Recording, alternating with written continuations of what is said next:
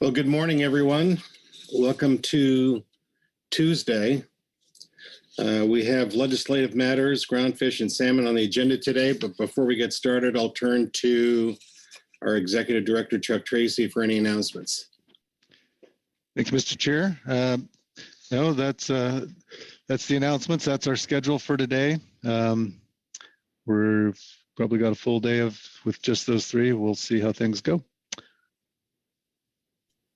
All right, thank you. All right, well, we'll get started with agenda item H3, legislative matters, and I'll turn to Jennifer Gilden. Yes, good morning, Mr. Chairman and members of the council. Legislative matters. The Legislative Committee met on Wednesday, April 7th. Was that this week or last? I don't know. To review bills proposed in the 117th Congress. The LC is also following Oregon House Bill 3375, which relates to establishing an offshore wind energy task force.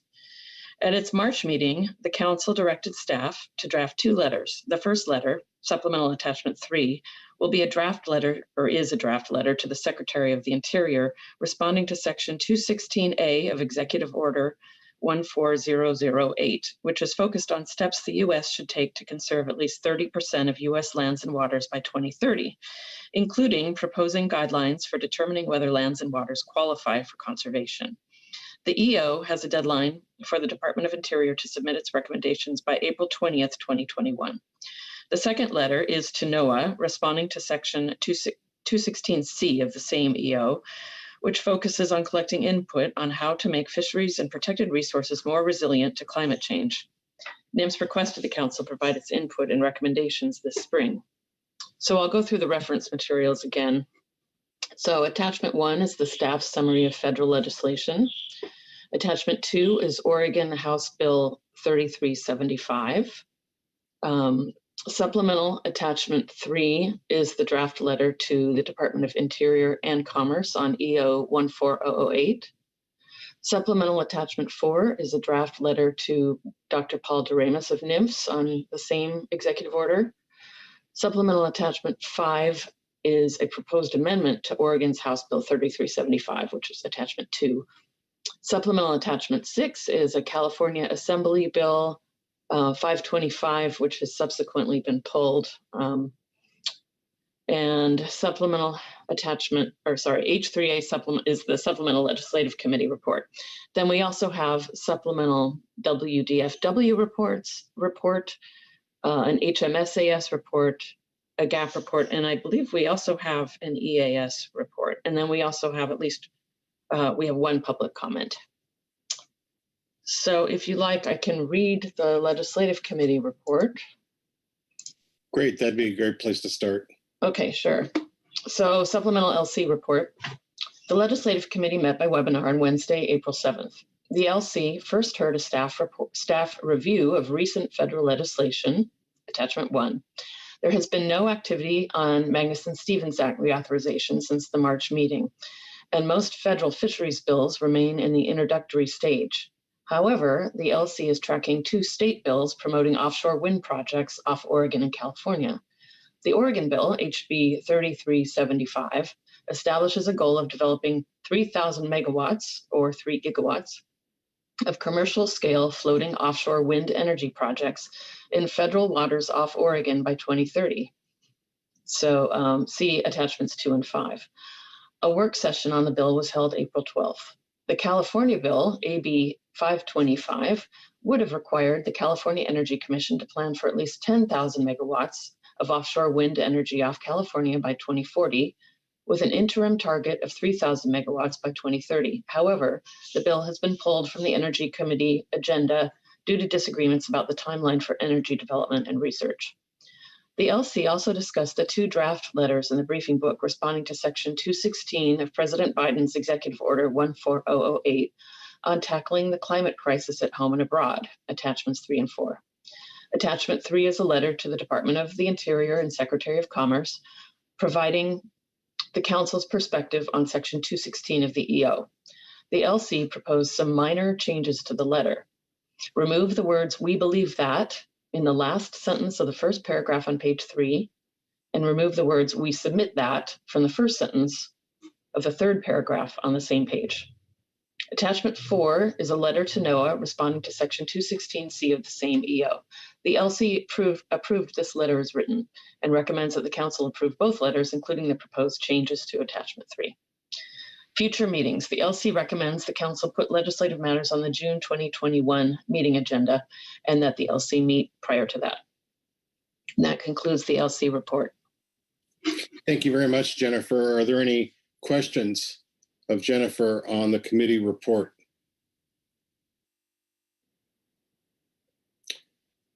I'm not seeing any questions.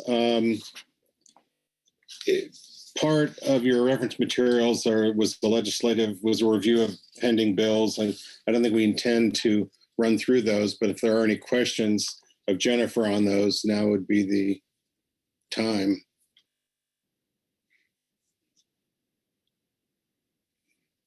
All right, I'm not seeing any questions, and we'll get to council discussion on those letters later. Anything further, Jennifer? No, Mr. Chairman, I have nothing further. All right, great.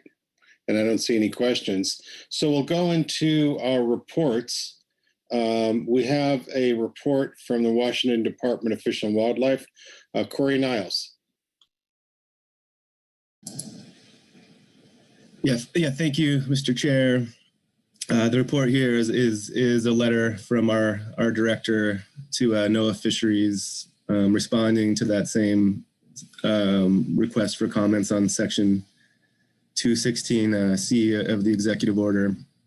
My apologies for not getting into the briefing book early last week. It was an oversight, but we did want to put it in, especially since this could be a two-part agenda item. But I would just highlight that this was put together by the director put this together based on comments from all over our agency, the fishery side, the protected species side, habitat side. We did also, we were involved, the council team, and so took the council discussion from last meeting into account. I guess reading the draft letter in the briefing book and in our letter and comparing the two, I would think maybe for the council's consideration and during discussion is a couple points we make is that there are two sides to the climate change issue, and mitigation and adaptation are the terms of art people use. Folks like us in the council world and fishery management side are really talking about the adaptation side of resilience. But one of the main ways to build resilience in the future is that mitigation side, and by mitigation side it means addressing the root cause of greenhouse gas emissions and carbon that's causing the ocean acidification phenomena. So a statement to that effect. We see this as a letter. It is going to NOAA Fisheries, but it is under the executive order, viewing it as a statement to the executive branch as a whole, into the Congress. And so that point of, it's beyond our abilities as fishery managers to really address the greenhouse gas problem. But I think, pointing out that it is the root cause, and if not addressed, there's only so much that will be able to be done in the future to adapt and build resilience. And I guess the other piece quickly that we point out is just the importance of the core funding that goes to NOAA Fisheries and supports the councils and the states on our current system, our science, our monitoring of populations, our monitoring of the fisheries themselves, and our ability to do adaptive management. So you'll see some points in there on that, and just how important it is to maintain that capacity, grow that capacity, because many of the challenges we're dealing with now won't get any easier as the climate changes. So again, that's a quick summary. Apologies for not putting it in the briefing book earlier. And I will stop there, see if there are questions, but yeah, just put it in for now in case it was helpful for the council's discussion on the one letter on Section 216C. All right, thank you, Corey. Let's see if there are any questions on the report, and we'll come back later for council discussion. I'm not seeing any hands. Thank you very much, Corey. And obviously, so once we complete reports and public comment, we'll come back to this. The next report is the GAP report. Sarah Nayani. Thank you, Mr. Chair. For the record, I will be reading Agenda Item H3B, Supplemental GAP Report 1. The GAP received an overview of this item from Council staff, Ms. Jennifer Gilden, and reviewed the briefing book documents under this agenda item. The GAP appreciates the inclusion and summaries of proposed state legislation and EOs that could affect the seafood industry, specifically EO 14008, Tackling the Climate Crisis at Home and Abroad. The GAP in our March statement under legislative matters supported the CCC draft letter regarding the EO. At this meeting, GAP members reviewed both Pacific Council letters that address Section 216A and 216C of the EO and supports both letters. Furthermore, in line with our comments from March 2021 regarding protections, the GAP appreciates the Council's statement related to the revision of MPA definitions as written in its letter to the Secretary of the Interior and Secretary of Commerce regarding 216A. And this, I'm reading a section from that now. In 2020, the Marine Protected Areas Center adopted a new definition of MPAs and is now using the International Union of Conservation of Nature definition. This resulted in a dramatic reduction in marine areas off the U.S. West Coast considered to be within MPAs. The new definition relies on the stated management objectives rather than the actual conservation value of an area under protection. Many of our conservation actions are designed for ecosystem protection rather than fisheries management. We encourage you to carefully consider the criteria you recommend for meeting the EO 14008 objective of conserving 30% of land and waters. We believe that conservation includes wide use, not just preservation. As the Council knows, fishermen are excluded from several areas in state and federal waters for various reasons. Ensuring currently protected areas, for whatever reason, are included as considerations in the 30 by 30 process, crucial for the seafood industry to retain its viability, promote economic security for many coastal communities. Similarly, the GAP appreciates the Council's ongoing ecosystem work and description of those ecosystem efforts in the letter to Dr. Paul DeRemus, addressing the climate resiliency section 216C of the EO. That concludes the GAP report, and I can take any questions. Thank you. Thank you very much, Sarah. Are there any questions on the GAP report?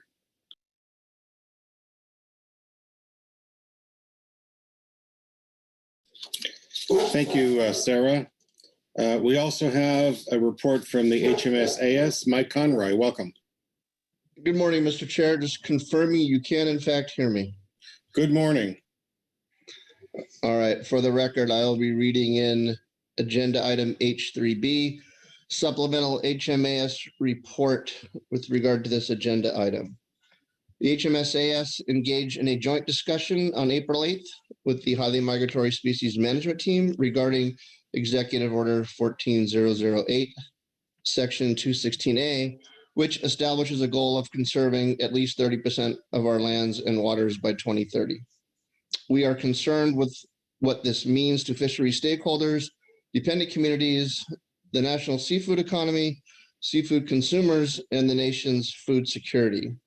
There are concerns surrounding the definition of conserving, with the possibility of this being interpreted to mean no-take zones.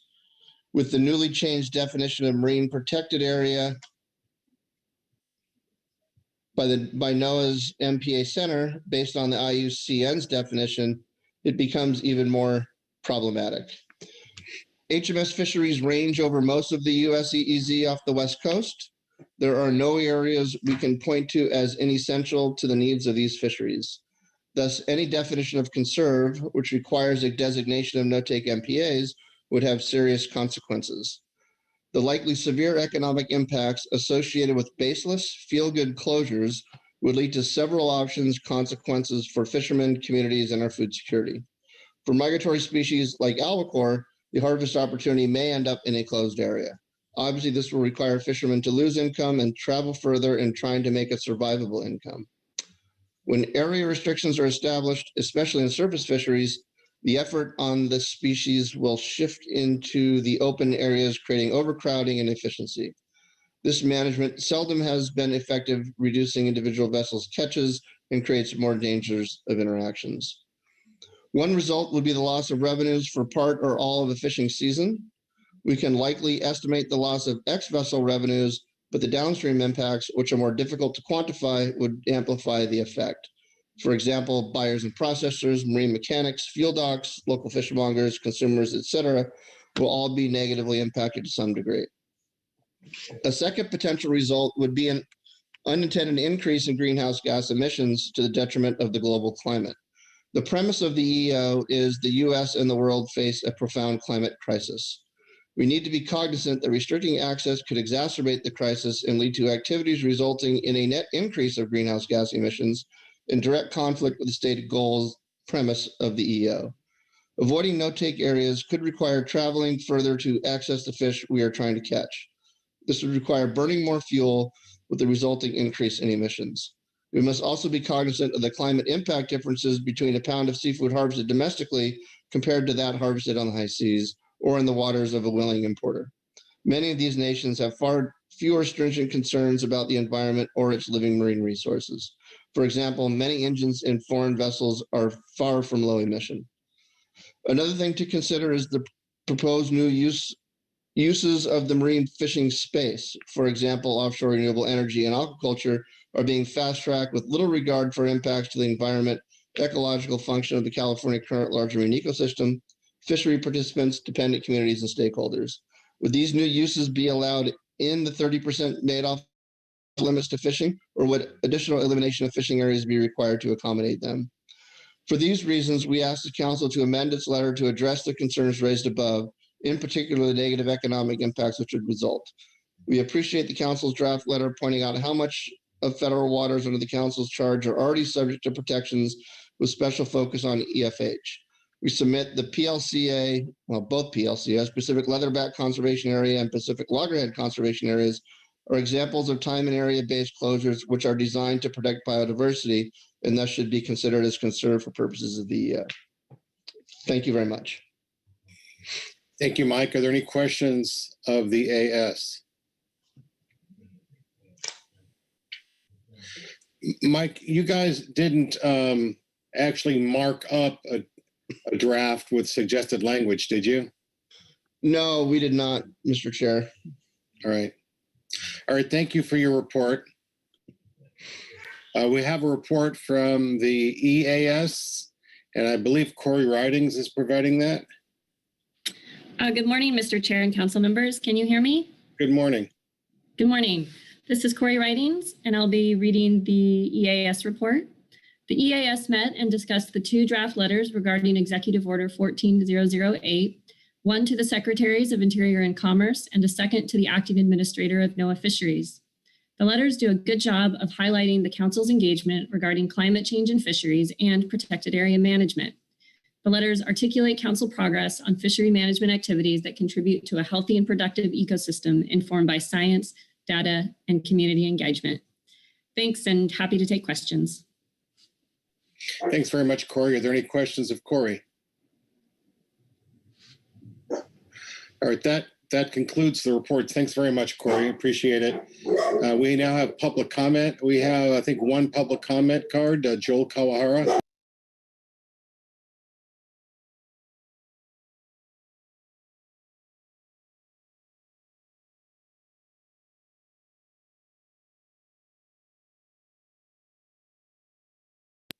I don't see Joel is online. Does anyone see him?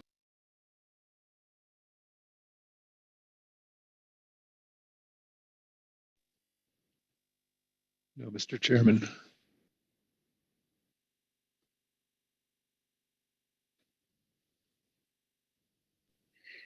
You may have been expecting this agenda item on day last, although it was announced it was being moved up.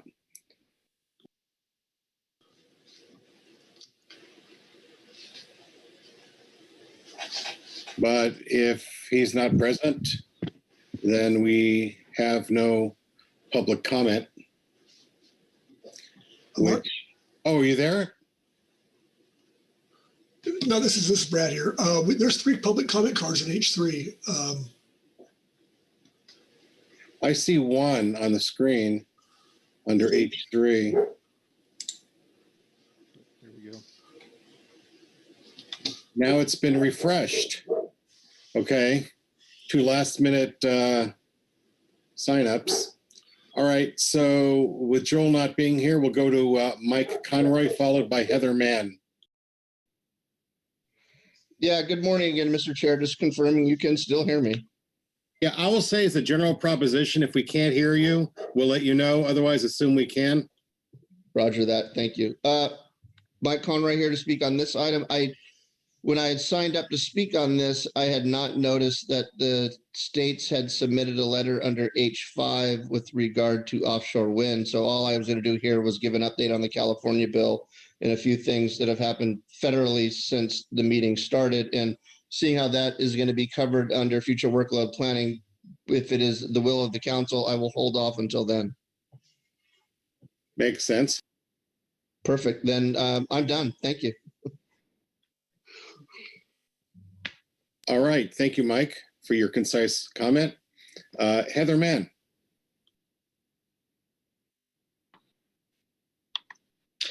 Good morning, Mr. Chairman, council members. My name is Heather Mann. I'm speaking on behalf of the Midwater Trawlers Cooperative. I just want to briefly lend support to the advisory panel reports and their recommendations, and encourage the council to stay as engaged as possible on all these legislative efforts, both at the state and federal levels. I know in the past there's been some resistance to doing that and sort of staying in our own lane, but I think it's really important to be engaged on these issues. They impact, recreational and commercial fishing and all the businesses and communities that rely on both of those industries. And I think there's a misunderstanding that in general, the industry is not supportive of wave energy or conserving the ocean. And I don't believe this is true. And I think many of you don't believe it's true either. The men and women who make their living from the ocean, they fully understand the importance of protecting natural resources. The days of Wild West and fishing, are long gone. I would argue that fishermen, both recreational and commercial, are excellent stewards of the ocean. In terms of clean energy, exploring what we can do with wave and wind energy in and of itself is not the problem. When we don't have a seat at the table and be engaged in an authentic way, that is the problem. So it's obvious that the current administration, actually both federally and in the states, has prioritized, clean offshore energy development.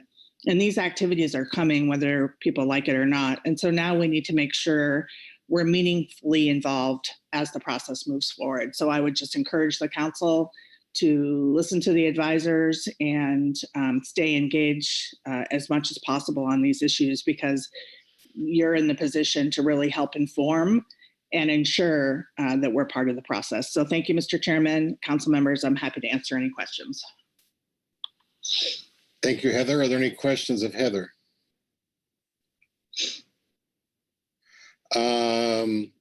Not seeing any. I think Joel Kawahara, you weren't online early. Are you with us now?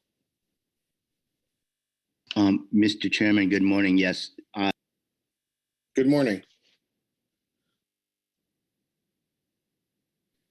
So please go ahead with your public comment. Let's see, for some reason it kept going unmute, mute. Thank you for the opportunity to provide testimony on H3. I'm primarily speaking to supplemental letter number 3, which is addressed to the Department of Interior, the Secretary of Interior. The letter primarily stresses exclusively expresses the efforts of the council in marine areas. And I think it would be appropriate if the council were to add the freshwater habitat conservation efforts that they've engaged in, both through the salmon essential fish habitat. I think that's extremely important to certainly to council manage fisheries, but also nationally. And That's the extent of my comment. I appreciate the council giving me the time to testify, and I especially appreciate the council engaging on this issue. Thank you, Joel. Any questions for Joel? Karen Bravey? Thank you, Mr. Chair, and thank you, Joel. And this is actually a question. I couldn't raise my hand fast enough to ask Heather a question. If I could ask a direct question of her. Of course. And I just wanted to follow up on her comment, and Joel and Mike and Heather, thank you for your testimony, all of you.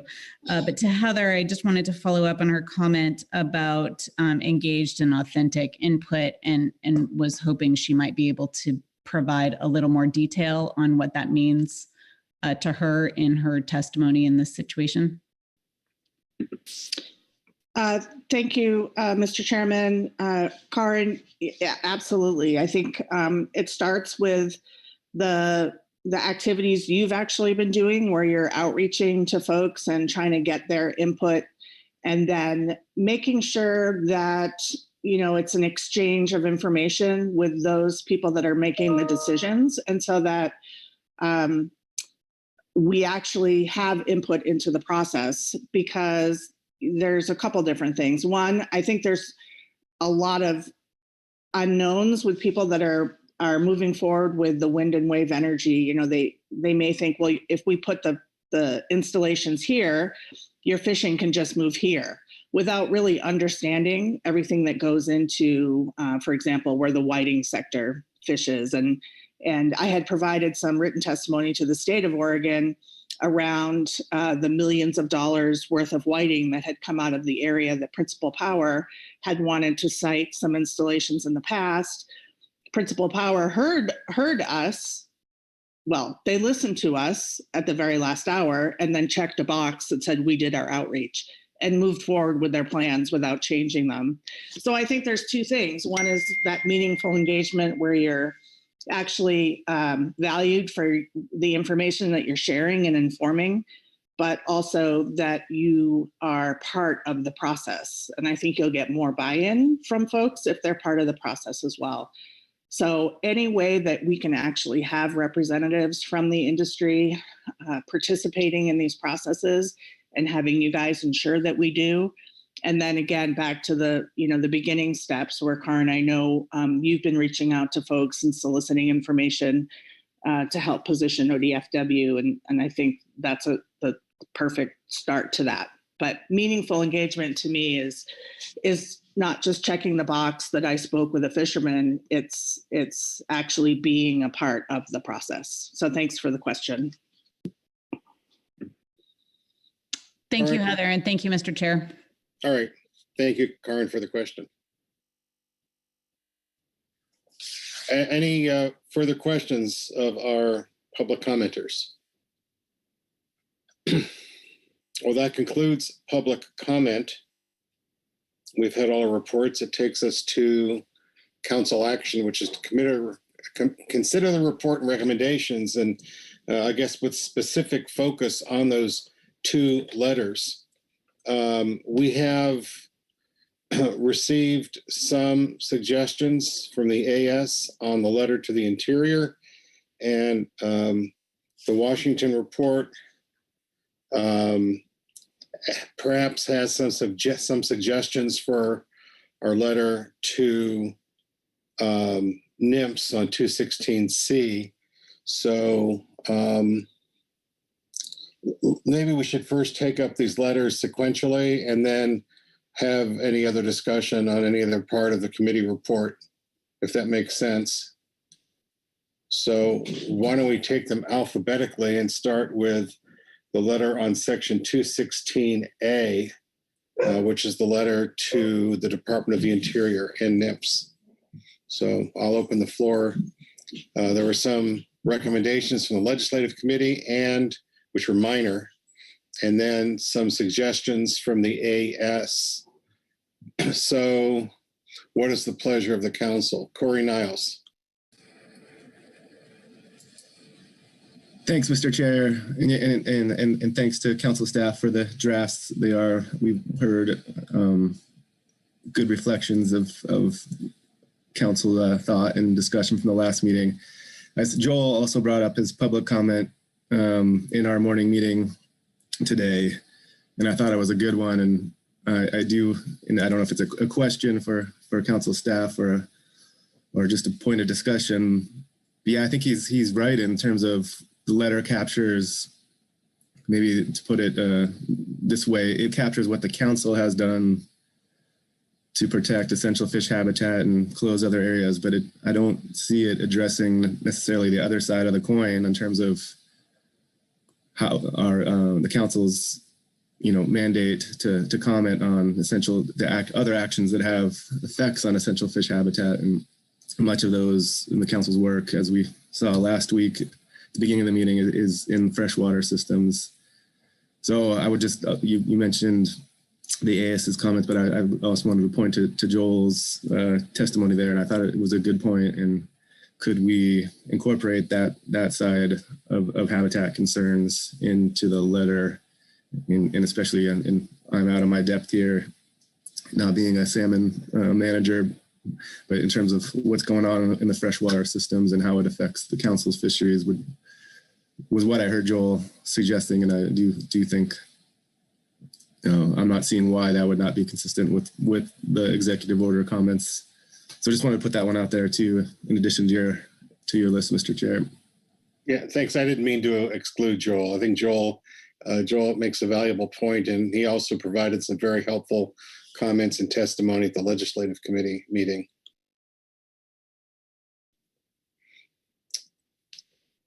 Karen Braby. So I also wanted to thank council staff for the two letters. Really appreciate that, especially with the quick turnaround time between March and now. And I said in March, I'll say again today, I think it's really important that we make these statements on both 216A and later we'll talk about C. So appreciate that. Pull out comments from the AS report. I agree, and I think that a lot of council family folks are thinking about how to define 30% by 2030, not in terms of potentially trying to change an outcome, but make sure that the outcome is meaningful, and looking at what we already have put aside in a variety of ways, and making sure that those are considered as the federal agencies struggle with how to define 30% protection. And so I think a statement to that effect would be important, that definition of 30% by 2030 is important, and appreciate the map that has been included for the council letter.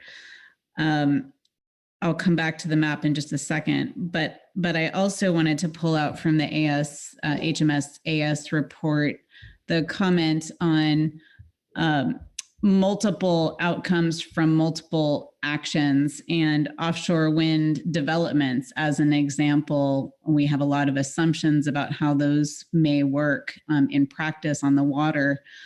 And there will be, assuming those go forward, there will be de facto marine reserve type effects from those if they do in fact exclude certain types of activities.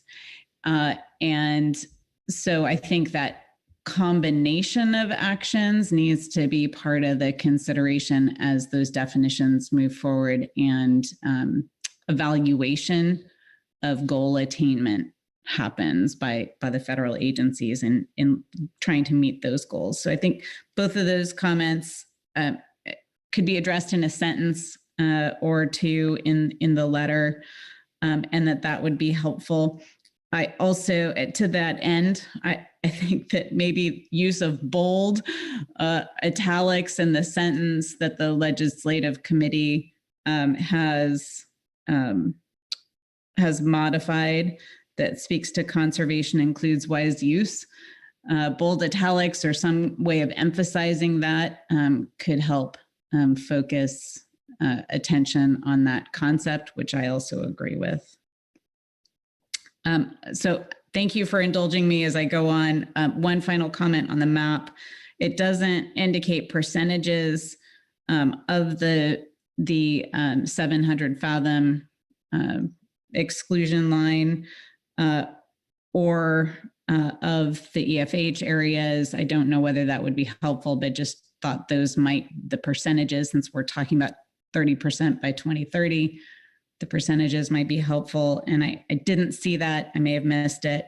And then also the EEZ line indicated on the map would be helpful, just to indicate that that is the US waters. I'll stop there. Thanks. Oh, thanks, Karen. Karen, those are great suggestions.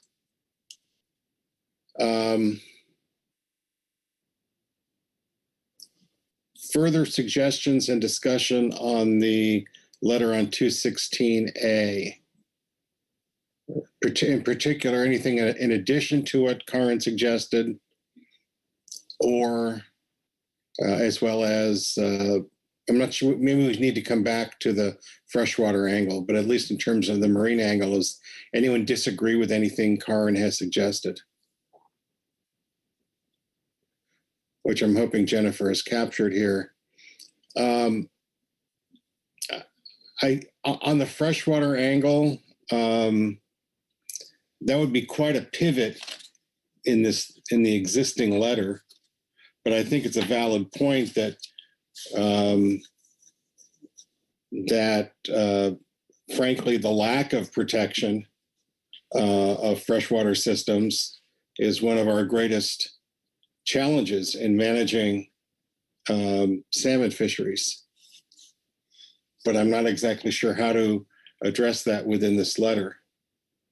But if it's the will of the council, we can task council staff with doing that. And then we will come back to this letter on day last to approve a final draft. So let me see. Karen, your hand is still up. Do you have? It's not for this question you raised. Thanks. Okay. All right. So I'm looking for some council direction here, either on the topics that Karen has raised or on the freshwater angle that Joel Kawahara raised. Chuck Tracy. Thanks, Mr. Chair. Just to touch on the freshwater issue. When we drafted these letters, we thought about pulling in the entire EFH designation process into the letter, but kind of elected not to. If we identified EFH or as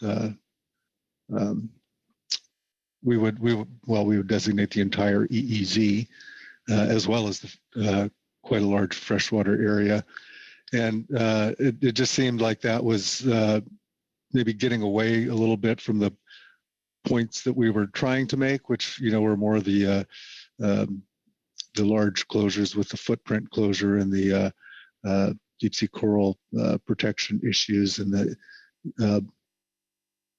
bottom trawl, bottom contact protection. To say that we're doing something particularly for for conserving certain habitat types, I guess. EFH doesn't really necessarily do that directly. It does require some consultations to occur if federal actions are going to occur, but it doesn't really protect, I guess, habitats. So for that reason, I guess we thought that it would maybe detract a little bit from the message that we were trying to get across to the Department of Interior. I guess, yes, I would also note that there is, with this particular letter, the 216A, there is a little bit of a deadline on that. Department of Interior's report to their task force is due on April 20th.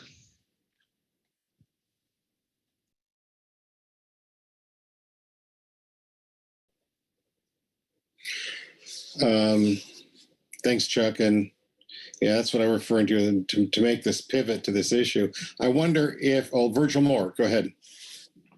Thank you, Mr. Chairman. I certainly support your recommendation to have staff take a shot at making some of the changes that Karin suggested, although I do respect what we just heard from our executive director about the time-sensitive aspect of this and keeping the letter somewhat focused. But and so the freshwater aspects of this, yes, I get that coming from the state that we do, but I'm not sure this is the place for us to make that point. I think we need to stay focused, and this letter is well done in my opinion. We reviewed it in the legislative committee, and some minor tweaks to capitalize on what the council does would be in order. I could accept it as it is now, but I think an opportunity to tweak it a bit and bring it back to us later in this meeting would be worthwhile. But we do need to get this approved now. Yeah, and I would point out this is probably not our last opportunity to comment here. This is the beginning of the process. So while I understand the freshwater point, and it is, as I said before, one of our largest challenges in managing our salmon fisheries is our problems in our freshwater systems. So let me ask what is the sense of the council here? Does anyone feel strongly that we ought to include a freshwater component in this letter on 216A?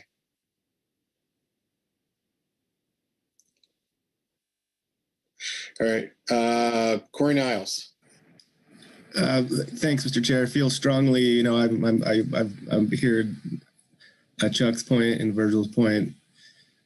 At the same time, wouldn't push for this, but I don't know why a sentence or two about how the council's conservation goals, which we're making some statements about the nuances of conservation and the various reasons for protecting a space in the ocean.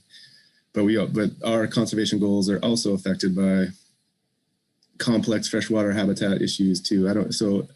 Wouldn't want to delay any deadlines. I don't see a sentence or two harming the overall point, but it kind of reinforces the point that they're protecting and conserving species, especially for sustainable fisheries management, is complicated. It takes more than just setting aside a certain percentage of habitats. But yeah, late in the stage here, not our only opportunity. But I wouldn't see a sentence or two completely detracting from the points we're making.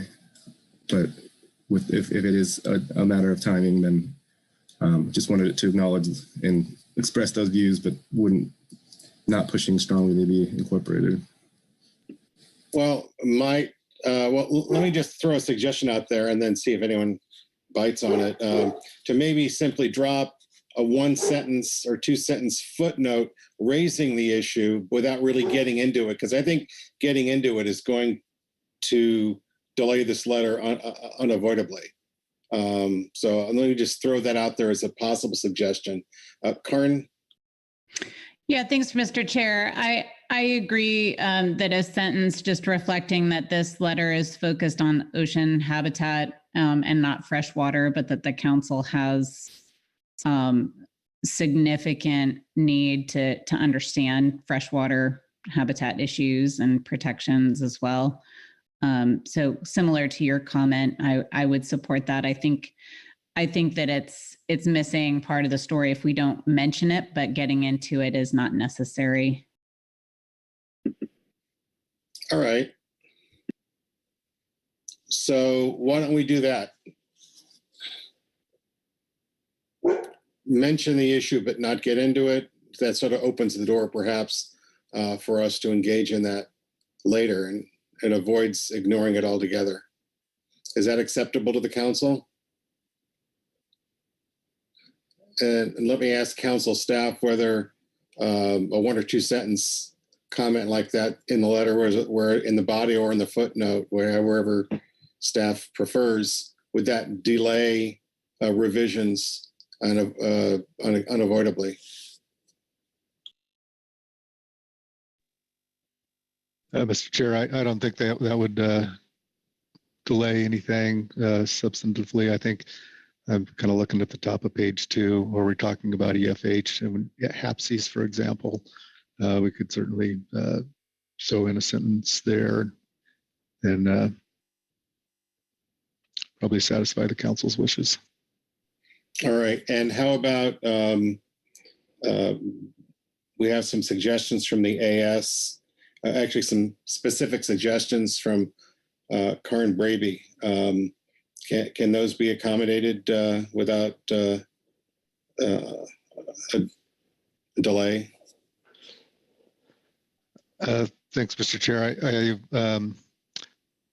I would have to maybe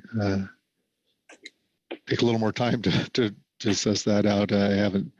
I don't know. Maybe Jennifer's got some thoughts on that. I guess I haven't. I'm not. Don't have the specifics quite organized in my mind yet, and where they might fit in. But I would think we could probably do something like that over the next couple of days. But Jennifer might have some more thoughts on that. Yes, Mr. Chairman. I don't see any problem adding those elements in over the next few days. Great. That's terrific. Thank you, Jennifer. Thank you, Chuck. So are any further comments on the first letter, the letter regarding 216A? I think we have some solid direction there. So let's move on to the second letter dealing with section 216C. And we didn't receive any specific suggested changes to it, but the state of Washington's letter may suggest some additional elements. So let me see if anyone wants to raise their hand to suggest any changes to the letter on 216C.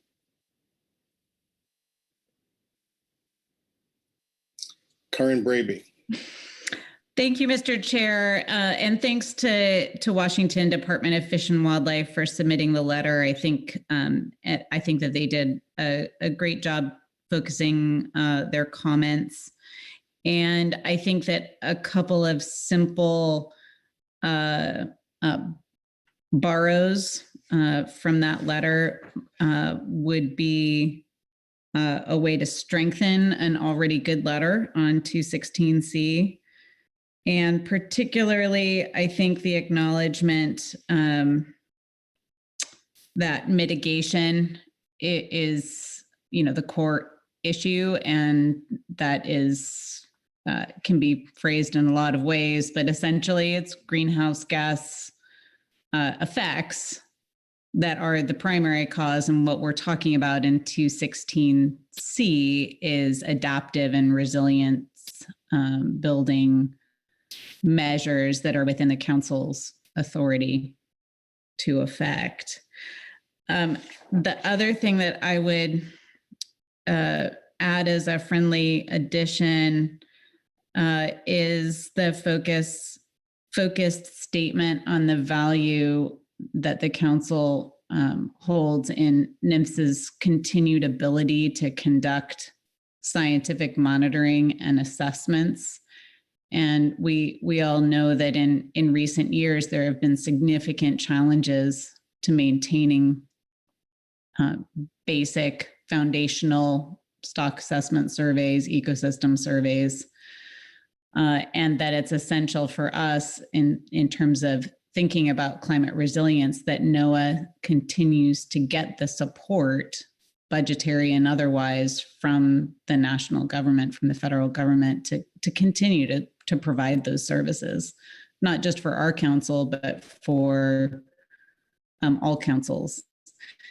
And so I think a sentence or two to that is an important ask. I think the the letter, as stated, really does a great job of describing the council's activities and the council's approach and what we can bring to the table to help with NIMS's approach on climate resilient fisheries, but not so much what we really need from NIMS to continue. And that's a statement both to NIMS, but then also to the federal government generally, and how to support NIMS supporting the council's work. So just, again, just a sentence or two to talk about the importance of science, monitoring, assessments, continue funding those for NIMS so that they can do that good work, because it's so essential to our ability to manage those fisheries and be climate resilient. Thank you, Karen. Further discussion on the draft letter on 216C and any specific suggestions to staff?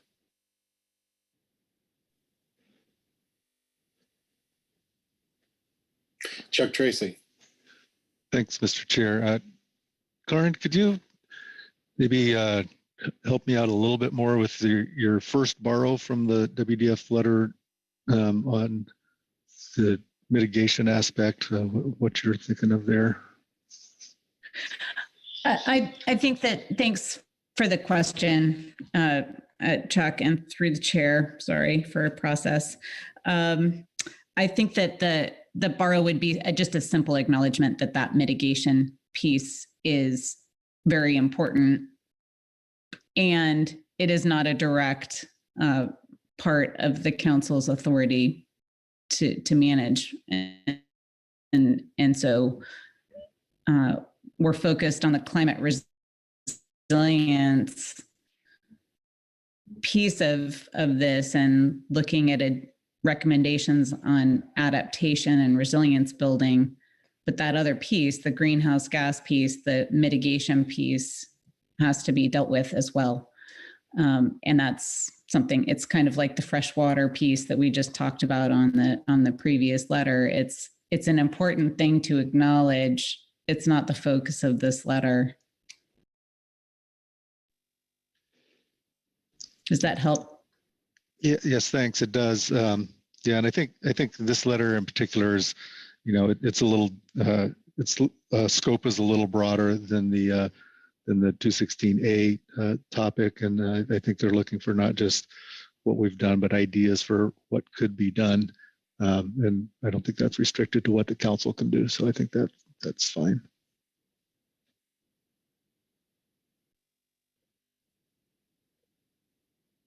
Looking for additional hands for discussion on this letter?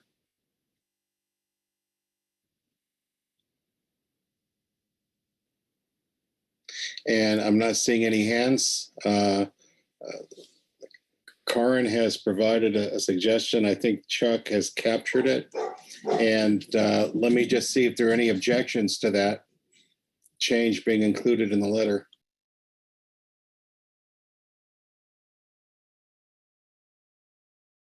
Or any further discussion on this draft letter on 216C? Okay. Let me ask if there's any further discussion on this agenda item, on any of the proposed legislation, anything. All right, I'm not seeing any hands. So I'm going to ask Jennifer if we are, how we're doing here, understanding that we'll come back to this agenda item briefly, hopefully on day last, to approve the letters. Jennifer? Yes, Mr. Chairman. I think in terms of the two letters, between Chuck and I, we have a detailed work plan, and we can bring that back in a couple days for council approval. There was actually the question of whether the legislative committee should meet in June.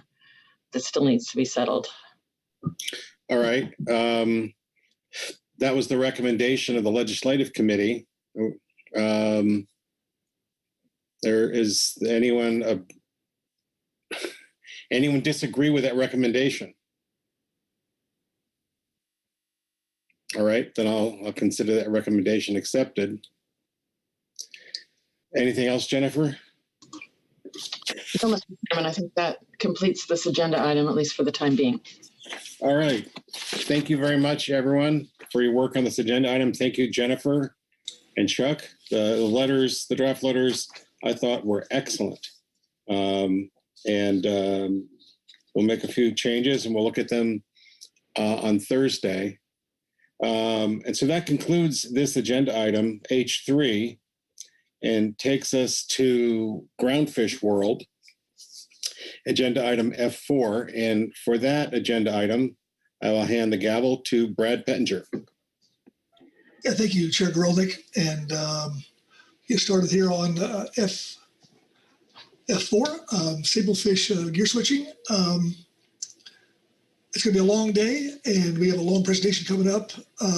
It's too early to take a break now, but we'll take a break in the middle of Jim's presentation. And with that, I'll turn it over to him, and he can kind of lay out how he wants to proceed. So, Jim? Thank you, Mr. Chairman. Good morning, council members, and good morning, the broader council family. Jessie Dorpinghouse will be running the presentation for us from clear over from the East Coast, where she's living now. But she's the major contributor here and major support to this whole process, and deeply appreciated. So starting off, and there we go. So the overarching question that we've been dealing with for the last several years is whether or not to reduce or eliminate gear switching. Next slide. There we go. So the council has been working on this. We appointed the SAMTAC. Then last December, you decided to move through the full process and adopted a purpose and need at that time. And the council requested in November, then the council requested an analysis of various gear switching levels, which is what we're here for today.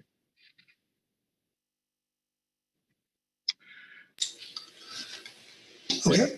No, I'm continuing on here. We're just having a little lag in the getting various computers and keys and mouses coordinated here. So the council action is, in short, the council action is to select a gear switching level and provide other guidance. And these levels would be used to move forward to help guide further development of the alternatives. Since the idea is to set levels which would then be used to guide development of the alternatives, you might want to consider identifying both short-term and long-term levels. So the short-term levels would be higher and used to guide the development of things like the qualifying requirements and gear switching allowances for those who are grandfathered in, so essentially the legacy privileges. And under most but not all options, those entities would be phased out over time. So that would just be the level you'd see over the shorter term. And then the long-term level would be used to guide development of the gear switching allowances for those who do not receive the legacy privileges. So we do have sort of this phase in that's part of the alternatives to be considered as you start thinking about these levels.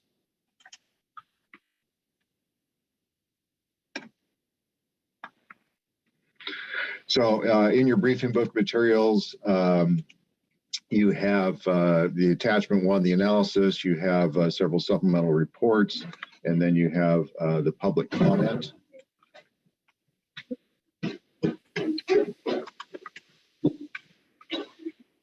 And then let me just stop here actually and just see if there's any questions about the process, and then we'll be getting into the analysis after that.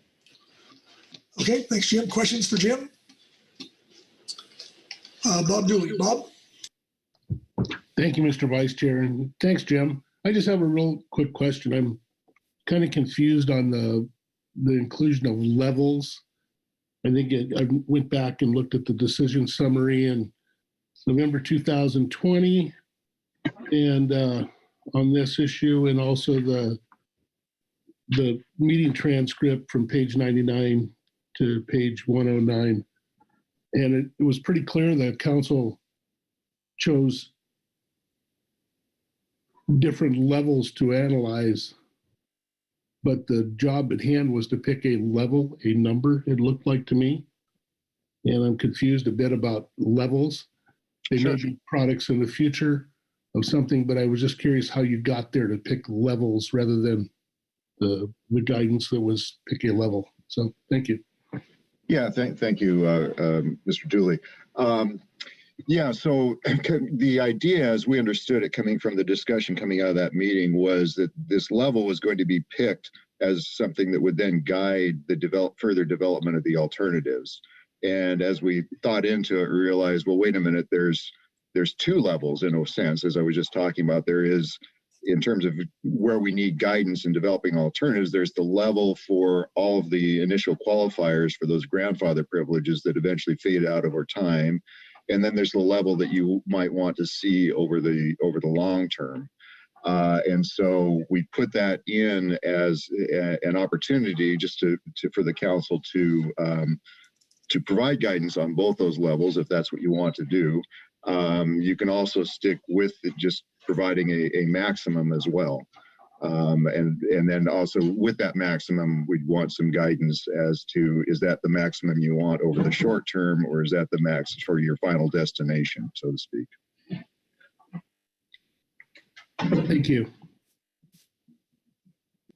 Okay. Any more questions for Jim? Okay, Jim. Okay. So I'm going to start off with a little introduction to the analysis, and then Jesse's going to take us through it, and I'll be coming back on here and there. As we just talked about, the council asked us to look at various levels of gear switching, as well as the unrestricted gear switching. For the unrestricted case, we considered the 33% level to basically represent no or little change. And we modeled for unrestricted, then modeled two gear switching expansion scenarios of 40 and 52%. And we'll be talking about how those were, what those were. And then the other levels, of course, are the 0, 12, 20, and 33% that you directed us to take a look at. For the, let's see, in the analysis, you'll see we covered the short and long-term impacts, and we addressed the various user groups potentially affected that you see listed here. We also looked at different conditions that would substantially impact the results of the analysis. The biggest question being, is gear switching constraining the trawl fleet allocation attainment, either recently or might it do so in the future as other conditions change? And the other major question around the issue of Sablefish quota pound availability. The Sablefish quota pound availability was sort of the other major issue.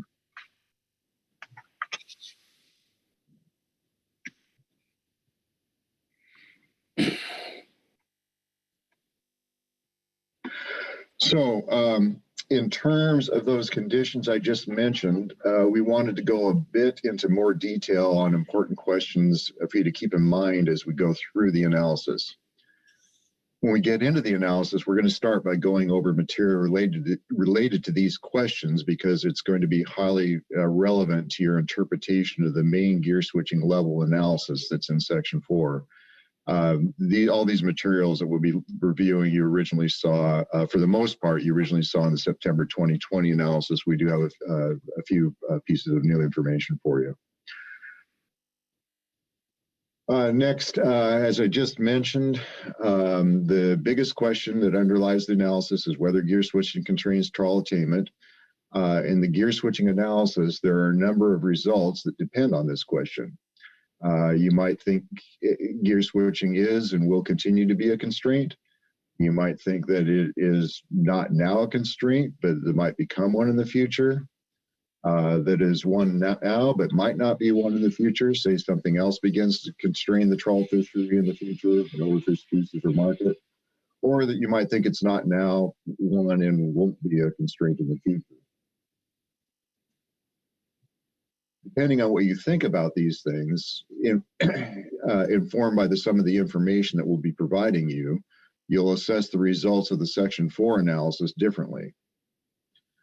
So Section 2 of the document has information that's related to this question.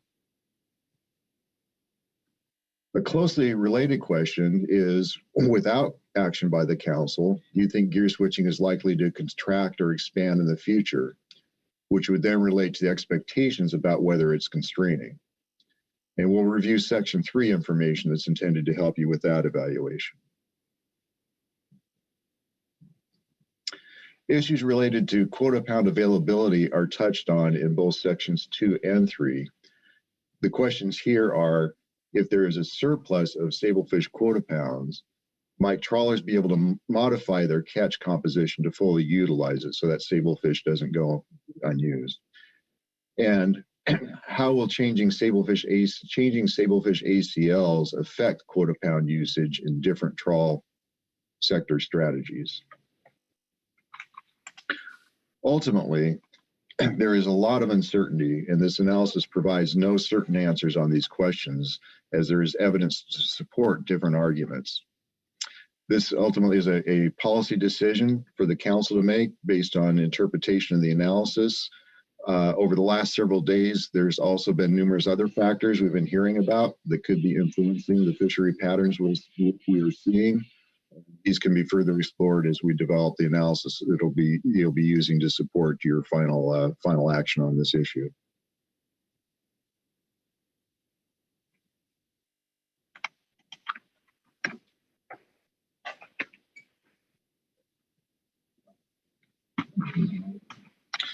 Okay.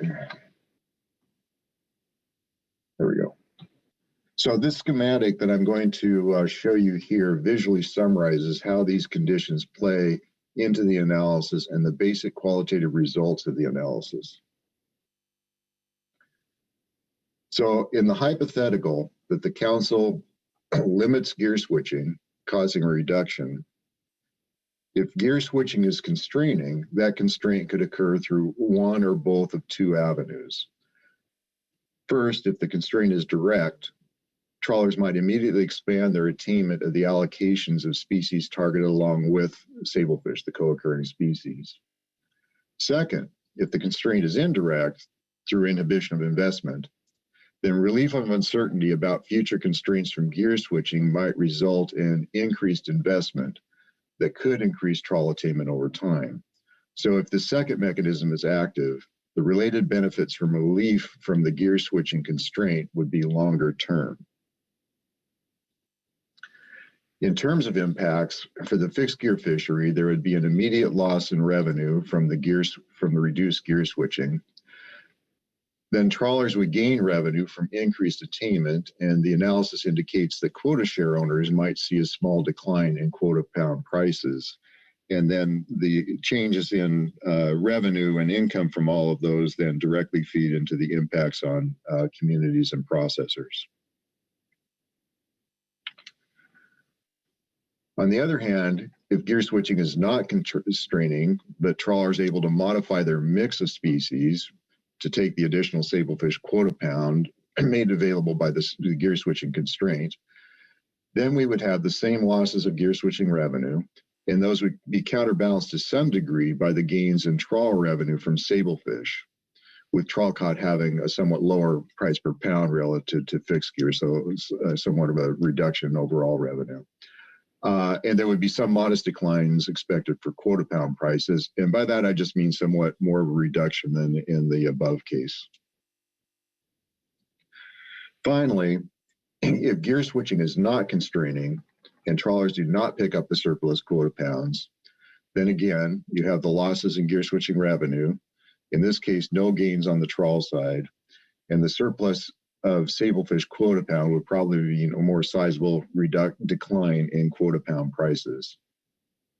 So from this diagram, you can see that you'll want to make an evaluation of these conditions affecting the results, whether gear switching is or is likely to become constraining, and whether trawl vessels might modify their species mix to use any surplus quota pounds, essentially what's on the left-hand side of this figure.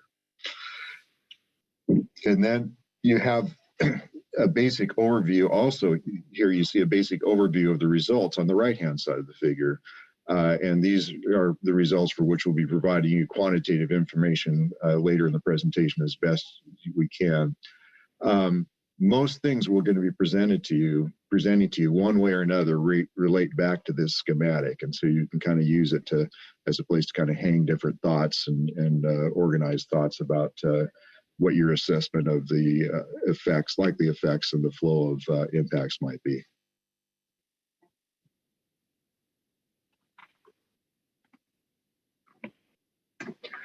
So this presentation will review conditions affecting results in sections 2 and 3, then go over the results that are in section 4 of the document on the different levels, and finally touch briefly on aspects of the process moving forward. And Mr. Chairman, this might be a place I can stop and take questions over what I just covered here.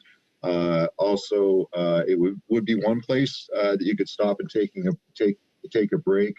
Alternatively, it could proceed for another half hour or so, I would say, and I think that might take us up to around section 4, which would be another good breaking opportunity. Okay, thank you, Jim. Well, first of all, questions for Jim? Okay, seeing none. So it's only been an hour and 10 minutes into this. Let's, unless someone would like to take a short break right now, if I don't see any hands, we'll just have you continue on. Okay, thank you. And Jesse will take us from here. Very good. Jesse.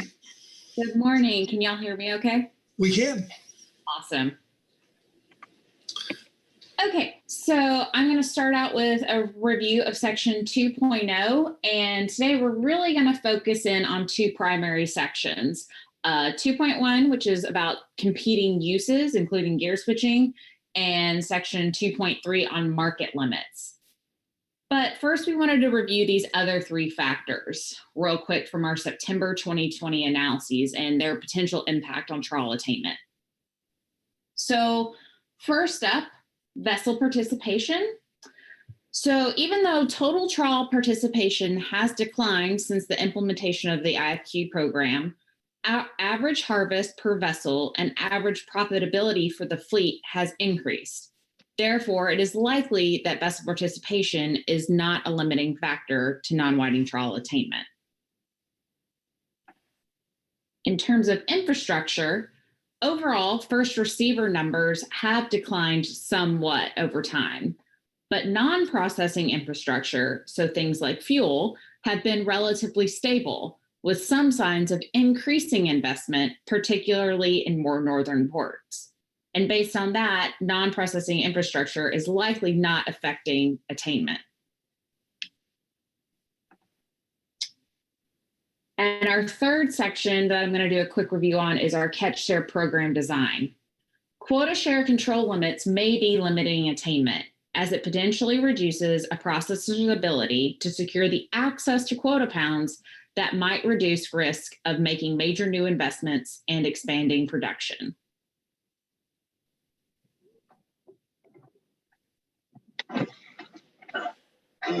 So now I'm going to focus in on section 2.1, competing uses. We know that Sablefish North is taken across all gear types and IQ sectors in various amounts, and therefore all participants need quota either for direct targeting of sablefish or co-occurring sablefish catch. This section focuses on indicators of possible constraints resulting from competition between groups of vessels that employ sablefish quota pounds in those different strategies. Now, one of the main comments we heard last fall was that we were not capturing the usage and potential constraint that gear switching may be having on other strategies outside of DTS. We therefore took a deeper dive into the trawl strategies that harvest sablefish and came up with the 6 you can see on your screen. We have DTS, flatfish, mixed slope, whiting, mixed shelf, and a midwater rockfish strategy. On the left side of this figure, you can see the average percent of trawl caught sablefish taken by each of the strategies from 2016 to 2019. And on the right side, the average revenue per 1,000 pounds of sablefish for each of the strategies in the same time period. The DTS strategy takes the overwhelming amount of sablefish amongst these trawl strategies, with 72.4% on average. Note that data for 2019 and 2020 indicate that there may be an increase in the needs for sablefish and the mixed shelf and slope strategies that are expanding with the rebuilding of overfished species and the opening of the trawl RCA. Yet, the DTS trawl complex has a substantially lower revenue per thousand pounds of sablefish compared to the other trawl strategies. So for instance, while it's difficult to read off this graph, the DTS revenue per 1,000 pounds is 47% lower than the next highest strategy, mixed slope. For those complexes with substantially higher revenue per 1,000 pounds of sablefish, such as whiting and midwater rockfish, as noted by the arrows on the graph, it is likely that trawl vessels in these strategies can easily outcompete gear switching vessels with respect to acquisition of sablefish quota pounds. So under the assumption that midwater and whiting can acquire the necessary quota pounds, how do the remaining trawl strategies that are likely in more competition compare with gear switchers?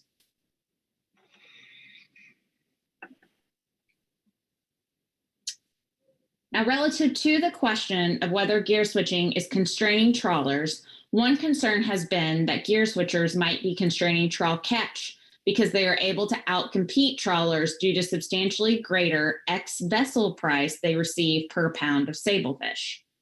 And in fact, the average price per pound of sablefish for trawl was 40% less than gear switching vessels from 2016 to 2019.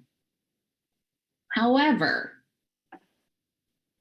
the revenue per 1,000 pounds of sablefish for gear switchers is less than all of the other trawl strategies. The figure on the screen shows the revenue per 1,000 pounds of sablefish from 2016 to 2019, the average revenue, for the 4 competitive trawl strategies noted on the previous slide compared to gear switchers, which is provided in the far right-hand column. In fact, the DTS strategy, the lowest of all the trawl strategies, receives 125% more revenue per 1,000 pounds of sablefish compared to gear switching vessels. But given the difference between DTS and the other trawl strategies, DTS is still likely to be the strategies most in competition with gear switchers. But here we're talking at the fleet level, and we need to consider that these averages that we've been discussing are likely a mix of different types of operations within the fleet.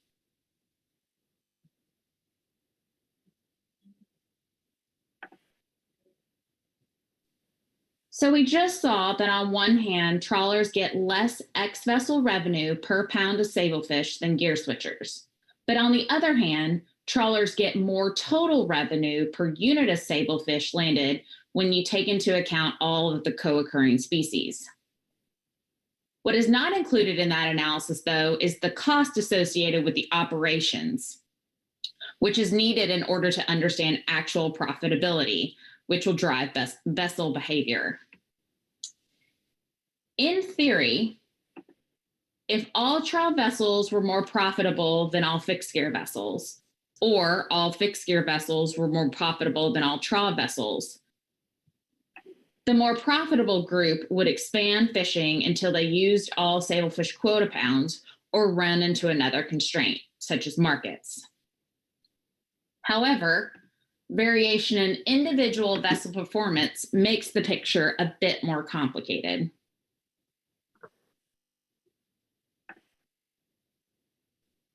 Now, this next slide has information that is not in the briefing book, but was presented to the GAP and GMT in our presentation last week. I'm going to walk through this step by step, given that it wasn't in the briefing book. With respect to relative profitabilities of the vessels of these two fleets, we took a quick look at some of the EDC data on variable cost. Now, while we are looking at variable cost here, I'll note that fixed costs show a similar overlap of ranges. These results show that while the cost per dollar of revenue earned have a similar median for the two fleets, there will be some trial vessels that have a higher profit rate per dollar of gross revenue than some gear switch vessels, and vice versa. First, looking at the cost per dollar of revenue for DTS vessels, you can see the dark line in the center, which represents the median vessel, or the 50th percentile. The shaded area encompassing the line represents the cost for vessels that range from the 25th percentile to the 75th percentile. So the gray area encompasses half the vessels, and then you have half the remaining vessels will be outside that area, split between the area above and the area below the gray shading.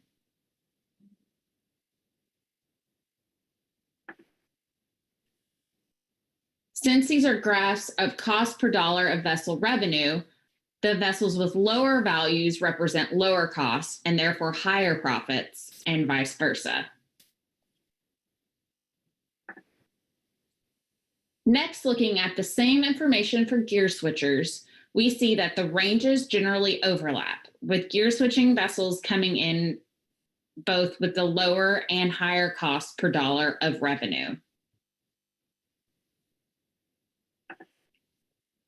Here we can see that even though the medians of the fleets are similar and the central ranges overlap, the profit per dollar for particular trawl vessels may be substantially lower than the profit for particular gear switching vessels. So what does all this mean in terms of competition for Sablefish quota pounds? Based on the data, this means that while there are likely gear switchers who can outcompete trawl vessels for Sablefish quota pounds, there are trawl vessels that should be able to outcompete gear switching vessels for Sablefish quota pounds. The distribution of Sablefish between trawlers and gear switchers, therefore, could be a function of the relative profitability of individual vessels rather than the fleet as a whole.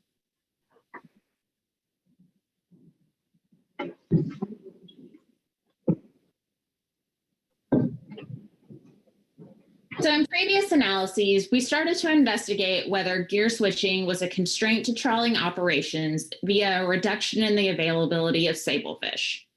In new material provided in sections 2.1 and 2.3, we focused in on what we're terming the Dover bubble from 2007 to 2010 and what happened prior to and after this high point in landings. Now, first, I'll just orient you to the graphics on your screen. So in the top figure, we have from 1994 to 2019, the trawl Dover landings shown by the black line. And then the bars here, which is the change from the graphic in the attachment 1, shows the trawl Sablefish allocation. Prior to 2011, the trawl Sablefish allocation is simply shown by the gray-blue bars. However, from 2011 through 2019, we divided the trawl Sablefish allocation to that portion which was gear switched, shown in the striped piece of the bar, and then the remainder is shown in the blue-gray. So combined, it would be the full trawl Sablefish North allocation. The bottom figure shows the average ratio of Dover sold to Sablefish North taking on bottom trawl hauls from 2002 to 2019. So starting in 2007, Dover ACLs jumped up substantially and landings started to increase. At the same time, we started to see increases in the amount of Dover sole that trawlers were getting out of water for a given amount of Sablefish. After reaching a peak in Dover landings in 2009, there was a modest pullback in 2010 and then a substantial decline in 2011, which was concurrent with the reduction in the trawl Sablefish allocation, the implementation of the catch shares program, and the average 30% utilization of the trawl Sablefish allocation by gear switchers in the IFQ fishery. Now let's focus in a little bit on this period of decline, specifically from 2010 to 2011. So this is just a snapshot of those 2 years so we can focus in a little bit. Now, from 2010 to 2011, the Dover sole landings, again, that black line in this figure that's popped out, declined by 26%, while the trawl allocation of sablefish declined by a lesser amount of 14%. The fact that the Dover landings were declining faster than the sablefish allocation is reflected by the fact that the black Dover sole line is steeper than this blue line that reflects the decline of that reflects the rate of sablefish decline. However, when the amount of sablefish quota pound taken by gear switchers is taken into account,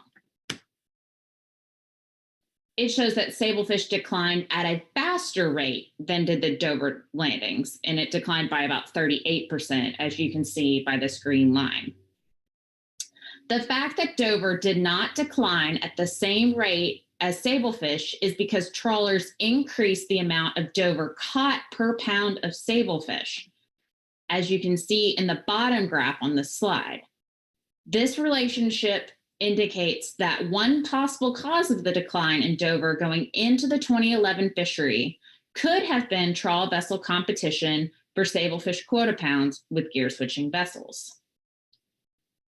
Now, these higher ratios may have been the result of changing tactics on DTS trips in order to achieve higher Dover landings for a given amount of sablefish, as opposed to changing Dover or sablefish encounter rates while the same tactics are maintained.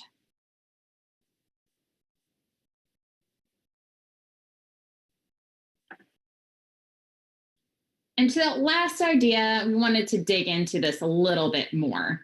And to do this, we took an in-depth look at how much Dover sole was harvested per pound of sablefish on bottom trawl trips north of 36 across 2002 to 2019. The graphic on your screen shows the percent of trawl landings of total Dover sole on the y-axis on bottom trawl trips where both Dover sole and sablefish were present. The x-axis consists of ratio bins,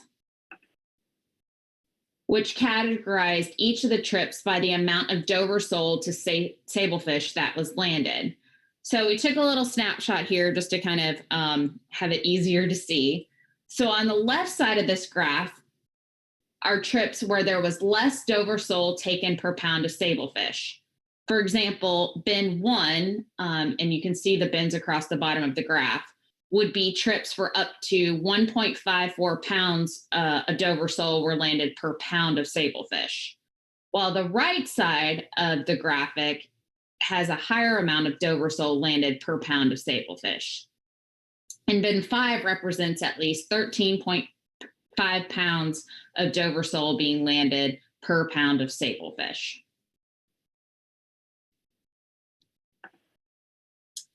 So in 2007 to 2010, our bubble years, you can see a shift in the percent of landings in the bins to the right, again representing those higher ratios, so that bins 4 and 5. But starting in 2011, the proportions of landings in those higher bins increased even further. And this led us to question whether trawlers were simply encountering more Dover to sablefish, or if it was a more deliberate change in strategy. Looking closer at the proportion of trips within the 3 periods, and there are details in the appendix, it appears as though that this was a deliberate shift in tactics, not just an upward shift amongst bins due to increased encounter rates of sablefish. Again, this supports the idea that something, potentially gear switching, was leading to trawlers maintaining high Dover sole to sablefish ratios in the IFQ era. Additionally, one of the conditions we discussed at the beginning of the presentation was what might trawlers do if there are surplus sablefish quota pounds.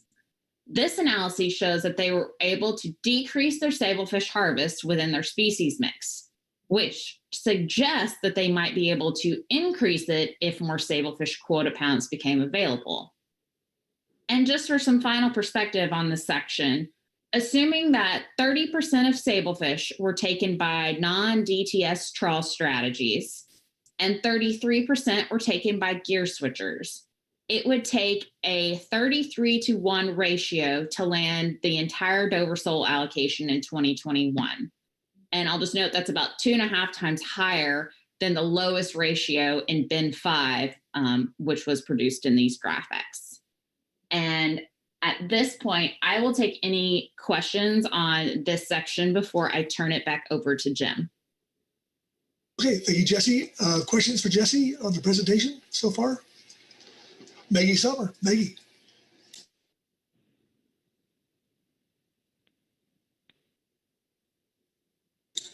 Maggie, you're muted.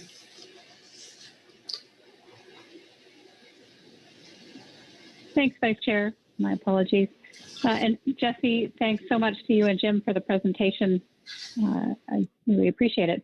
I have a question on the slide, the cost per dollar of ex-vessel revenue slide, which I think was 16, if I have it numbered right. I just wanted the opportunity to make sure I understood the take-home message that you concluded this slide with. So the black lines are representing the median values there for trawl operations and gear switching operations. And because looking at the gear switching vessel side, because the gray shaded area just kind of represents maybe a wider distribution around that median, more vessels. There are maybe more gear switching vessels who,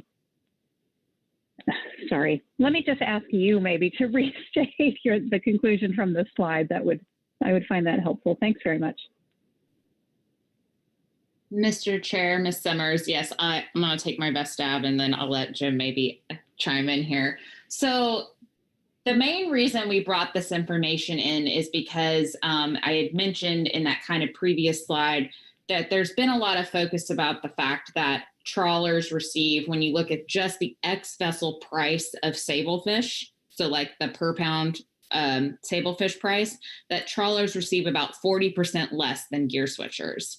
However, when we started looking at, on the overall whole, you had trawlers making more in absolute revenue when you take into account all the co-occurring species than gear switching vessels. But what none of that really took into account was that, we weren't looking at costs. We were only looking at ex-vessel revenue, and it ultimately profit is going to be your driving factor in how vessels behave and what makes the most sense for them. So when we took a look at this, it's really just bringing out the fact that, we don't have it where it's kind of a all one and all the other. So it's not that all gear switching vessels can outcompete all trawl vessels or vice versa. We likely have this mix, really trying to get through here, that we do have gear switching vessels that have a higher profit margin, than other gear switching vessels or other trawlers. And then you also have trawlers that might have a higher profit than some gear switching vessels. So that was kind of the key point here, that we really just have this mix of individual vessels. And so it's likely that, the gear switching level and the distribution of sablefish between the two fleets could be this function of the relative profitability of the individual vessels rather than the whole fleet being kind of one type of vessel. Does that help? And Jim, I don't know if you have any other thoughts or if I missed something here. No, I think that was pretty near perfect, Jesse. As you said, this slide, part of this really just brings home that when we're looking at fleet averages with respect to ex-vessel revenue, and it looks like trawlers first are less on a sablefish pound basis, but more on a total revenue basis, substantially more on a total revenue basis. You might even think that the trawlers have the advantage. But here we look at the individual vessel basis. And as Jesse said, these individual vessels, some of the gear switchers may be more efficient and have higher revenues than some of the trawlers, which, again, as Jesse already said, leads to the balance of it might be what's leading to the balance that we have in terms of the amount of gear switching. Thank you very much. Okay, thank you, Maggie. Corey Niles. Corey? Yeah, thanks, Mr. Vice Chair. Since we're on this slide, and just I thank you, Jesse and Jim. Maybe processing my questions, taking notes, but not even. I might need to go back and look at some of these to capture my thoughts. But I guess for now, and I don't know if I'm seeing the same conclusion you are here, but the band around the trawl vessels is very small, normal to what we would see. So it seems like there's less variation in the trawl fleet, and maybe a few vessels that are more profitable. But I guess my question is, and I realize this was something you added after the analysis, and maybe in the spirit of if there's more analysis to come, this is the type of suggestion. Why didn't you look at, I believe there's a statistic on that takes costs and revenues into account. It's, there's the total cost, net revenue, variable cost, net revenue in fisheye. So that would have captured the both of what you're saying. If I understand it, it would take the costs and the revenues earned with costs taken out, kind of thing. And so, yeah, why didn't you look at that? Yeah, variable cost, net revenue. So this is Jim. I'll with the chair's permission, I'll respond on that. The challenge was coming up with the units, taking what fisheye provides, but then coming up like, do we look at it on a per vessel basis, or do we look at it on a per metric ton of catch basis? And what we're trying to focus in here on, which seems most relevant for the decision for the council or understanding the dynamics, is the per unit of sablefish basis, the per pound or 1,000 pounds of sablefish, which is not something that that fisheye has easily extractable. I mean, I think we can get there, but we need to work with them and work with the data quite a bit more to extract that. So in lieu of that, what we have is the previous slides that just showed that, as I said, trawlers are getting a lot more revenue per pound or per 1,000 pounds of sablefish, and then we just look here how that revenue might translate to net profits by looking at the cost per dollar of revenue. So we see that in general, on the median, the cost per dollar of revenue for both types are very similar. And on that basis, then since trawlers have much larger revenue, we might consider that they're getting a lot more net revenue per pound of sablefish landed. However, again, looking at this graph and the dispersion around the median, we see that, as we've already said, some gear switchers may be getting substantially more than some trawlers. But the bottom line, I guess, what your question was simply that translating what fisheye has into what would be most useful for the policy decision in front of you was going to take a lot more work, a lot more effort, which we can do that in the future. Okay, thank you, Corey, on that. The question, Bob Dooley. Bob? Yeah, thank you, Mr. Vice Chair. Thanks, Jim and Jesse. This is a good presentation. Seeing it the second time, it's, I get a little more out of it every time. I do have a question regarding the same slide, and I'm confused. It says gear switching vessels, higher profit gear switching vessels, but to my knowledge, there were no gear switching vessels prior to 2011.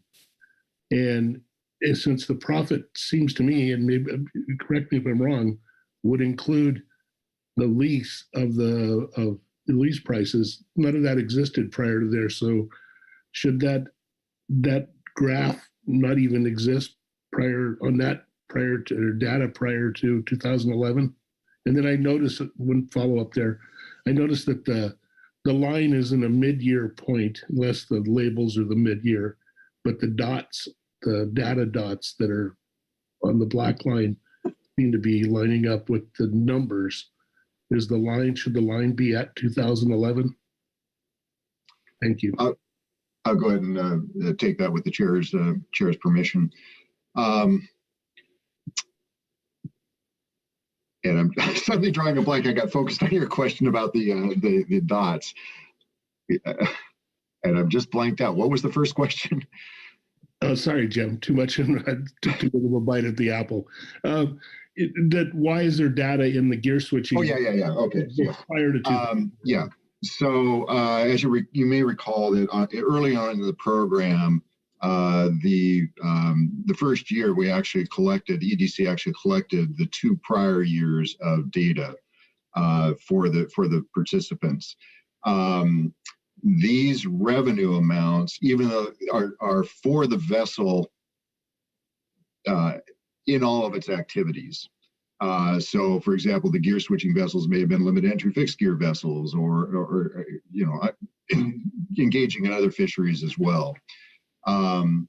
So there is this profitability or the cost per pound prior to 2011. And this also kind of goes to Corey's question as well, in terms of the kinds of things we need to kind of dig in and look out in terms of trying to make a interpretation between some of the EDC data and what's most relevant for the council for the current decision. Yeah, 2009 to 2010, based on these gear switching vessels, but their activities in other fisheries. In terms of the line, that's just, the dots line up to the years, the year 2010 and the year 2011, the dots in the black line, and that is, yeah, I guess we could put that line over closer to 2011. The other thing is that sometimes bar charts, as was pointed out to us by a member of the GAP, that bar charts are better reflections in some ways, because these are discrete moves. These are discrete averages for a particular year rather than kind of a trend, if you will. So that helps or not. Yeah, thank you, Jim. I appreciate it. That clears it up. Thanks, Bob. Krista Svensson. Krista? Yeah, thank you, Vice Chair. So my question relates to this slide, but also to, I think it's slide 13, which is on the kind of the different strategies with regard to trawl. And Jesse, you made mention that whiting vessels and midwater rockfish vessels could potentially outcompete DTS folks as well. So I guess I'm wondering if long-term that is going to be something that we need to be taking into consideration with regard to pricing. I mean, should we be looking at that in terms of this EDC slide as well, to get that bigger picture of what the potential constraints are, or is it, what is the reality of that? Meaning we didn't see the numbers moving forward. You kind of took this slide and said, okay, we're gonna pull those out and focus on DTS. But when you look at those, and those are really big numbers on the right-hand side of the slide, and I realize they don't take a lot of sablefish. I'm wondering how that really does impact, in addition to the gear switching conversation, so that we don't end up looking at one component of this puzzle in terms of constraint, if there are others that are equally constraining in terms of how we're allocating sablefish. Mr. Chair, Ms. Svensson, very fair question. I think we really went about this. We started digging into this and, recognizing exactly what you just said. Whiting typically takes, we've been seeing increases in whiting, and that's discussed. We'll cover that a bit in section 3.0. Midwater rockfish, we have really seen very, very little. And per pound, we do believe that they could outcompete and get the sablefish they need for those strategies. So to us, it came down to, when we're evaluating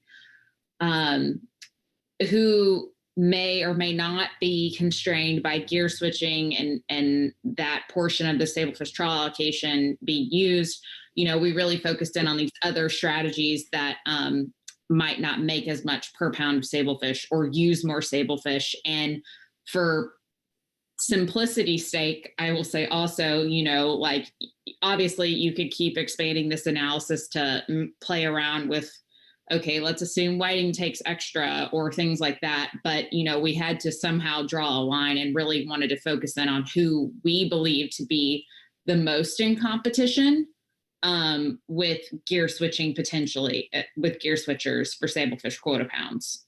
And Jim, I don't know if you have anything else to add there. No, that was good. Okay. Does that answer your question?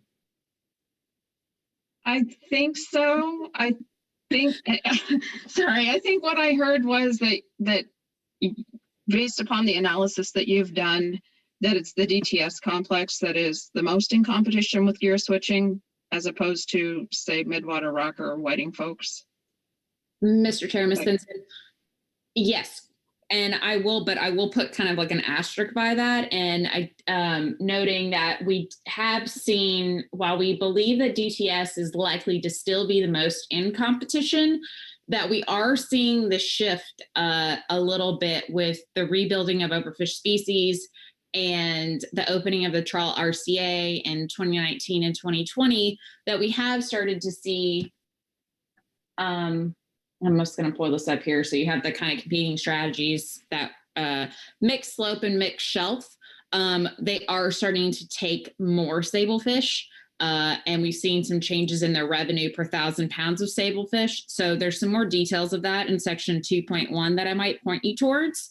But on the whole, we see DTS as the strategy to be in the most competition with gear switching, along with these three other strategies.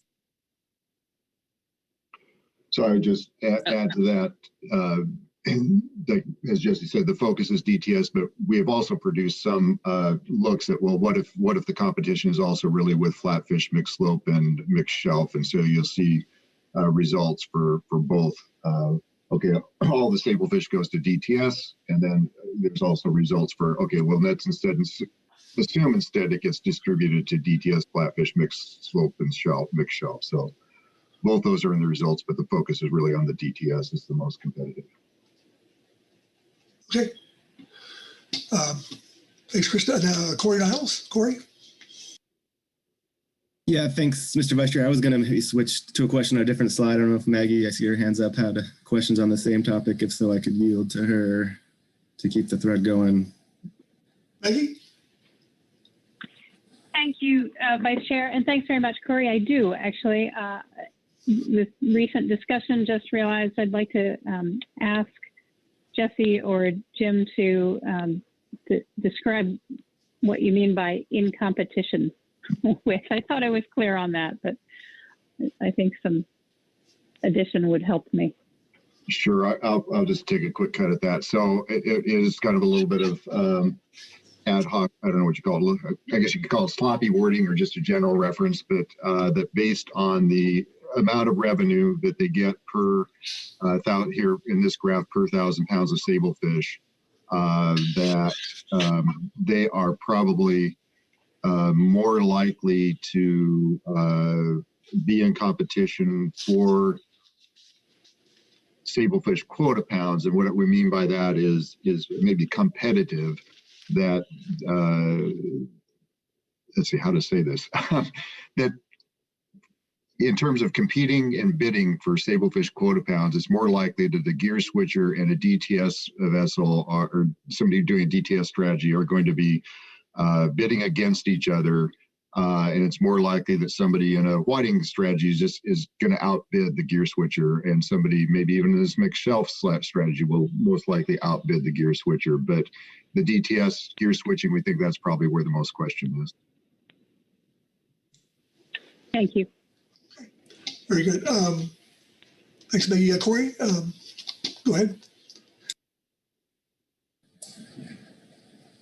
Thanks, Vice Chair. I would say I saw Phil's hand go up. I would say the same thing if he had okay. on this topic. I don't want to change topics in the middle of discussion here. There you go. Phil? Thanks, Mr. Vice Chair. Thanks, Corey. Yeah, I just, an observation here is, we're making distinctions between gear switchers and trawl vessels and competition and so forth. But I guess my question is, on the trawl side, it's not one big homogeneous fleet that does all of the same things. We have a portion of the some of the fleet that fishes just whiting and maybe does something else, but may not do any DTS or any flatfish or any mixed slope. So the competition isn't just between, as I guess my question, the competition isn't just between trawl and gear switching. There's some competition between different trawl boats with different strategies and different fishery focuses that also plays into this. Isn't that true? Thanks, Phil. Yeah, this is Jim. And yes, and Jesse will be, like, for example, we've seen the whiting amount of sablefish demanded by whiting increasing in recent years, and she'll be covering that as well. Yes, there is within trawl competition for those same sablefish quota amounts. Okay. Corey. Thanks, Mr. Vice Chair. Yeah, and Jesse, if you could go to slide 18, I believe it is. And hopefully this is a quick one. And I'll preface by I've missed, unfortunately, the presentation last week and didn't pick up on this in the document. But so the light bulb went off a little today. But just to, and you might said it, and it's probably in the document. But is this just landing? First part are these landings only, or is it discard plus landings? Mr. Chair, Mr. Niles, this particular graph is just landings. We did do a pretty thorough investigation looking at both observer records and landings, and didn't really see a significant difference. And that's all outlined, I want to say, in section 6 or 7. It's one of the appendices. I can't think of it off the top of my head, which provides similar graphics, just kind of looking at the differences and estimated of discards. We did end up going with landings though, because as y'all probably well know, that prior to 2011, we had very low observer coverage in the trawl fleet. So using catch wouldn't necessarily have a whole perspective of the trawl fleet, where if we looked at landings, while yes, they could be influenced by trip limits, it provided us with a bit more of an apples to apples comparison. Okay, Corey? Yeah, thanks. If one follow up. Please. Thanks, Jesse. Okay, then I guess the other, and I think, yeah, I'm glad to hear you don't know where everything in the document is still either, but yeah, my memory well behind yours. So thank you I'll take a look. So I guess the other thing that would be going on here then, I think you mentioned a change in tactics, but it could have also been part of the effect, and it is, you see the change, but it could be a change in the mix of vessels. So you have maybe a bigger set of vessels, 2002 to 2010 versus, not just in numbers, but also in degree of participation, full-time versus mixing with other fisheries. So it could be a change in a mix of the vessels that stuck, fished the most under the IFQ compared to the trip limits. So that was just, maybe I'll put that thought out there, have you respond in case, if I'm wrong there, but that was why I was asking. So we're seeing, yeah, again, maybe a change in the mix of vessels, but and maybe a change in the mix of strategies. I just want to make sure I was understanding that correctly. So thank you. Mr. Chair, Mr. Niles, yeah, I mean, that's absolutely, could be the case. Here we are showing percent of Dover landings, and there is a kind of companion piece to this graphic in the appendix where it shows the actual pounds of Dover sole landing. And, I think showing the percent of landings kind of accounts for the fact that we have seen variations, for example, even in the Dover sole ACLs and things like that. But, you're absolutely right that there could be underlying changes in our vessel behavior here, like vessels that are participating and how they're operating that could, be an impact here. But we're really just trying to look at, of those bottom trawl vessels that had landings in 2002 to 2019, where Dover sole and Sablefish were present, how are these trips coming out? And we really the evidence supports that we're seeing kind of this deliberate shift, because we weren't seeing just the amount, like the percentage of landings going up proportionally across the bin. It was this shift completely over. But, you know, if you take a look at the appendix and more questions pop up about some of the specifics, obviously we'd be happy to answer that as well, if I didn't answer all your questions. Okay. Okay, Corey, you good? Yeah, thanks, Mr. Vice Chair. Yeah, and maybe more later, but appreciate it. Very good. We thank you for that. Okay, we've been going at it for almost 2 hours, but we have a lot of stuff to go through, and we have like 18 comment cards coming up. So we're going to keep this break to a strict 10 minutes, and I will see, well, let's be back here at 10:05.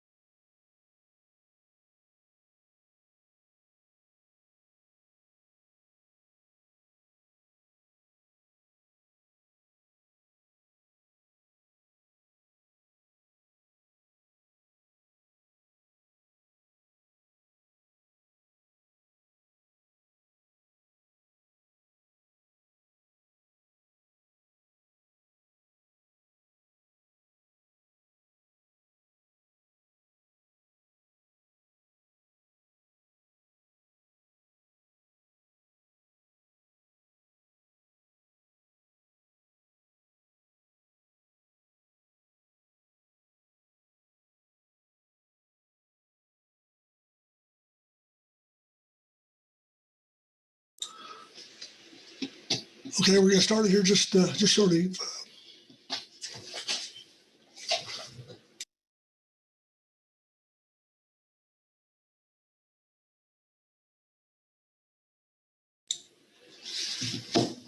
Okay, and we're back. So Jesse, I guess we'll look to you to continue. Gonna turn it over to Jim, Mr. Chair. Okay, thank you. Yep. Thanks, Jesse. So we'll start go over a couple slides here on market limits. There, thank you, Justin. So the graph on the top here you'll see is just an index of the of Dover ex-vessel prices over time, going from 1994 through 2019 across the bottom, and the index is just normalized around an average of 1. Our September analysis noted that in the period since implementation of the license limitation program in 1994, there were 2 price downturns in Dover, the first in 1997 and another in the 2009 to 10 period. And then between these these periods, prices were generally stable with a slight downward trend. We also noted that these price drops corresponded to major production increases in Dover landings reflected in this lower graph. In this lower graph, you have the metric tons of Dover on the left-hand side, and then again you have the years across the bottom. While there are 2 of what we have thought of as these Dover bubbles, I'm going to focus on the most recent as being the most relevant.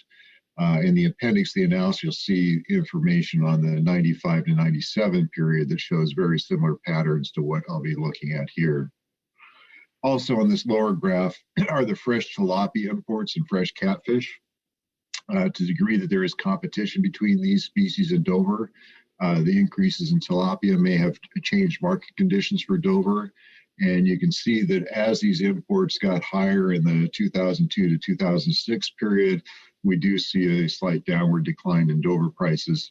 This is not a definitive analysis or anything, but just noting that there's a possible relationship there.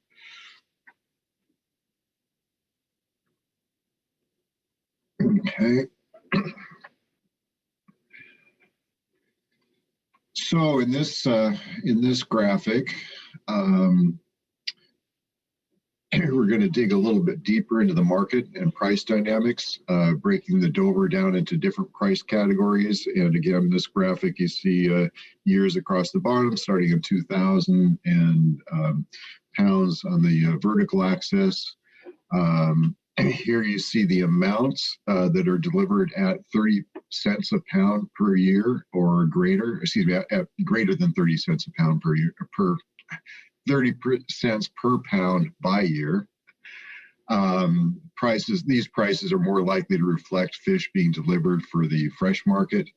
And you'll see that the peak for delivery in this price category was actually in 2008 compared to the 2009 peak that we see when we look at all Dover deliveries.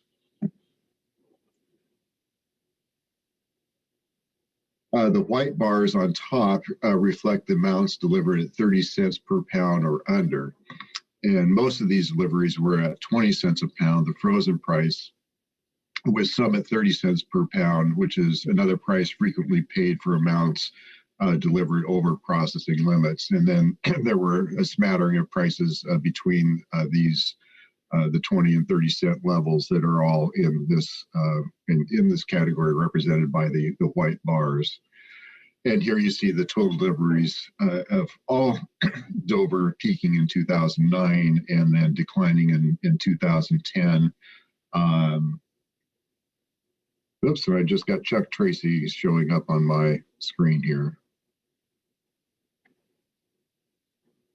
Am I still on? Something just made me stop sharing or something. So let me open this back up real quick. Sorry for the issue.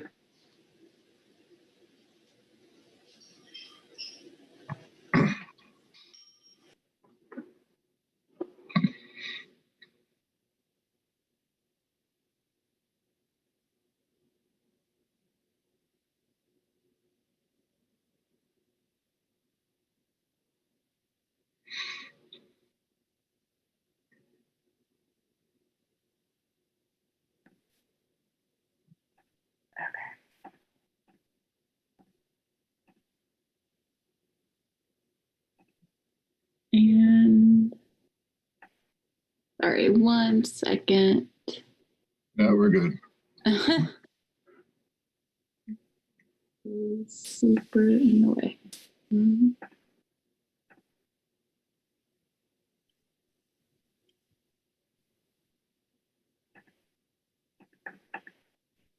Okay, let's try this again. Okay.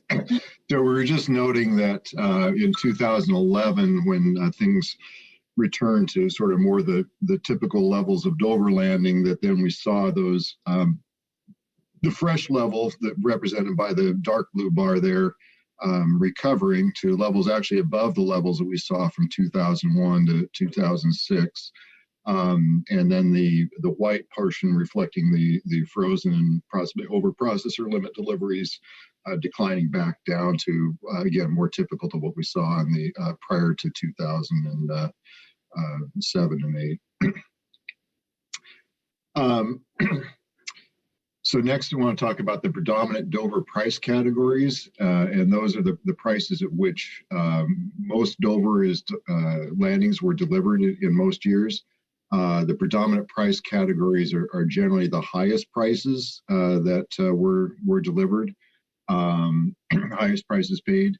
And in this little table on the right here, you can see that for 2007 to 2009, the predominant price was in the 38 cent to 39 cent a pound category.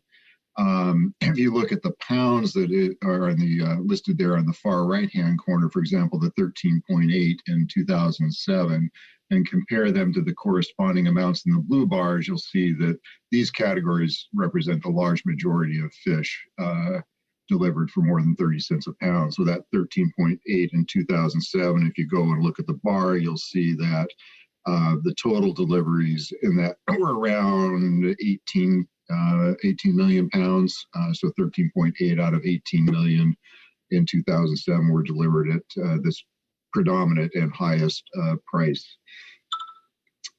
You also note that for 2010, the year in which the fish more fish went for frozen and over limit prices, the predominant price fell substantially. So it went from the 38 to 39 down to the 33 to 35 cent pound category.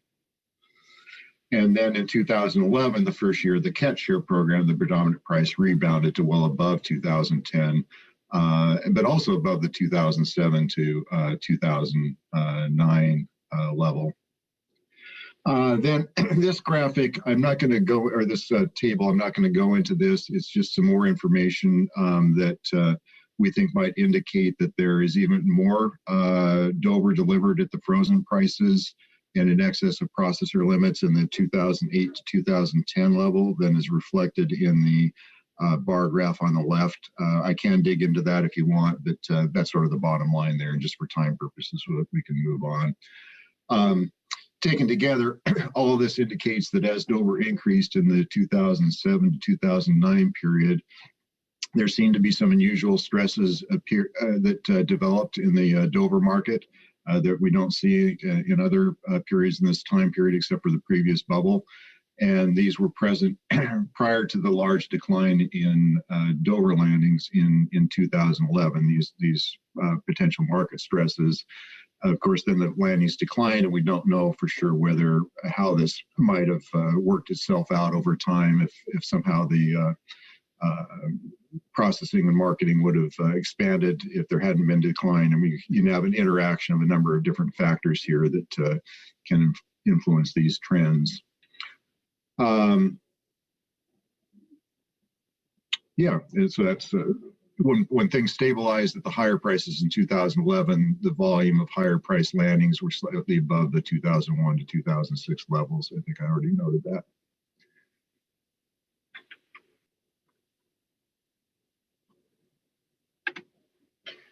Okay.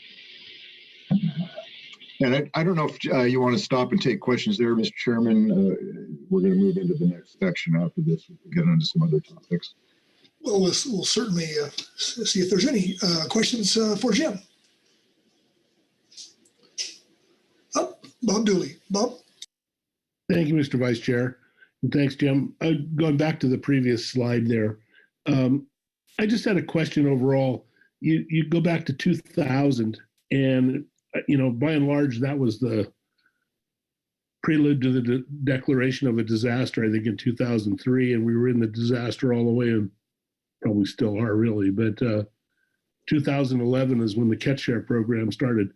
Did you look at data prior to that, and does it give you any other information that might be contrary to this, or additionals? Or I'm just curious, because I note that that's the time when the fishery was guided by pretty much disaster and trip limits and mandatory or regulatory discards and things like that. So just curious. Yeah, Mr. Vice Chairman, through the Vice Chair. Yes, we did. In fact, I looked at data on the markets back to 1983, 84, looking for these trends. And as I mentioned, the 95, 6, 7 period, we did see this other Dover bubble, which had very similar characteristics. It was less distinct. It was just shorter and less distinct, and there was a lot more variability in production before what we're calling the bubble in that time period. But you see, surprisingly, these same patterns of increased deliveries at the 20 cent a pound category, and then a decline in price sort of at the end of the bubble, and then a rebound afterwards, as well as an increasing the number of different price categories delivered.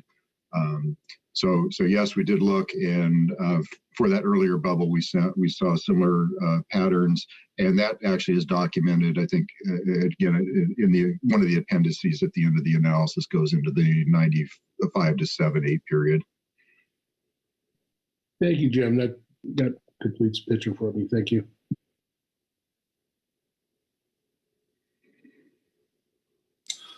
Okay. Any other questions? All right, Jim, back to you.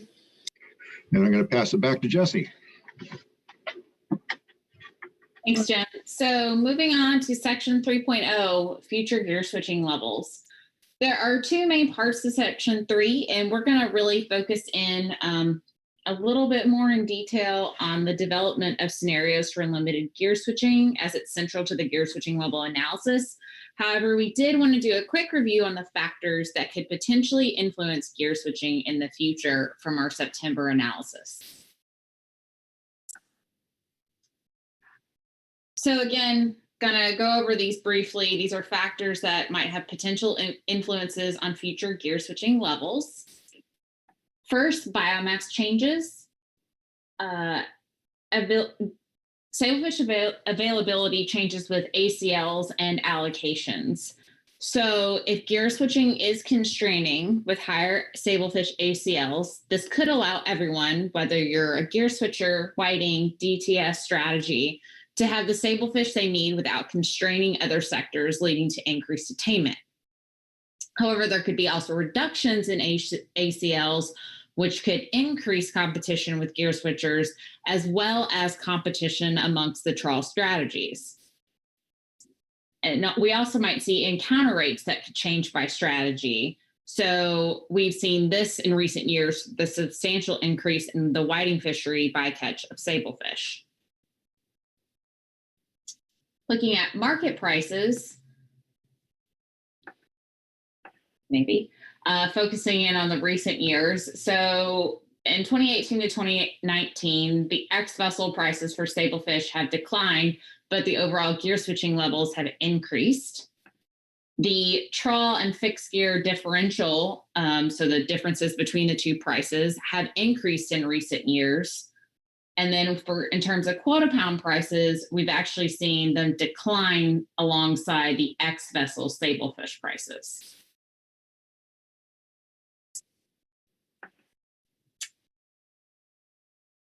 So our third potential factor influencing gear switching is crossover from other fisheries. In our previous analyses, we identified the LE fixed gear primary fishery and the Dungeness crab fishery as the biggest sources of crossover to the gear switching fishery. And changes in opportunities for these fishery, therefore, may impact levels of gear switching for IFQ. For example, One of the driving factors for participants crossing over from the primary fishery might be the tier limit structure, as all but one vessel who has previously crossed over has had the maximum of 3 stacked permits in the tier fishery. Also wanted to highlight in this document, we have some new analyses regarding interactions with the Alaska Sablefish IFQ program. So less than about 15% of the gear switching fleet participates in both the West Coast and Alaska IFQ fisheries from 2016 to 2019. And looking all the way back to 2011, we've had fewer than 3 vessels on average participate in both fisheries. It appears as though vessels are prioritizing West Coast fishing compared to Alaska's, even though quotas have increased on both Alaska and the West Coast. This is likely due to the fact that these vessels might be closer to their home ports on the West Coast, and therefore they have less cost associated with that fishing opportunity. Thus, if there's an increase in West Coast opportunity, it seems like this opportunity would be used so long as markets and other constraints don't intervene. In terms of new entrants to the gear switching fishery, there's been an average of 2 new vessels and permits entering the fishery from 2016 to 2019. Yet total annual participation has actually stabilized at about 15 to 16 vessels of permits in the same time period.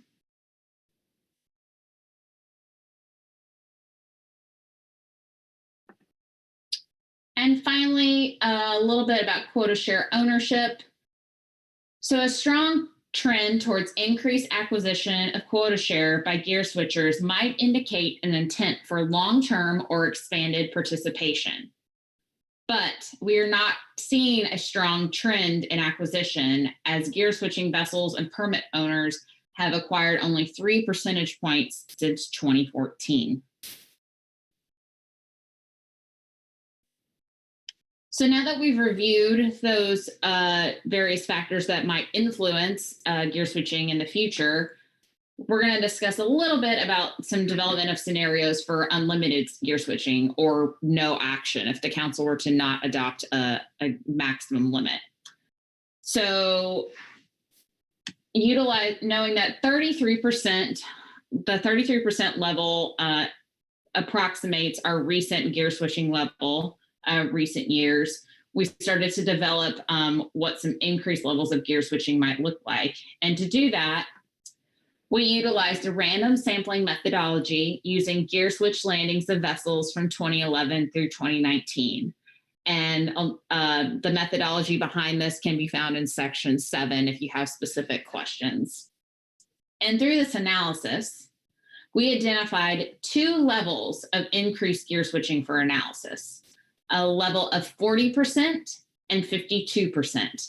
And so you'll see these as we move along as our kind of levels for no action or not adopting a gear switching limit.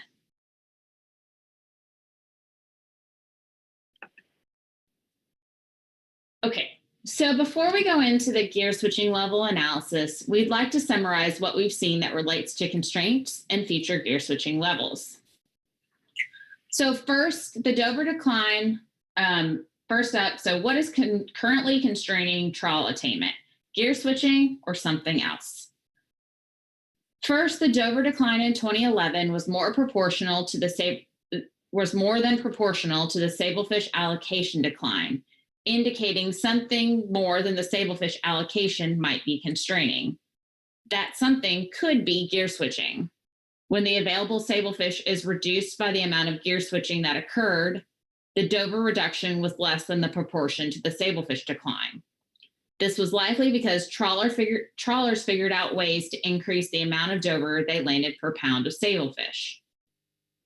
We also saw how per pound of Sablefish, trawlers have greater revenue from their total catch than fixed gear vessels, but that due to variations within the fleet, some fixed gear vessels may be more profitable than some trawl vessels, and vice versa. Finally, we saw that a decline in Dover landings in 2010 and 2011 might have been due to a market-driven component.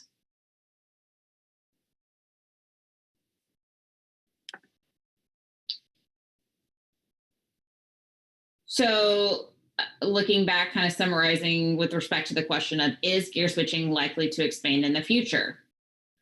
We saw that in the short term, sablefish ACLs are expected to increase, which might reduce competition for sablefish quota pounds between various gear types and fishing strategies. But in the more distant future, ACLs could decline, increasing constraints and competition amongst trawl and non-trawl strategies. Sablefish prices do not seem to be affecting gear switching. Both ex-vessel and quota pound prices have been declining, but gear switching has increased slightly. However, the fixed gear and trawl price differential has been increasing.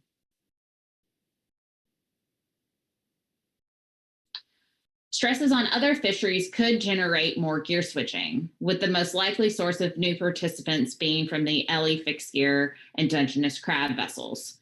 We note there is likely limited Alaska overlap.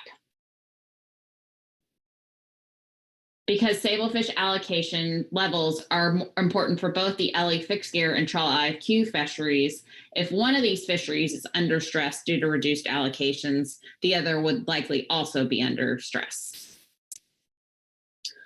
Upwards trends in the number of gear switching participants or their purchase of sablefish quota share might indicate a probability that gear switching will expand, but we are currently not seeing such a trend. And our final question, how might trawlers respond to surplus of sablefish quota pounds? So trawlers might be able to alter their species mix to take more sablefish. The fact that trawlers seem to have reduced the proportion of sablefish in their catch in 2007 in order to harvest more Dover indicates that they might also be able to reverse that pattern. And I'm actually going to stop here before we enter into section 4, which is our gear switching level analysis, to see if there's any questions on these last few slides. I know it was pretty brief. Okay, questions for Jesse on this section? Marcy, you're up. Go, Marcy. Thank you, Mr. Vice Chair. Thank you, Jesse. On the slide where you're discussing the stability of gear switch vessels leveling out, I think you said something like 50, yeah, there you go. 15 to 16, and the time period that you reviewed was 2016 through 2019. We heard a remark in delegation this morning about a vessel that is an IFQ trawl vessel that had switched to using fixed gear, but then now in response to the EFH rule, was planning to revert back to trawl gear. I'm wondering if you took a look, and I believe that rule took effect in 2020. So I'm just wondering if you've taken a look at the 2020 information and if you have any input on that. Mr. Chair, Mr. Remco, I did at one point, but I will be honest that I cannot remember off the top of my head, but it is something I could definitely come back with in terms of, you know, what the vessels, if we've seen any new entrants. I do note the last time I looked, I don't believe I had seen any new vessels or permits entering the fishery, but that might not have been a complete data set. And but again, it's something I can look at in terms of participation. Although I'd note that, you know, with COVID-19, obviously, and the pandemic, that could have been an effect as well. So it might be hard to tease that apart. Okay, thank you, Marcy. Pete Hassemer. Pete. Thanks, Mr. Vice Chair. Thanks, Jesse, for everything so far. If you could go to slide, I think it's 24 on there. Oh, there it is. The one that was just on there, sorry. My numbering might be different here. So the last bullet point on there talks about total annual participation stabilized at 15 to 16 vessels. And my question, it really comes looking forward to the GMT report. I noticed they had a comment in the analytical document where it talks about that participation stabilizing, the analytical report includes a statement saying that that may suggest that the fleet and or markets are operating close to capacity. And I was just wondering if you could expand on what capacity they're operating at, whether it's the fleet, whether it's a processing capacity, a harvesting capacity, or exactly what was meant by that statement in there. Thanks. Mr. Chair, Mr. Hassemer, I'll try my best, and maybe Jim can recall, it's been a while since we've said some of these statements. So, but my recollection is, we saw a lot of influx. When you look at the first part of the program, we saw, anywhere from like 11 vessels to 21 vessels participating in gear switching, with lots of different people kind of testing it out. But in these recent years, we've really seen, even though we've had new vessels and permits entering the fishery, the overall number has stayed about at that 15 to 16 level. So it just might be that, this is all that markets can handle. These are, maybe where our conditions are right now, that this is where, the number of people we're going to have participate. But obviously there's going to be these potential influences that we're talking about that could ultimately affect that. So I think that's what we're kind of getting at. But Jim, do you recall? I'm not recalling that exact statement. I've got to be honest, off the top of my head. Okay, Mr. Vice Chairman. No, I think that you accurately portrayed what we're talking about here. That I don't think we had a specific constraint identified. I think it was just a matter of that we're seeing a stable level of participation over the last several years, just a very slight trend upward possibly, and just indicating that we might be, emphasize might be some kind of an equilibrium that's been reached here. Of course, if it is some kind of an equilibrium, there's still things that could happen that would disrupt that and cause either increases or decreases in the future. Okay, thank you. Thanks, Pete, for that question. Phil Anderson. Phil? Thanks, Mr. Vice Chair, Jesse and or Jim. My question has to do with this slide too. So the bottom two there average 2 new vessels in the 16 through 19 period.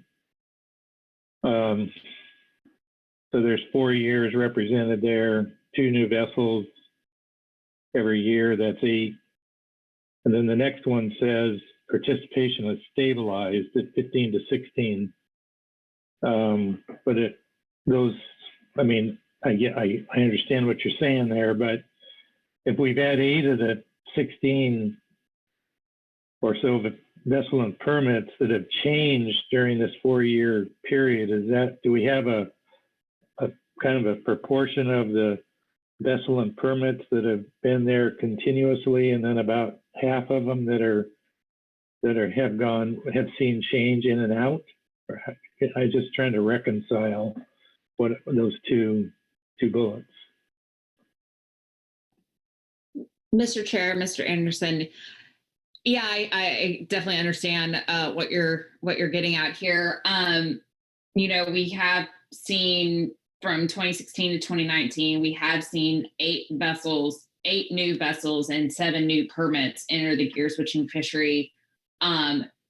What I will say we haven't necessarily dug into is that, while it could be a new vessel or a new permit, it could be the same ownership potentially, right? So we're not maybe seeing a new participant. It just might be that we're seeing a participant use a different vessel or lease out a different permit.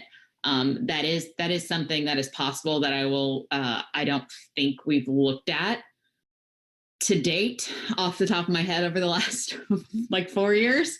But yeah, just trying to, that could be one possibility in terms of, it might not be as that much of a turnover if you look at the like business or participant level, but I don't know if that necessarily answers your question. Yeah, Phil? Thanks, Jesse. Okay, very good. Okay, further questions for Jesse? Okay, back to you, Jesse. Okay, and skipping ahead back to where we were. Now we're going to get into the meat of things. So we're actually going to dig into the impacts of our gear switching levels in section 4.0. So at the beginning of the presentation, Jim described how we approached our analysis for assessing gear switching impacts. Here we're going to do a quick review of that and also bring in some of those key questions and assumptions that we have discussed under previous sections. First off, for our gear switching levels, we have 0, 12, 20, and 33% limits that were proposed by the council in November for analysis.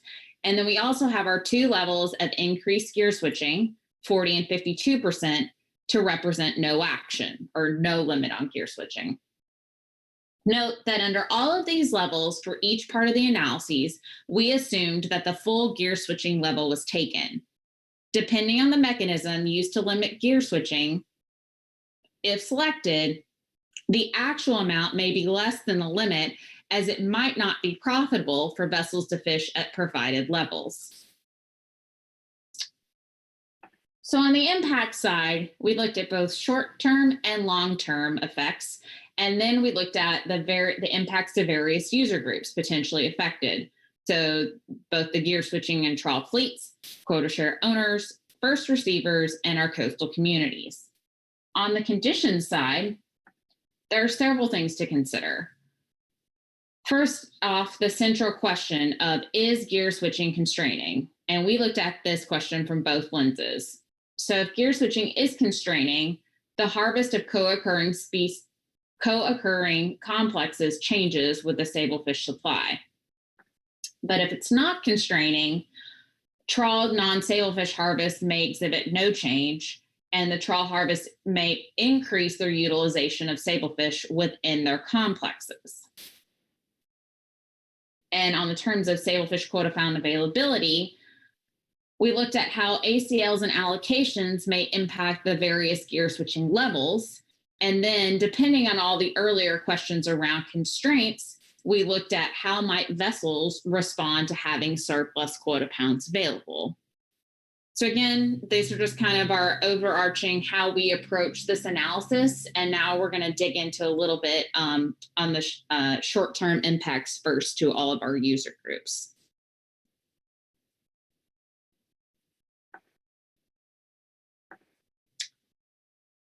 First step are looking at the gear switching fleet. So gear switching percentages will have differential implications depending on, oh, wow.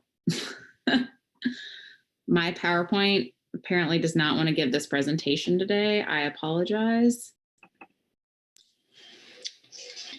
We'll give this maybe 3rd time's a charm. That's what I'm saying.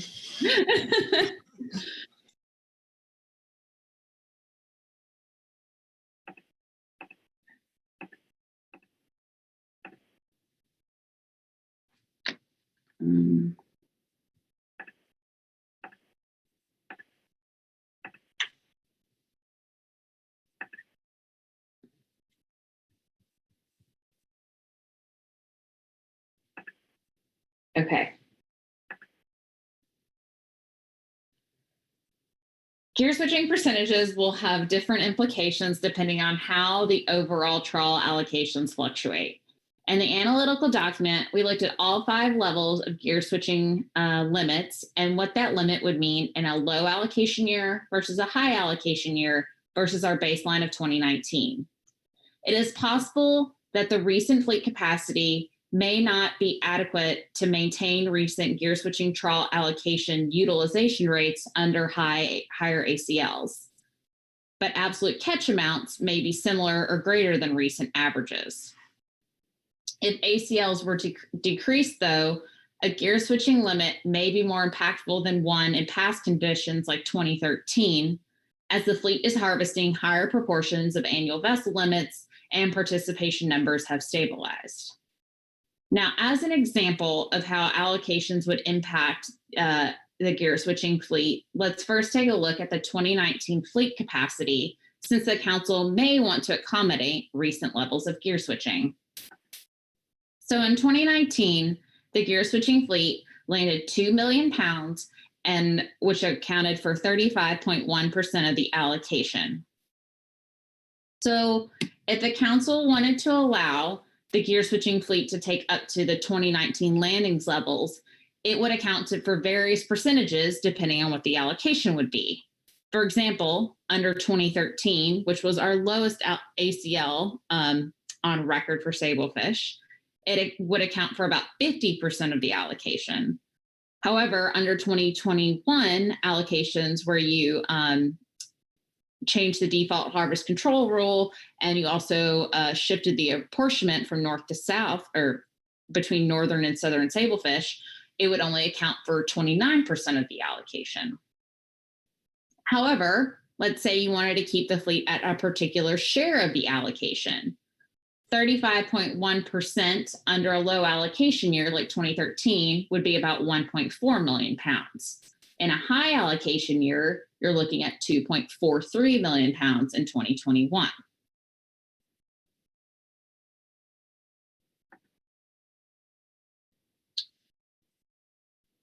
So not only did we compare 2019 harvest levels under the various gear switching levels with the 3 ACLs conditions, but we also compared actual landings to the gear switching limit under the cap for each allocation limit. And you can see this on table 13 on page 49. There's a big matrix of this. So in other words, if a 33% gear switching limit would have been in place in 2013, 2019, or hypothetically in 2021, what would be the impact to the gear switching fleet? For 2021, we applied the 2019 utilization rate to the allocation to get a hypothetical estimate. Now, this may be overestimating given the high allocation, but it would provide a good upper end of estimates of impacts. So here we have 2 figures showing the change in revenue if gear switching limits were in place each year retrospectively, and that's on the top graph, and then the percent change in revenue on the lower graph. For the 0 to 20% levels, you can see, and the levels are noted on the x-axis, you can see that the reduction in gear switching revenue across all 3 allocation years. And I'll just note that 2013 is shown in the brighter blue, 2019 in kind of the green, and then 2021 in that blue-gray color. On the other end of the spectrum, so if you had increases in gear switching to 40 and 52% within these 3 years, you would see an increase in gear switching revenue across all 3 ACL levels. Now, while 33% could be seen as stable in recent years or approximate our recent years gear switching levels, this would actually be an increase in 2013. So you can see this if you look at the blue bars on the top and bottom graph for the 33% category, as there was only 24% of the allocation was gear switched. So overall, for those combinations where the actual gear switch landings could not be covered by the gear switch level, it could have resulted in 220,000 to 4.56 million in revenue losses relative to actual values in 2013, 2019, or hypothetically in 2021.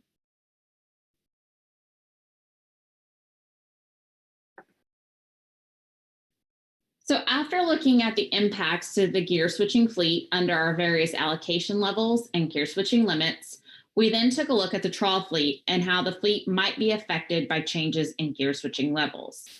We examined 4 scenarios under 2 sets of conditions that we discussed earlier, that being gear switching is and is not displacing trawl. If gear switching is displacing trawl, we looked at 3 categories of limits. Gear switching declines to 0, gear switching is reduced, and gear switching expands. And then we also looked at what happens if gear switching is not displacing trawl. Now, under these scenarios, we looked at our impacts to our 4 competing trawl strategies, and we're going to do a quick refresher on that on our next slide. And then we also had a retrospective comparison under our 3 ACL conditions on how changes in gear switching may have affected DTS harvest. Now, today we're going to focus in on just the 2019 comparison, but if there are questions on the DTS specific analysis under ACL conditions, I'd be happy to answer.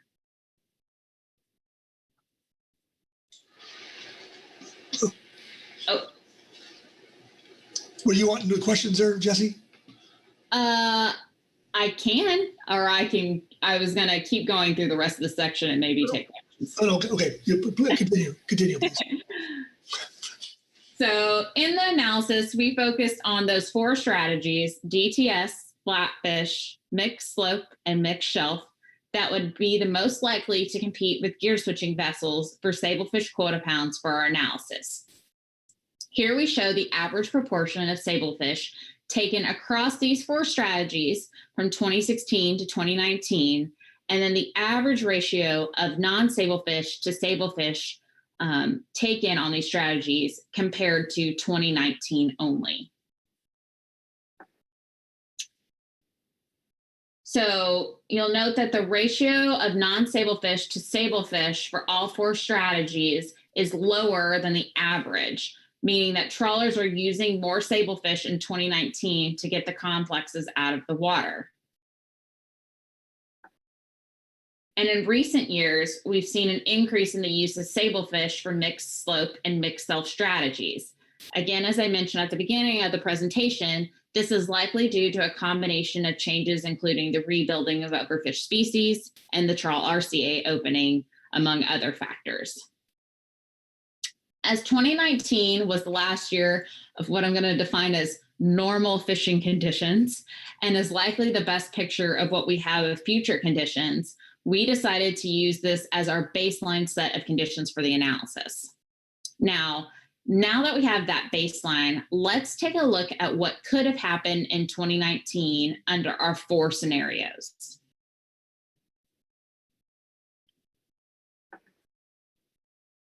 So first up, we're going to look at 3 scenarios in which gear switching is constraining trawl. And our first assumption we're looking at here is that gear switching was eliminated. If gear switching was eliminated in 2019 and all of that sablefish used for gear switching was instead utilized for trawl, ex-vessel revenue could have increased by $9.7 to $12.7 million. Now let's walk through that estimate a bit. Note that the methods I'm going to discuss were applied across the next 3 scenarios in which gear switching is constraining. So our first row here assumes that if all sablefish gear switch landings were apportioned proportionally across the competitive trawl strategies in 2019, and that ratios were maintained within those strategies, then we could have seen a hypothetical increase of 20.9 millions of pounds, which was associated with 12.7 million in revenue. And you can see that in that middle set of columns. And I guess just to go back real quick, that the actual landings in revenue across all competing strategies and DTS only is found in the first set of columns for 2019.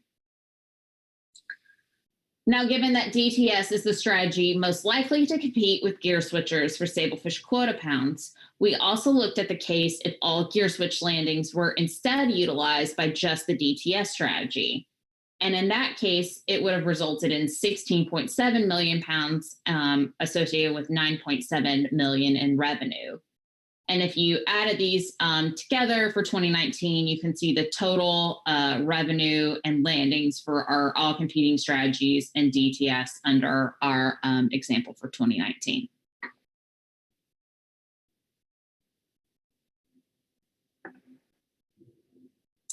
Moving on to our second set of scenarios. So if gear switching is constraining and if gear switching were reduced but not eliminated in 2019, we could have seen revenue increases for the trawl sector accounting for about $600,000 to $8.3 million. Again, here we're going to look at a very similar table, but this we're looking at what the hypothetical increase across the three limits that the council provided, 12, 20, and 33, would be, and what the theoretical increases in landings and revenue would be under our four competing trawl strategies or DTS only. And so here we applied that if all gear switch sablefish in excess of that limit were instead used by the trawl sectors. For example, in 2019, under the 33% limit, that means that 2.1 of the 35.1% utilized, which would be about a 6% reduction of the gear switch landings, and all that would be, it would be about 120,000 pounds, would have instead been made available to trawl. And under our assumed ratios being maintained, it could have resulted in 1.2 million pounds of additional landings, or about $800,000 for the competing trawl strategies.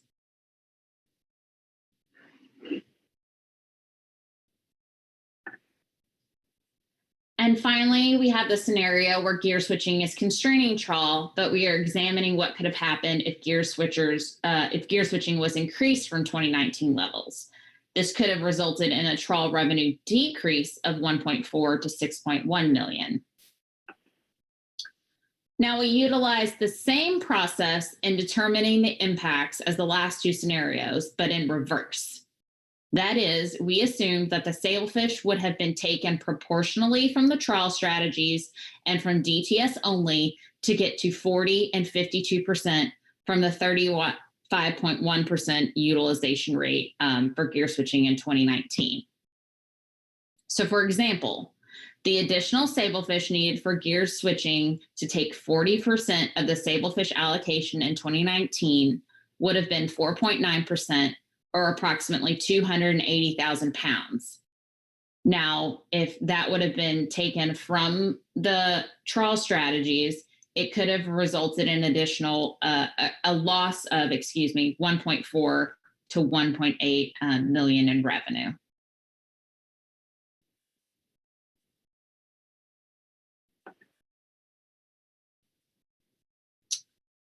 Now, our last series of slides focus on if gear switching was constraining, but what if it's not? And there are some other factors such as markets constraining trawl attainment. So we looked at both cases. If gear switching were reduced, two things could happen. Trawlers could increase their sablefish ratio.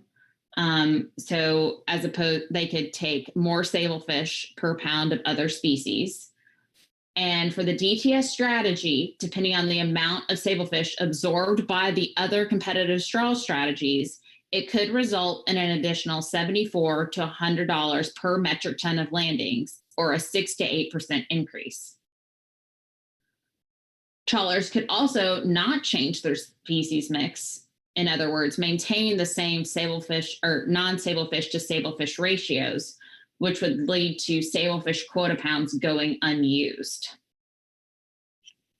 On the other hand, if gear switching is increased, this is more of a result than a cause, meaning that because sablefish is considered fully utilized, the only way for gear switching to increase is if for trawlers to not use it, possibly because of some other constraint, such as an overfish species or a contraction of markets. In this case, trawlers could increase their non-sablefish to sablefish ratios or make no change, and ultimately freeing up sablefish quota pounds for gear switching.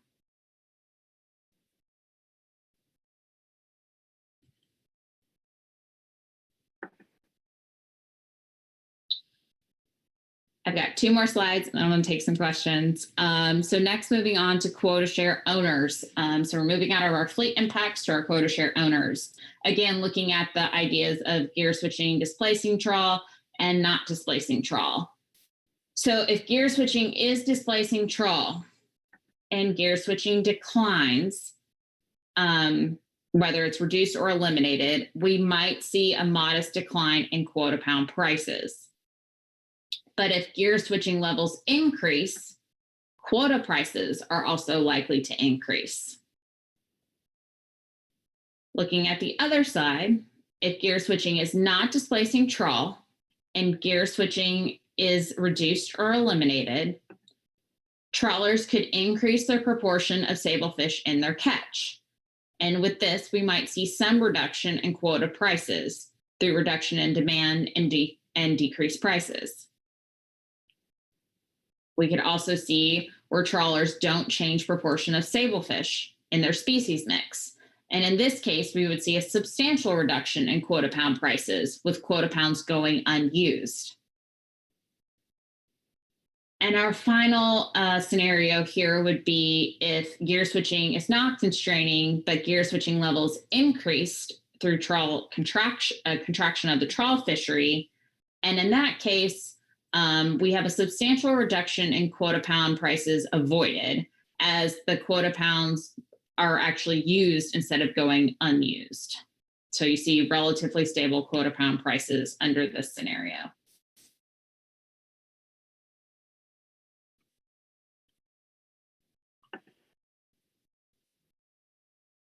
And my last slide here. So we're going to take a look at the first receivers that purchased IFQ Sablefish North, and how changes in gear switching levels could affect our first receivers.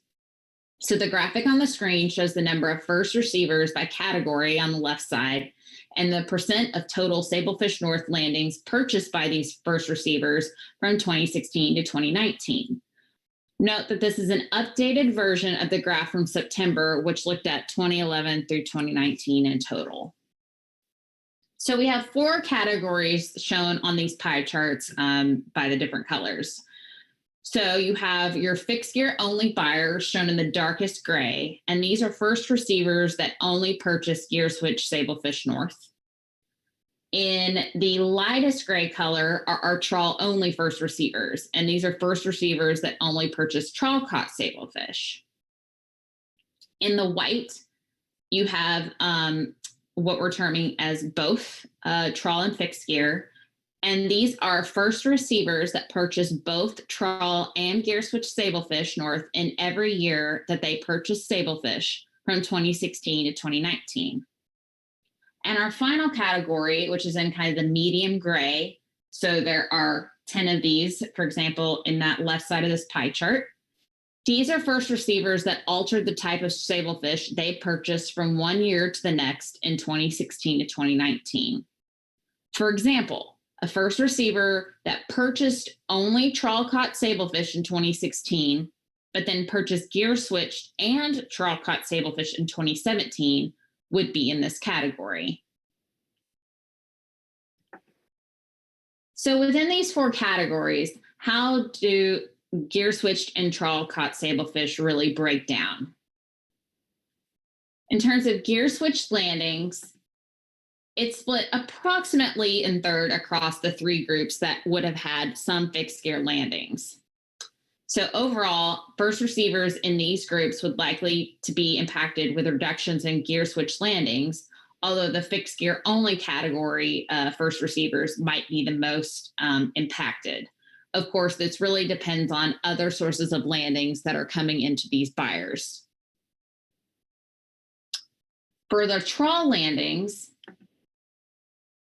the 10 first receivers that changed strategy accounted for almost half of the trawl sablefish between 2016 to 2019, with the other half split pretty evenly between the both buyers and the trawl only buyers. Note that in 2019, the active first receivers in the change strategy categories only purchased trawl sablefish. Therefore, they would potentially not be as impacted by a reduction in gear switching if that trend holds. Now, overall, it's really difficult to determine the distribution and changes across these first receivers under gear switching increases or decreases, as it will be dependent on a variety of factors, including which vessels may receive gear switching privileges if gear switching is limited, or if first receivers are able to increase their purchases of trawl species if gear switching declines. And on that note, I will take questions and then turn it over to Jim to wrap it up. Thank you, Jesse. Questions for Jesse on her presentation? Maggie Summer. Maggie? Thank you, Vice Chair. Thank you, Jesse. Going back to, I don't think the which slide matters, but your estimates of potential revenue changes. Just wanted to dig in a little bit to, I think these include some key assumptions, such as that the market would be able to absorb these potential amounts of additional co-occurring species. And I think really important that the price remains constant at the 2019 level.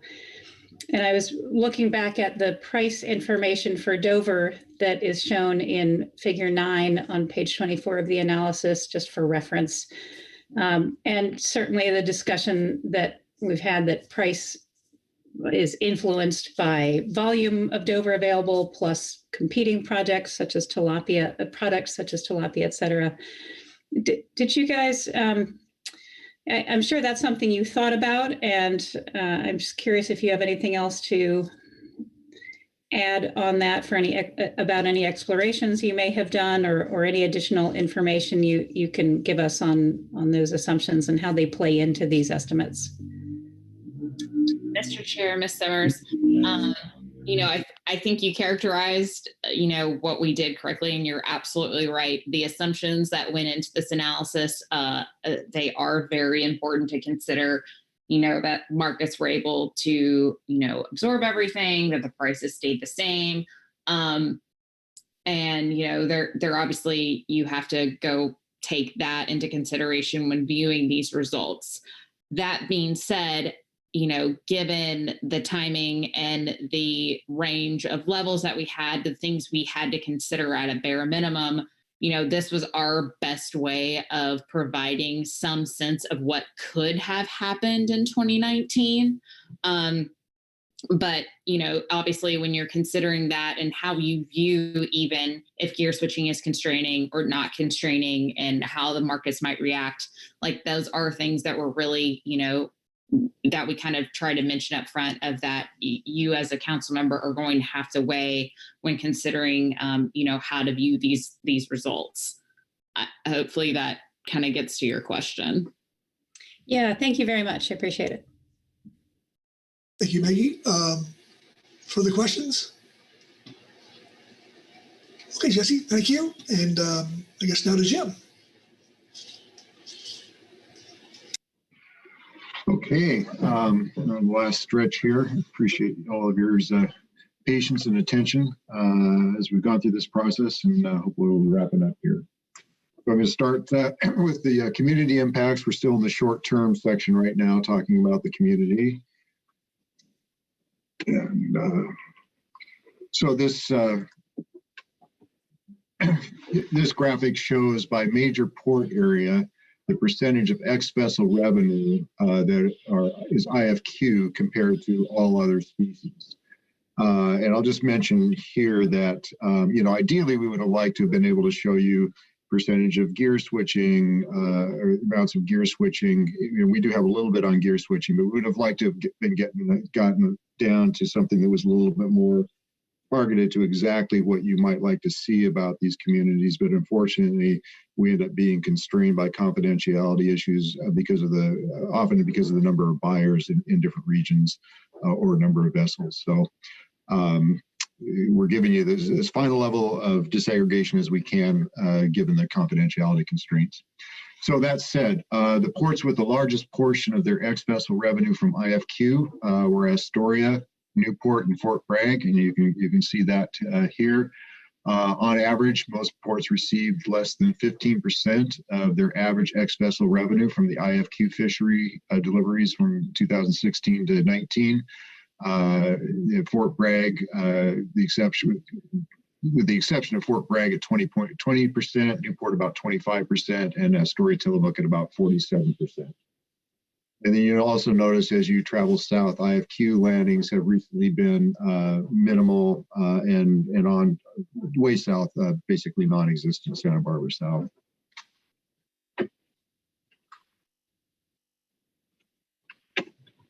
Okay.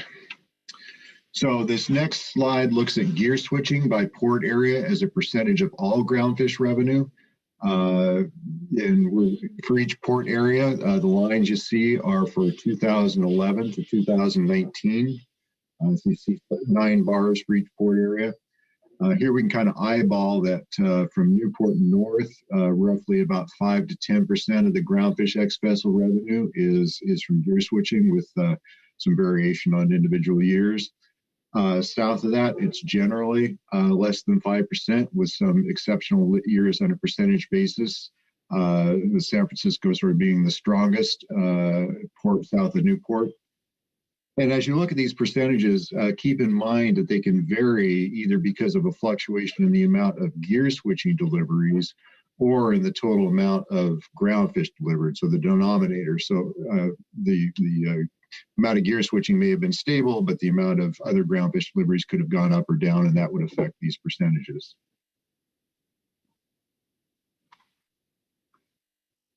Okay. So, as I mentioned, we were strongly constrained on what we could show you, and these next slides are, we're looking at similar geographic areas, but only to note the presence or absence of, we're looking at smaller geographic areas, but only to note the presence or absence of non-whiting trawl and gear switching activities.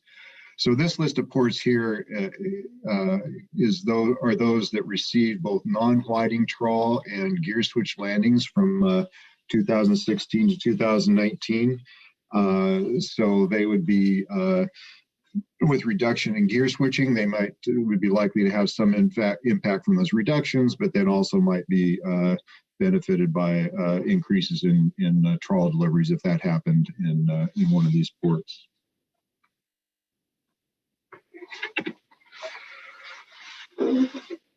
So again, there have been concerns noted around limiting or reducing gear switching for those ports without trawl infrastructure or focused on gear switch operations, such as the primary tier fishery. Ilwaca, Chinook, and Moss Landing are the 2 ports that have received gear switch landings where there have been 0 non-whiting trawl landings from 2016 to 19. Then there are a number of ports that have received non-whiting but no gear switch landings. Hence, they might be the beneficiaries of an increase in trawl landings, but would not likely see a reduction due to gear switching. And finally, in order to receive gear switch landings, a port has to be a first receiver. But there are a number of smaller ports that received LE fixed gear deliveries, but not gear switched IFQ.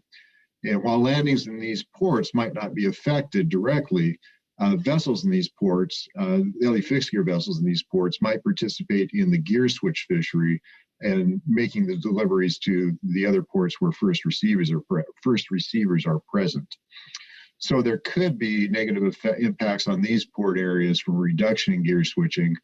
Some examples of these are kinds of ports are Winchester, Port Orford, and Bodega Bay.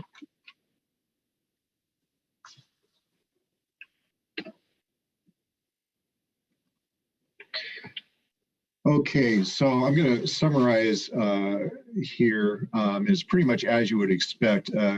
Jesse, you can go and give me the first 3 clicks here. So I'm not going to go through each of these. Basically, it just points out that if ports have the infrastructure and trawl landings are going up, they're going to benefit. If they're going down, they'll receive, it'll be diminishment of their trawl activities. And gear switching ports, again, absence or presence or absence will determine the direction of the changes, and then the relative balance between the trawl and fixed gear in each of the ports. All those will go into the mix in determining how individual ports are affected. I do want to focus in, though, on this next here, and if you can give me one more click. So in this slide, you have the situations where gear switching is constraining on the left and not constraining on the right. And so I'm going to go down to the lower right-hand corner here. Gear switching is not constraining, but there is an increase in gear switching occurs.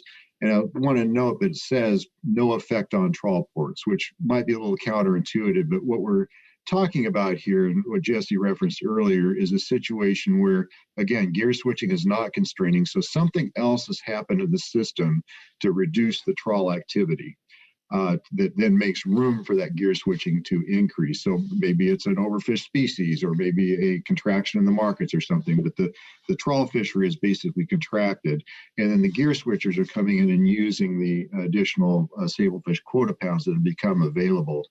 And so that's why we have this conclusion of no effect for trawl ports and a positive effect for gear switching ports.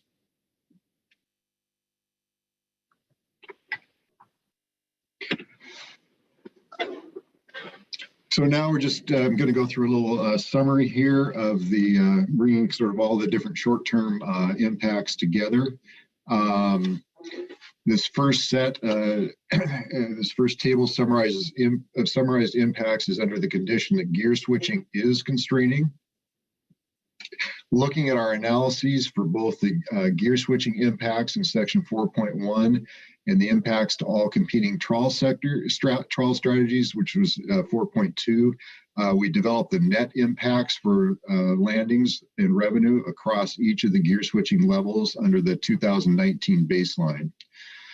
So overall, without gear switching in 2019, and assuming similar conditions, the price conditions, et cetera, elimination of gear switching could have led to an additional $8.9 million in ex-vessel revenue and 18.9 million pounds of fish landed. So that's the bottom row of this table, the zero gear. On the other end of the spectrum, on the top row of the table, if gear switching had increased to 52%, it could have led to a loss of 4.3 million in revenue and 9.1 million in total landings. So our 33% gear level, which is approximately stable, has only a minor positive change there.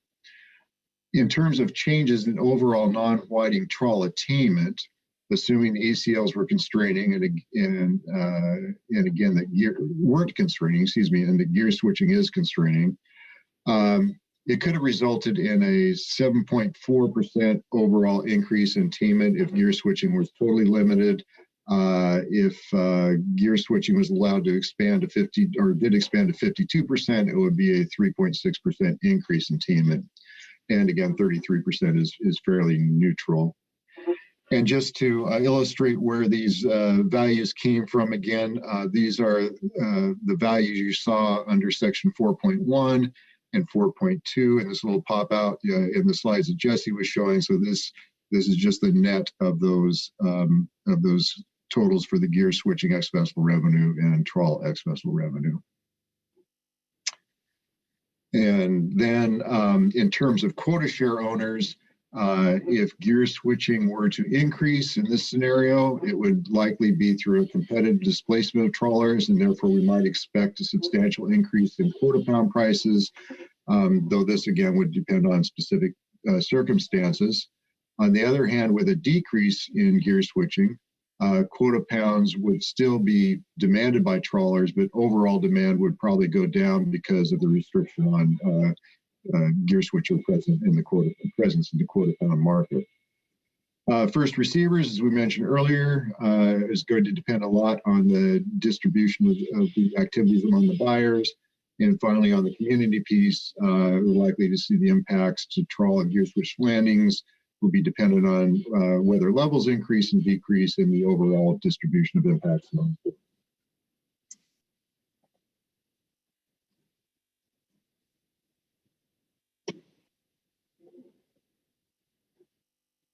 So going on then to looking at the short-term impacts where gear switching is not constraining. And there's no change in trawling behavior or trawling activity. In other words, they keep their same Dover and other species to sablefish ratios.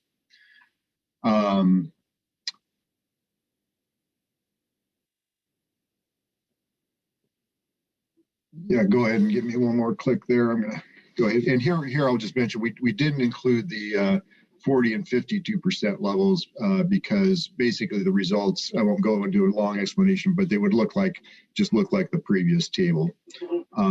So we're just looking at the reductions here. So if gear switching is not constraining, but it's reduced or eliminated, the net results would just be the loss of landings and revenue from gear switching. And here we see the landings reduction of between 100,000 and 2 million pounds, and revenue reductions between 300,000 and 3.8 million pounds, or dollars, excuse me. And there would only be a small change in the overall trawl sector non-whiting attainment. In this slide, we're also assuming that trawlers do not change their species mix, as I mentioned, to use the surplus sablefish quota pound made available through a reduction in gear switching. If that were to occur and they were to change their species mix, there would be no change in the poundage landed, so that those reductions in the landings column would go away because those reductions are mainly sablefish and the trawlers would be getting that. And then the net losses in revenue would be about 60% less than is displayed here, since the trawlers would still catch that sablefish, but at a price that's 40% lower. And then in this scenario, there was a substantial surplus of quota pounds available in amounts of up to 33% of the total allocation if you were to zero out gear switching. Therefore, we expect to substantial quota pound price reductions, except with respect to the 33% level, which is pretty close to status quo. So probably not too much of a price change there. And then another couple clicks, thank you. The effect on first receivers and communities would be dependent on the sablefish, distribution of gear switching activities among these entities that we've been talking about, that described that earlier.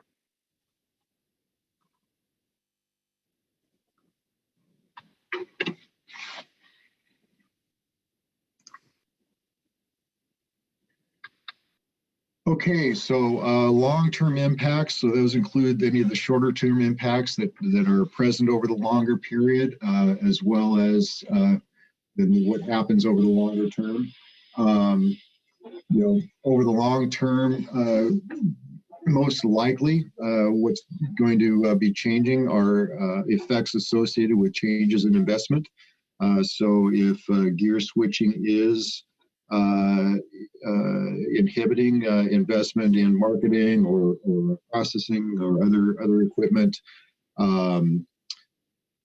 then you would see the effects of that happening over the long term.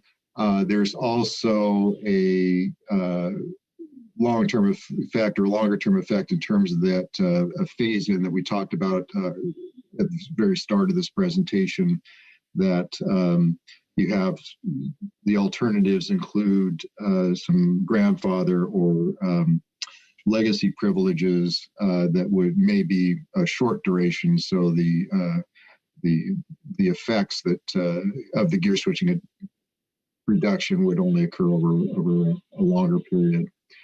Now going on to the third bullet here, if gear switching is constraining or it could become a constraint, then over the long term, a limitation could reduce uncertainty in the access to the quota pound and increase the investment in processing equipment marketing. That's just said, I guess I got ahead of myself there. And then I wanted to note that the limiting gear switching could also affect the investment in businesses dependent on gear switching, just as certainty about future opportunity affects investments related to the trawl fishery. It also affect those related to gear switching. And then finally, all of these effects on investment will likely play out in impacts on community infrastructure. And there are cases where we believe that the infrastructure that is supported by one sector is of value and in use by other fishing sectors, and might not be present without the activity of, for example, the trawl sector. That there other fisheries have some dependency on infrastructure related to that sector.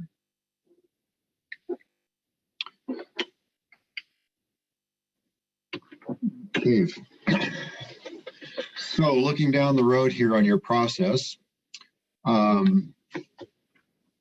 this meeting, as we've been talking about, you're selecting these gear switching levels, and these levels will help design the alternatives. You've got 3 on the table from the SAMTAC report. I don't know if that'll be the final range that you adopt when you move ahead, but those are the ones that we're working with right now. In terms of coming steps, then we'll be selecting a range of alternatives that will be developed based on the levels that you identify at this meeting. Then modifications of those alternatives to achieve the gear switching limits that you identify, or the caps that you identified. And then also we'll need to do some other narrowing and refinement of options that don't have to do with these levels, but have to do with things like how do you handle a situation where there's an overage, and some of the other details that we need to get into. So one more click, thank you. Again, we have both the short-term and the long-term aspects to consider in looking at these different levels. And Section 5 identifies some questions that might be helpful in the next phase to further develop the analysis. We're not asking you to review those questions now, but just or answer them, but just wanted to put them on the table now so they could be thought about in as we get ready to move down the road on this.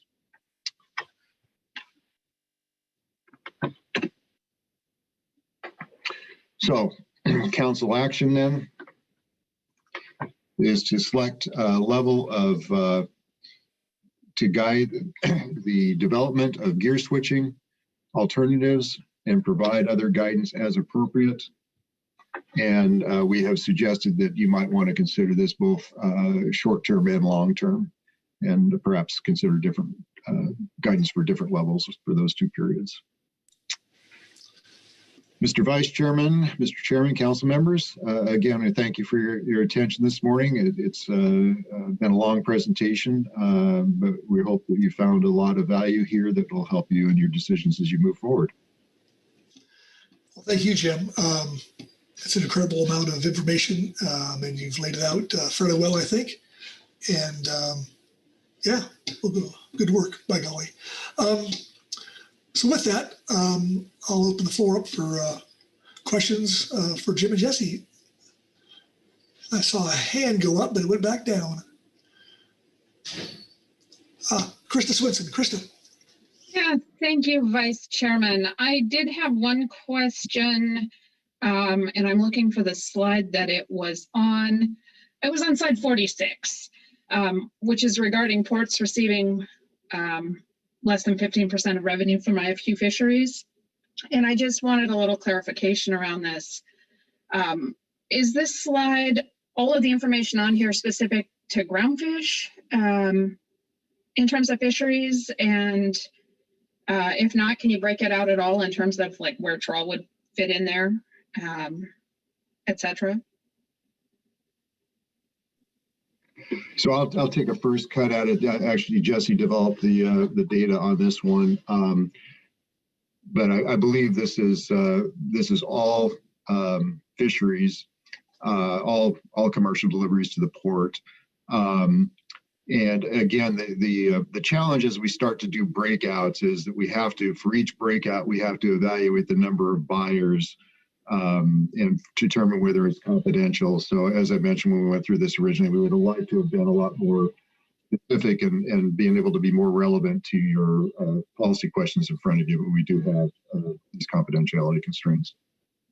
And Jesse, I don't know if you can fill in some more for me. Thanks, Mr. Vice Chair. Thanks, Ms. Svensson. Yes, so Jim has right. Yeah, this is in terms of all species that have been delivered. So crab, salmon, anything like that being delivered to these port groups.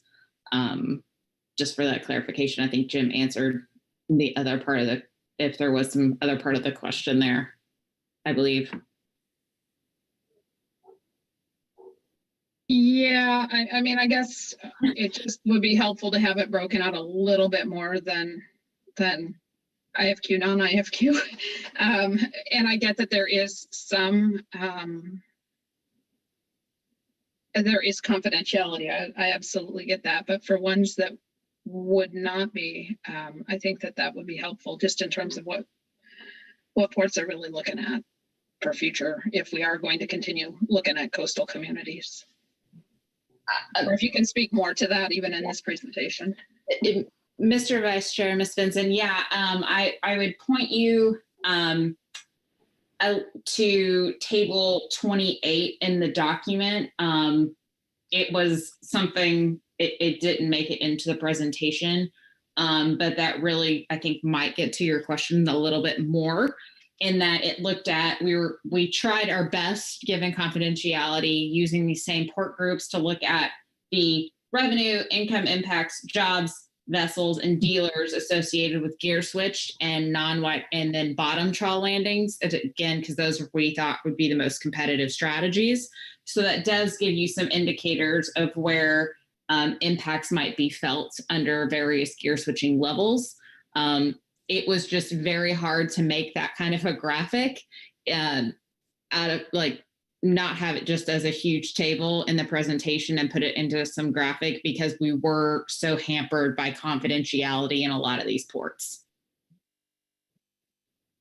Okay, thank you. Thanks, Krista. Pete Hassemer. Pete? Thanks, Mr. Vice Chair. I'm always willing to expose my ignorance on some of these topics here. Jim, or Jesse, I had a question. Jim, it was on your slides, and it was the summary slides towards the end. Any one of them would work there. That's fine. I'm trying to figure out if I'm missing something when you get into the discussion about quota share owners, quota pound prices, in the impacts there, and not to discriminate them, but what that contributes to understand, or knowing that contributes to our understanding of some of the forces at play and how it affects it. You know, the markets, I think, drive the quota pound prices a lot. As far as I understand it, within any year, the quota pound price is going to be the same to a gear switcher as to a trawl strategy, so they don't fluctuate there. And the revenues, when we look at net impacts, they're not adjusted for the cost of the operation.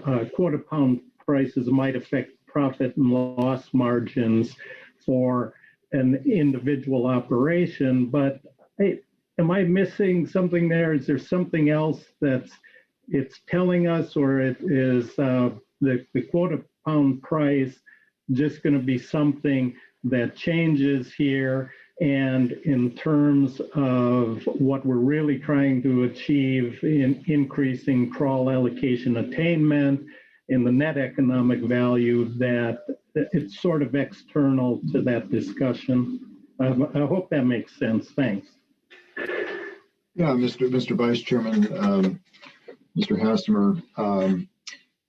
So there's a couple different ways to look at the value of that information. One, you've done a nice job of outlining in terms of that then feeds back, and it does feed back to the net impacts and vessel profitability and so forth.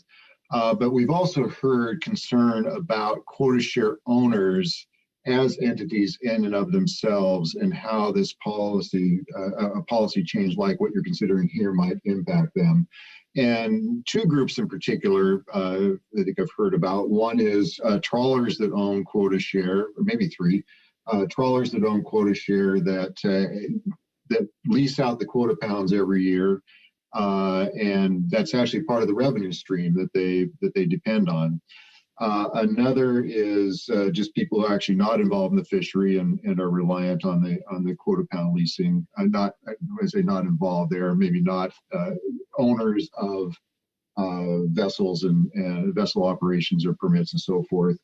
And then the third group we've heard a lot about are the gear switchers that have bought quota shares and have made those investments in order to participate as gear switchers. And the question has been asked a number of times about taking into account impacts on that group in terms of their investment. So when we look at and we're thinking about quota pound prices going up or down, that affects not only the annual revenue that those individuals receive, but also the value of their quota share asset that they purchased. If that value goes down and they decide to exit the fishery, then they will get probably get a lower return than what they paid for it originally, depending on a lot of caveats to throw in there, but I'll just leave it at that. Or if it goes up, they could get a greater return than what they originally got. Okay, thanks. Well, maybe we'll hear some more about that later on. You know, it's hard to piece together how extensive the market influence is on quota pound prices versus a strategy we might choose about a level of gear switching or how that would impact quota pound prices relative to other factors. So I'll listen to other things that are said. Thanks. Thanks, Pete. Corey Niles. Corey? Yeah, thanks, Mr. Vice Chair. And I have a few things here. Maybe I'll try to do them in at the shortest ones first. But first, a comment on the rule of three and confidentiality. Here's another example where it seems to be getting in the way of information.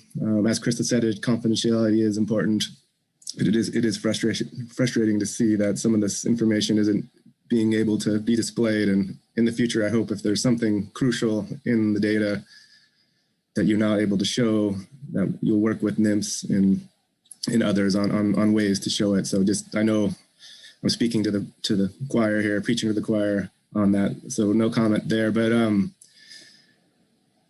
I guess one question, I guess, is and where we go from here and what's in the analysis. I think one side of the equation we need to pay attention to when we're allocating fishing privileges or thinking about it, changing them like here is the fair and equitable side of things.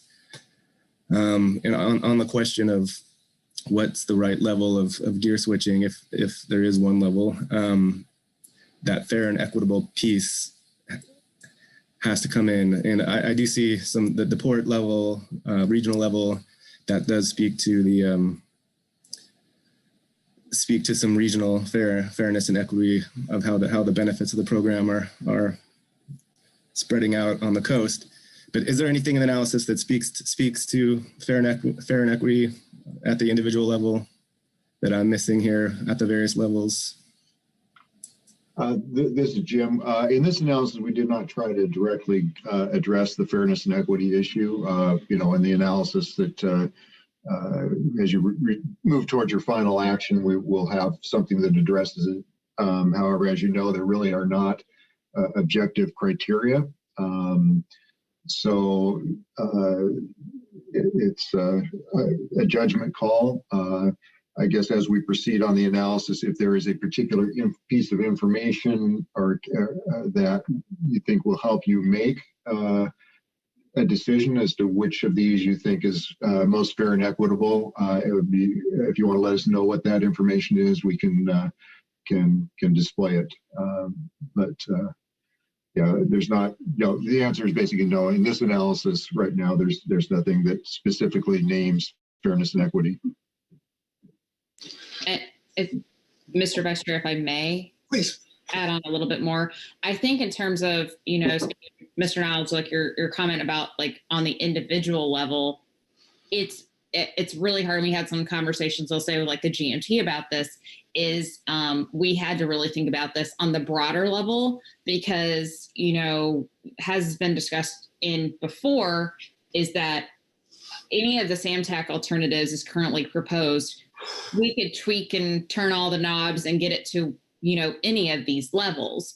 But, you know, to achieve, let's say 33% and under each of the levels, you could do that a bunch of different ways. So really evaluating, you know, impacts on the individual level and kind of evaluating what's fair and equitable, I think at that level is going to have to be that kind of iterative process as we go along, as well as we're designing, if you're designing the alternatives to meet a certain level.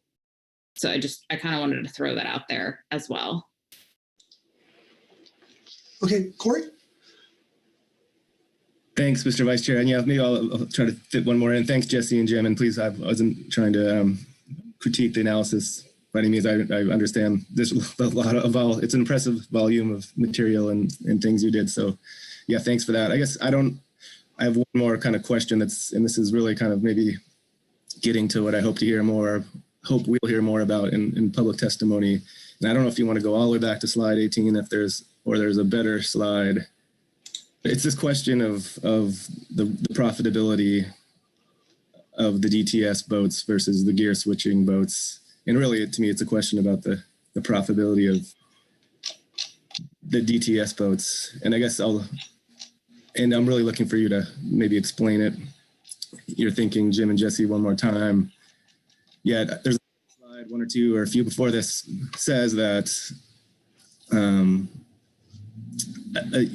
per 1,000 pounds of Sablefish, the DTS boats are earning 125% more on average than a gear switching vessel. The other slide I asked you about earlier, you know, showed that people did change their fishing, or a different set of boats that could target Dover sole with less Sablefish were the ones that were doing better in the IFQ fishery. So to me, these numbers are saying that if the markets were there, if the revenues could be paid, then the DTS boats should be willing to pay more, or it won't lease out their quota to gear switching because they can earn more for it. But then you go back to that the cost side of things. So if it's 125% more, then costs would have to be as equally offsetting to change that picture. So the cost would have to be 125% more. If maybe I'm oversimplifying that.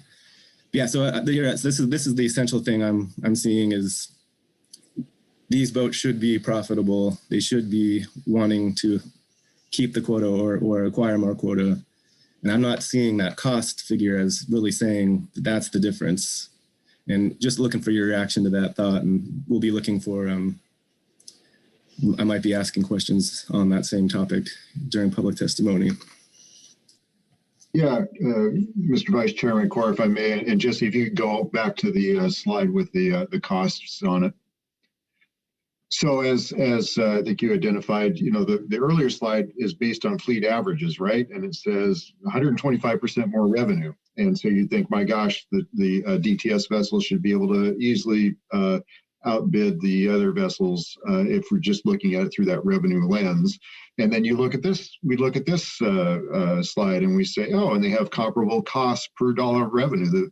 Looking at the median value, that just kind of reinforces that shouldn't the ETS guys be able to outbid the gear switching vessels for the quota pounds. But then we start looking at the distribution that shows in this slide, and that's where those two bluish arrows come in, because what those say is that there are some trawler vessels that have a much higher cost and therefore lower profit, and there's some that are outside the range of the shaded area, and there's some gear switching vessels that have a higher profit, and they are also outside the range of that shaded area. And you can see that wouldn't have to be too far outside that range to have a fairly substantial percentages of difference. And so that may be why we see it. Maybe those higher profit rate gear switching vessels that are able to pay the existing quota pound prices and make the profit. Or there could be other dynamics that are causing the constraint on the trawl side, a market constraint or something else, and that's what's creating the space for the gear switching vessels to come in. So hopefully that I think that goes to your question and comment. Okay. Marcy, you're up. Go, Marcy. Yes, thank you, Mr. Vice Chair. Thank you, Jim and Jesse, again, for sticking with us, and doing your best to answer. I'm sorry if I missed this somewhere in the analysis, but I'm looking for the 2020 total attainment of IQ Northern Sablefish, and how that compares to attainment, say in 2019 and 18. Is that information in here somewhere that I just overlooked? Mr. Vice Chair, Mrs. Uremko, no, it's not in there. There's, we're developing this over the winter. So from our last meeting, so there's just a point where we have to say we're only going from, this point to this point. So there's been no updates of 2020 data. It is something that, we could definitely provide after the break if that was of interest. I already made the note of your question you had asked about participants. So it's something we could definitely provide. But that's the reason you're not missing anything. It's not in the analysis just because, there's ultimately got to be a kind of stop date for any kind of analysis that you're working over the long term. Mr. Vice Chair, if I may, a follow-up? Please. Thank you. Thank you, Jesse. I understand. I guess the reason that I'm struggling with that response a little bit is because of the information that you've provided in the analysis on page 15, referencing some changes and trends in 2020 that suggest that other fishing strategies beyond DTS may need additional sablefish based on maybe improved performance in those sectors compared with your kind of baseline 16 through 19 period. And recognizing, that you've provided this kind of brief passage on it, and then you have listed in the analysis this bullet point on the beginning in your overview summary that there is new analysis that says data for 2020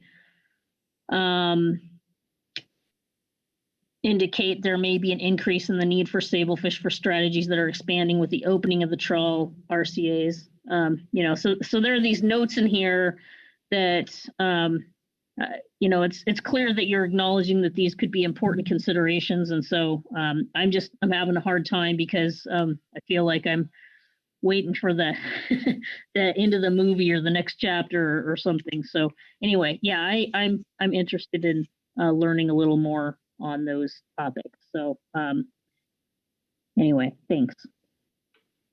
Mr. Vice. Oh, go ahead, Jess. I was going to say, Mr. Vice Chair, Mr. Remco. I definitely understand your point. I think it's definitely, I'll just say, I mean, as we all know, it's definitely challenging about 2020 in terms of overall attainment or things like that, just given the COVID-19 pandemic. It's hard to know what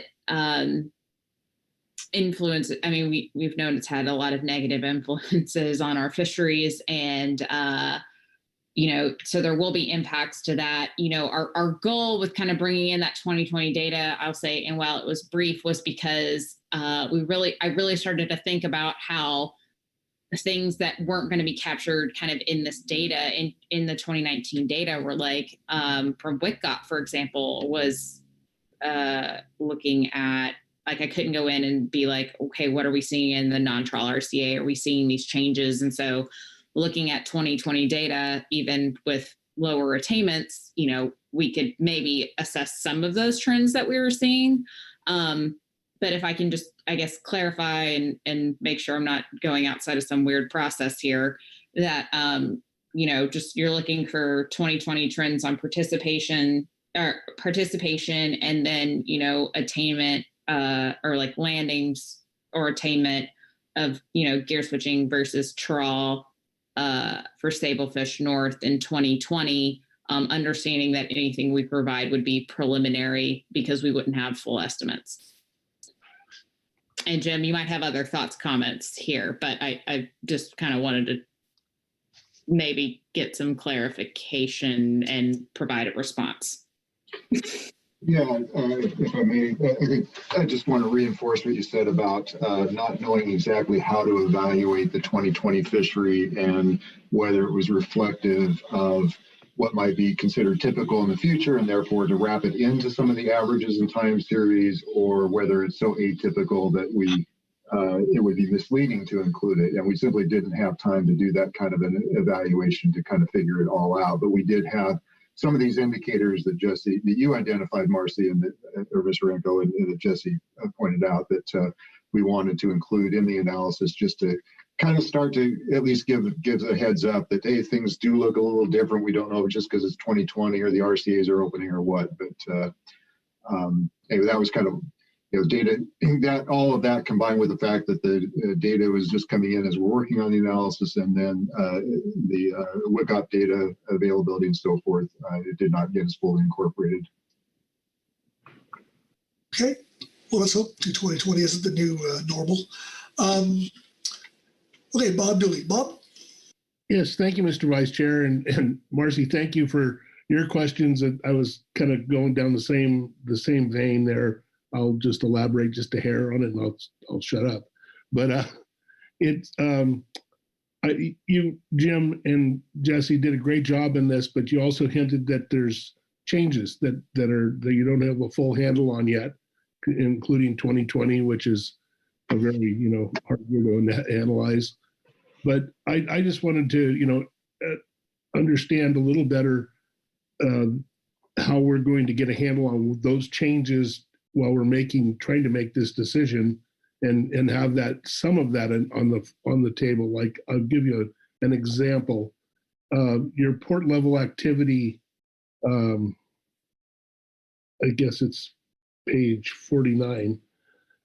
It shows that Ilwaco and Moss Landing, no non-whiting trawl landings, but I know Moss Landing now has a trawler and a processor that has just started operating in the last year, and I understand that that Ilwaco probably have a delivery of a groundfish boat in the next day or so. So things are changing. I think they're reflective of, like you mentioned, the trawl RCA being open, and the changes and the different additive parts of how much Sable is being used by other strategies. So I think that that's important information for us to make a decision, and it would be nice to have some inkling of fresher data if it's available. So thank you.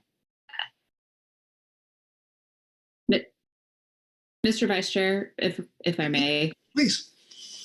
Yeah, thank you for the comment, Mr. Dooley. Yeah, I mean, I'll say, from this process has been going on for a while, and, I'm just thinking back to the GMT days, I think we always want to have better information, and we're, definitely under the situation where things are always evolving.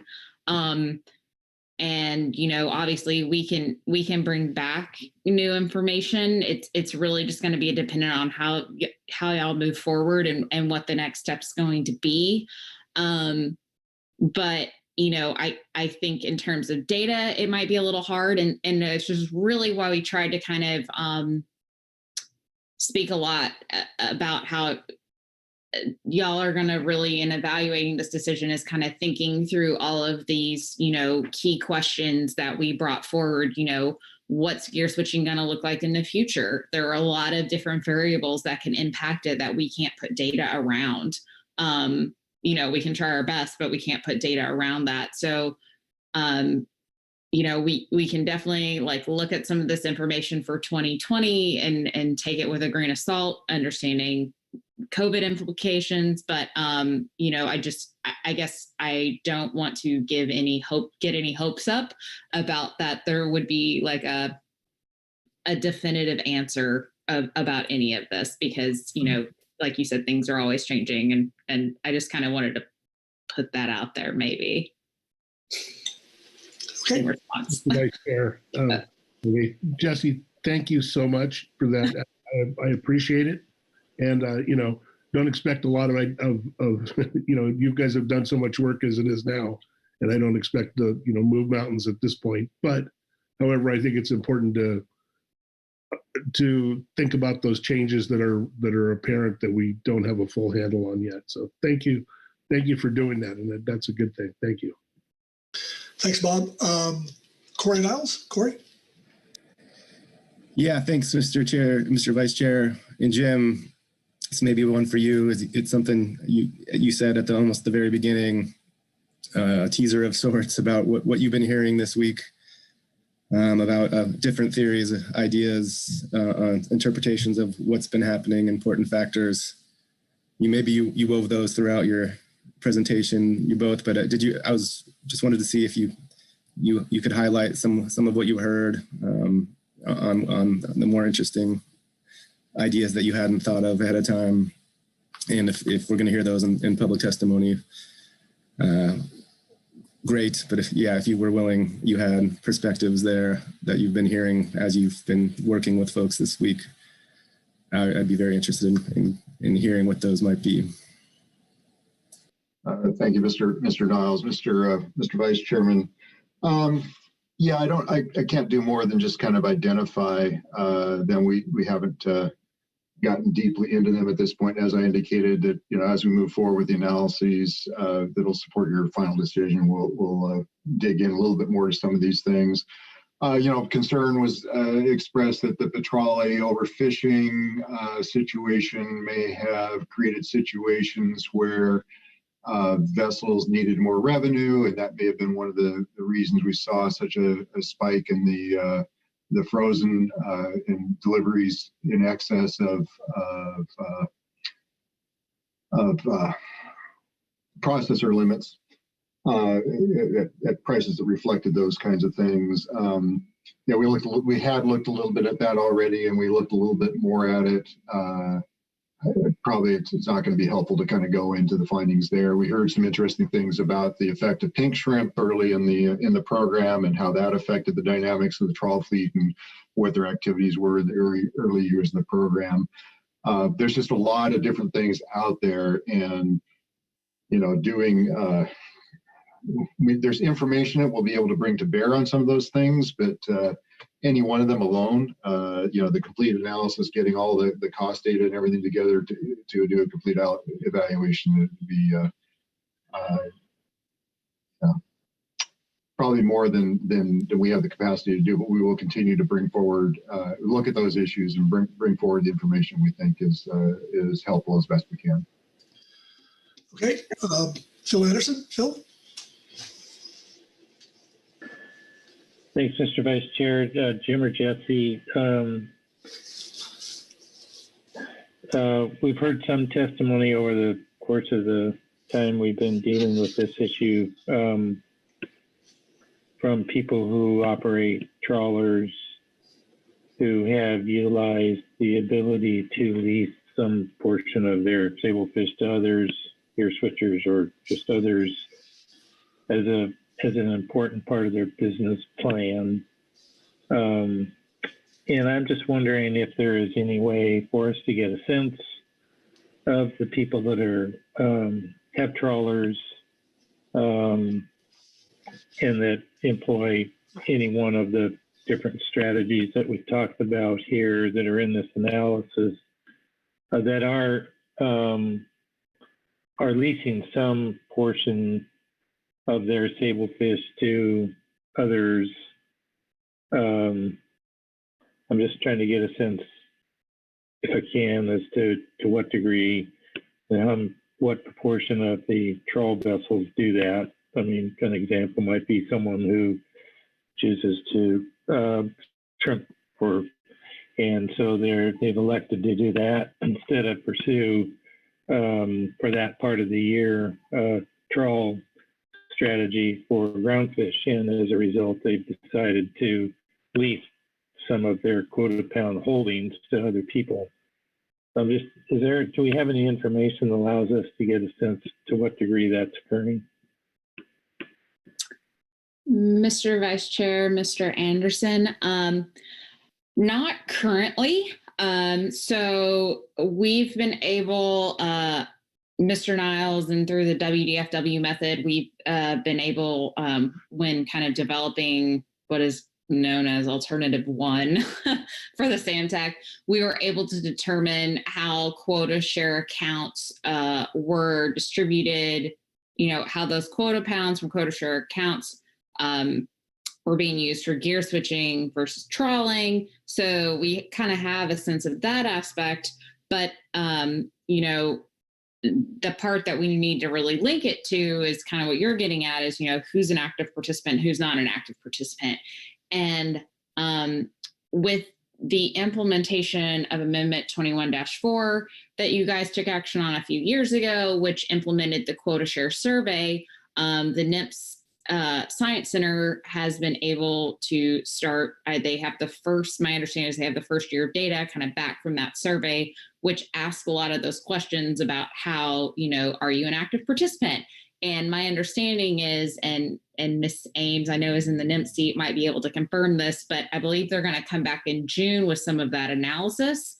So while that might not be able to provide a direct answer to your specific question, I think with the combination of the commonly known as the WDFW method and some of this information we're getting from the EDC program on the quota share surveys, I think we could get an answer to your question. I just don't think it's going to be a simple analysis to do at this point. But I guess I'll put that out there for, I don't know if Mr. Niles has any other thoughts or Ms. Ames as being from the NIMP side of things, but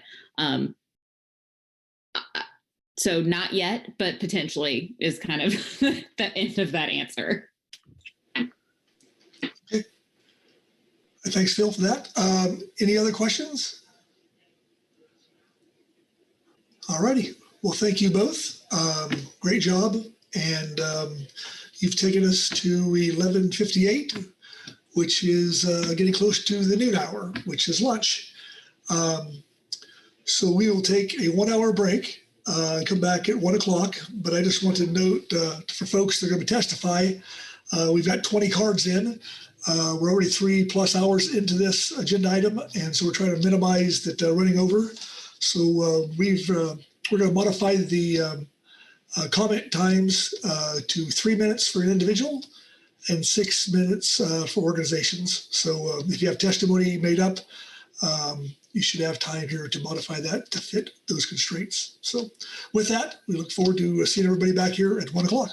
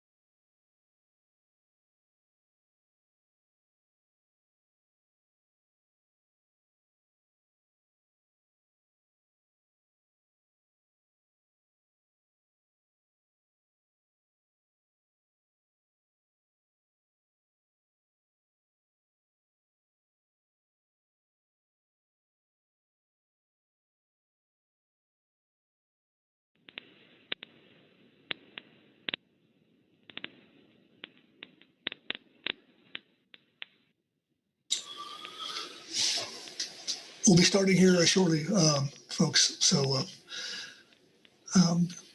better start getting to your seats.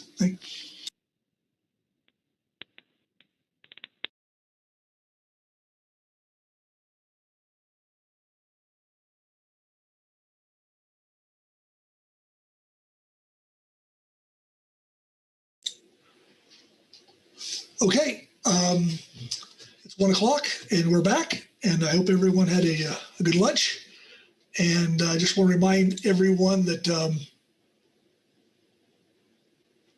the public comments have been changed from instead of 5 and 10 minutes, that we've ratcheted down to 3 and 6 to get through this agenda item.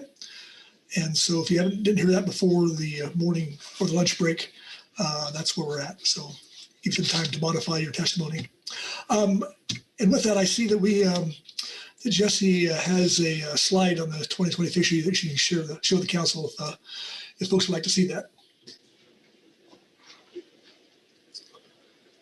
Jesse, are you there? Yes, sorry, was trying to find the right window. Okay, and I asked the question, I guess. I didn't see any hands yet, so would anybody like to see that slide? Yes, Marcy would. Thank you, Marcy. And Jesse.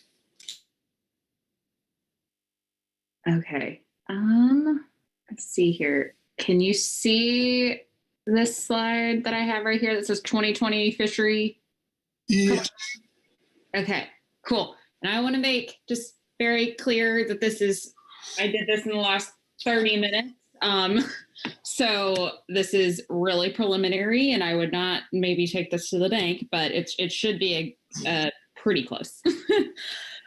Just to walk you through this. So I took a look first at overall IFQ attainment of Sablefish North in 2020 based on the NIMS vessel account portal. And in 2020, our attainment of Sablefish North was 68.4% of the allocation.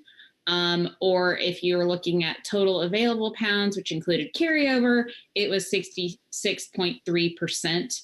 And I'll note that starting in 2021, we had no carryover. So I really wanted to focus more on the allocation aspect because that's what we used in the document as our kind of metric moving forward.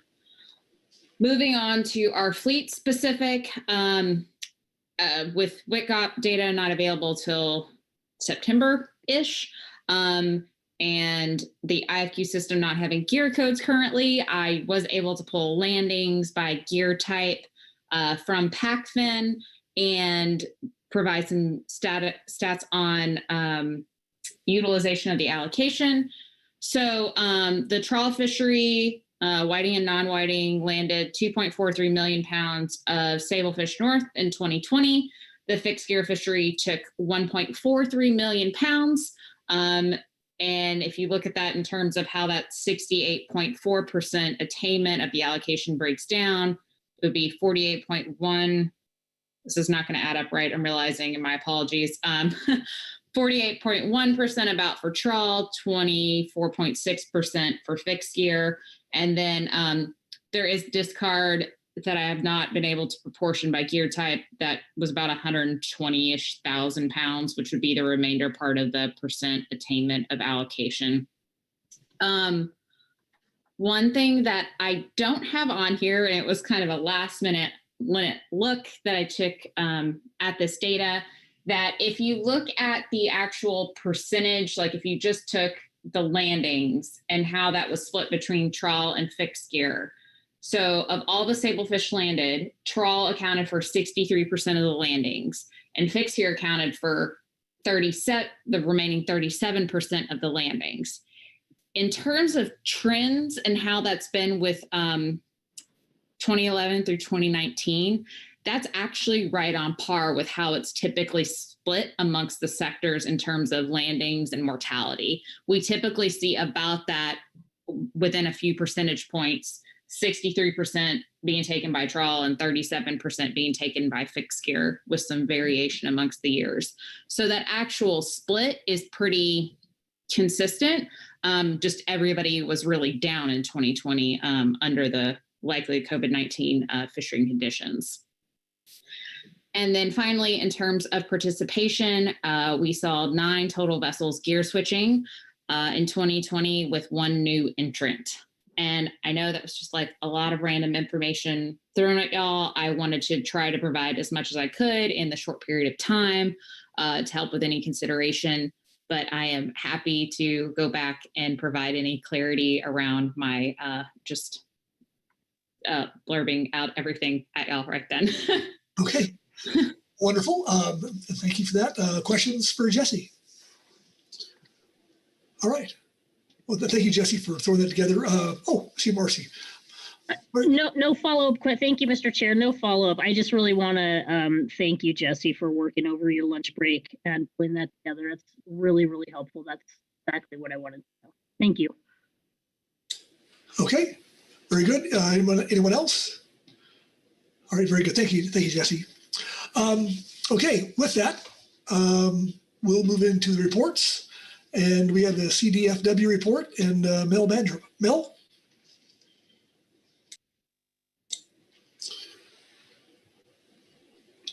Are you there, Mel?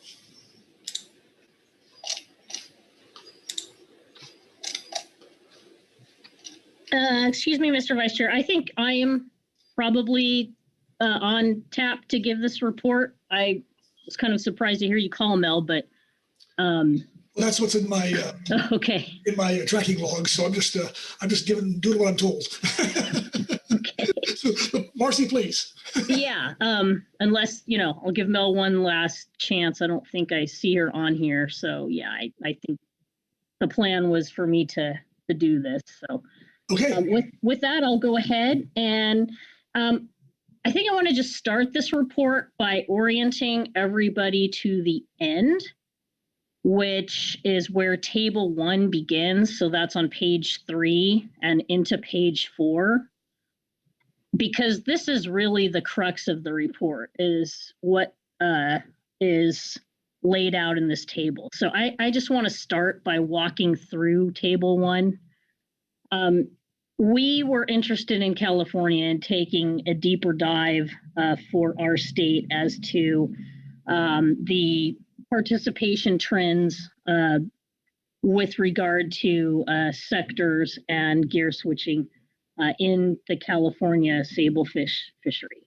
So the first part of this table, the very top, this is for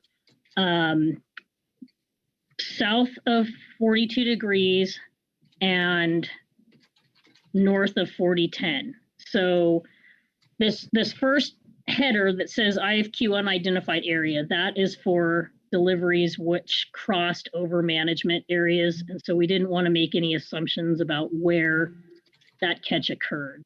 But the next big catch bin right below it, that says 42 to 4010, then you see the fishery sectors that occur in that region. So we have IFQ, north, limited entry, north, primary tier, and open access. And then went further down, you get to 4010 through 36 degrees.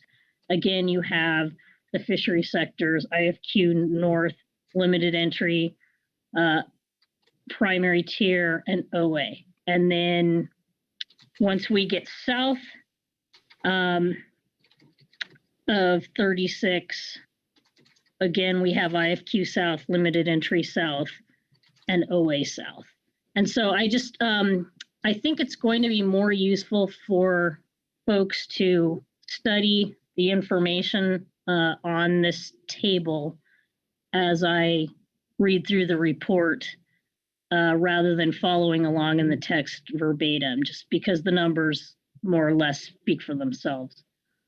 Okay, with that, CDFW provides recent sablefish catch history from all commercial sectors of the fishery that are or have been active in California in hopes that the information illuminates how a cap on gear switching could affect future fishery performance in California. The time period from 2015 through 2020 was selected due to 2015 being approximately the time when gear switching concerns were first identified. Regional sablefish catch trends by fleets. From the Oregon border to 4010. The vast majority of sablefish landings over the 2015-2020 time period have come from the IFQ sector using trawl gear. While it is unknown if these IFQ trawl landings are directed or part of a mixed target fishing strategy, they are relatively stable in volume year over year. The number of participating vessels is stable over the time period, ranging from 7 to 11 vessels. The sablefish primary tier fishery is a fairly significant contributor in this region as well, but notably there have been 0 gear switch landings the last 3 years and only de minimis amounts in years prior. Gear switching does not appear to play an influential role in any way for this area, given there have been no gear switch sablefish landings of significance over the time period, moving from 4010 to 36. The IFQ trawl fishery is overall still the most significant contributor of landings in this region over the time period. However, these landings comprise only about 30 to 40% of the total. Like the region to the north, there are consistently 7 to 11 vessels participating, though the total catch is somewhat less consistent. Meanwhile, IFQ gear switch landings made almost exclusively with pot gear also contribute significant catch to this region. Notably, in 2018 and 2020, these gear switch landings account for nearly 50% of the IFQ catch. The sablefish primary tier, limited entry fixed gear, and OA sectors all also contribute significant sablefish catch in this region, and both hook and line and pot gear is utilized by these sectors, unlike the pot dominant IFQ gear switch landings. An interesting observation regarding the open access landings in this region is that pot gear catches each year are generally 3 to 4 times greater than those made with hook and line gear, with between 34 and 85 vessels participating. Moving to south of 36. The limited entry fixed gear sector using hook and line gear dominates the sablefish catch performance in this region, with 30 or more vessels actively participating each year. As anticipated, given broad prohibitions on use of trawl gear in this region, virtually all of the IFQ landings are made by non-trawl gear. Interestingly, however, given the clear and dominant presence of the limited entry fixed gear hook and line fleet in this region, the gear of choice for IFQ gear switch instead appears to be pot gear, similar to the region to the north. Conclusions. As described above, almost all IFQ gear switch sablefish landings are made using pot gear. CDFW was somewhat surprised by this finding, given the significant number of vessels in the sablefish primary tier, limited entry fixed gear, and OA fleets throughout California who utilize hook and line gear in their fishing activities. CDFW is interested in hearing industry perspectives as to why this is, and if pot gear brings certain efficiencies that can be maximized in IFQ gear switch fishing activities compared to hook and line gear. Given the diversity of fleets and sectors successfully prosecuting sablefish in the region from 4010 to 36, CDFW is concerned about what might have happened to the IFQ gear switch landings that were made in this region in recent years had a cap on gear switch landings been imposed. Although the participating vessels are few by number, as suggested by the asterisk needed to protect confidentiality, they have contributed quite successfully to the catch portfolio, while also demonstrating no apparent impediment to the trawl activity. As noted in various documents in the West Coast Groundfish Trawl Catch Share Program 5-year review process, since 2011, there has been consolidation in IFQ fishery activities that resulted in a sharp decline in the number of participating IFQ vessels in California, regardless of gear type.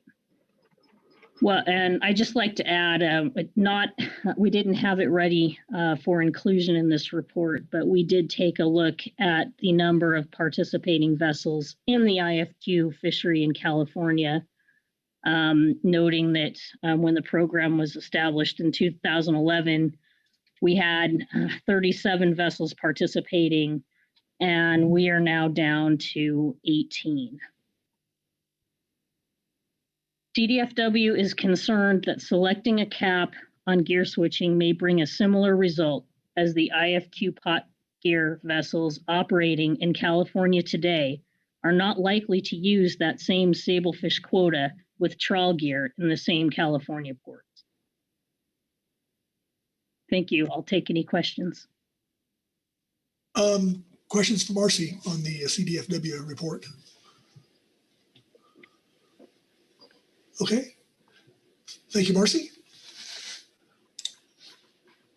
That will take us to the GMT report and Whitney Roberts. Whitney? Hey, Mr. Vice Chair. Checking that everyone can hear me. We can. Great. My name is Whitney Roberts, and I will be reading Agenda Item F4A, the revised supplemental GMT Report 1. And I want to put a note in to thank the Secretariat and Sandra Krause and anyone else involved in quickly getting a revised report into the briefing book. We really appreciate that. The Groundfish management team reviewed the materials in the briefing book, as well as public comments, and participated in a joint briefing with the Groundfish Advisory Subpanel provided by Dr. Jim Seeger and Ms. Jessie Dorpinghouse from Pacific Fishery Management Council staff, and had several lengthy discussions. The GMT is not providing a recommendation on adoption of a gear switching level, as we ultimately understand this to be a policy decision. However, the team offers the following comments on the context of Sablefish management and the analysis on gear switching levels to inform the Council's discussion. Starting in 21-22, with the ability to reevaluate every biennium, the Council reduced their level of precaution for Sablefish in response to stock assessment results, and the Sablefish north of 36 latitude annual catch limit will be apportioned an additional 4.8%. Additionally, the IFQ program's initial goals and objectives should guide the Council as it considers action to address the issue of IFQ trawl under attainment, including whether those objectives are currently being met.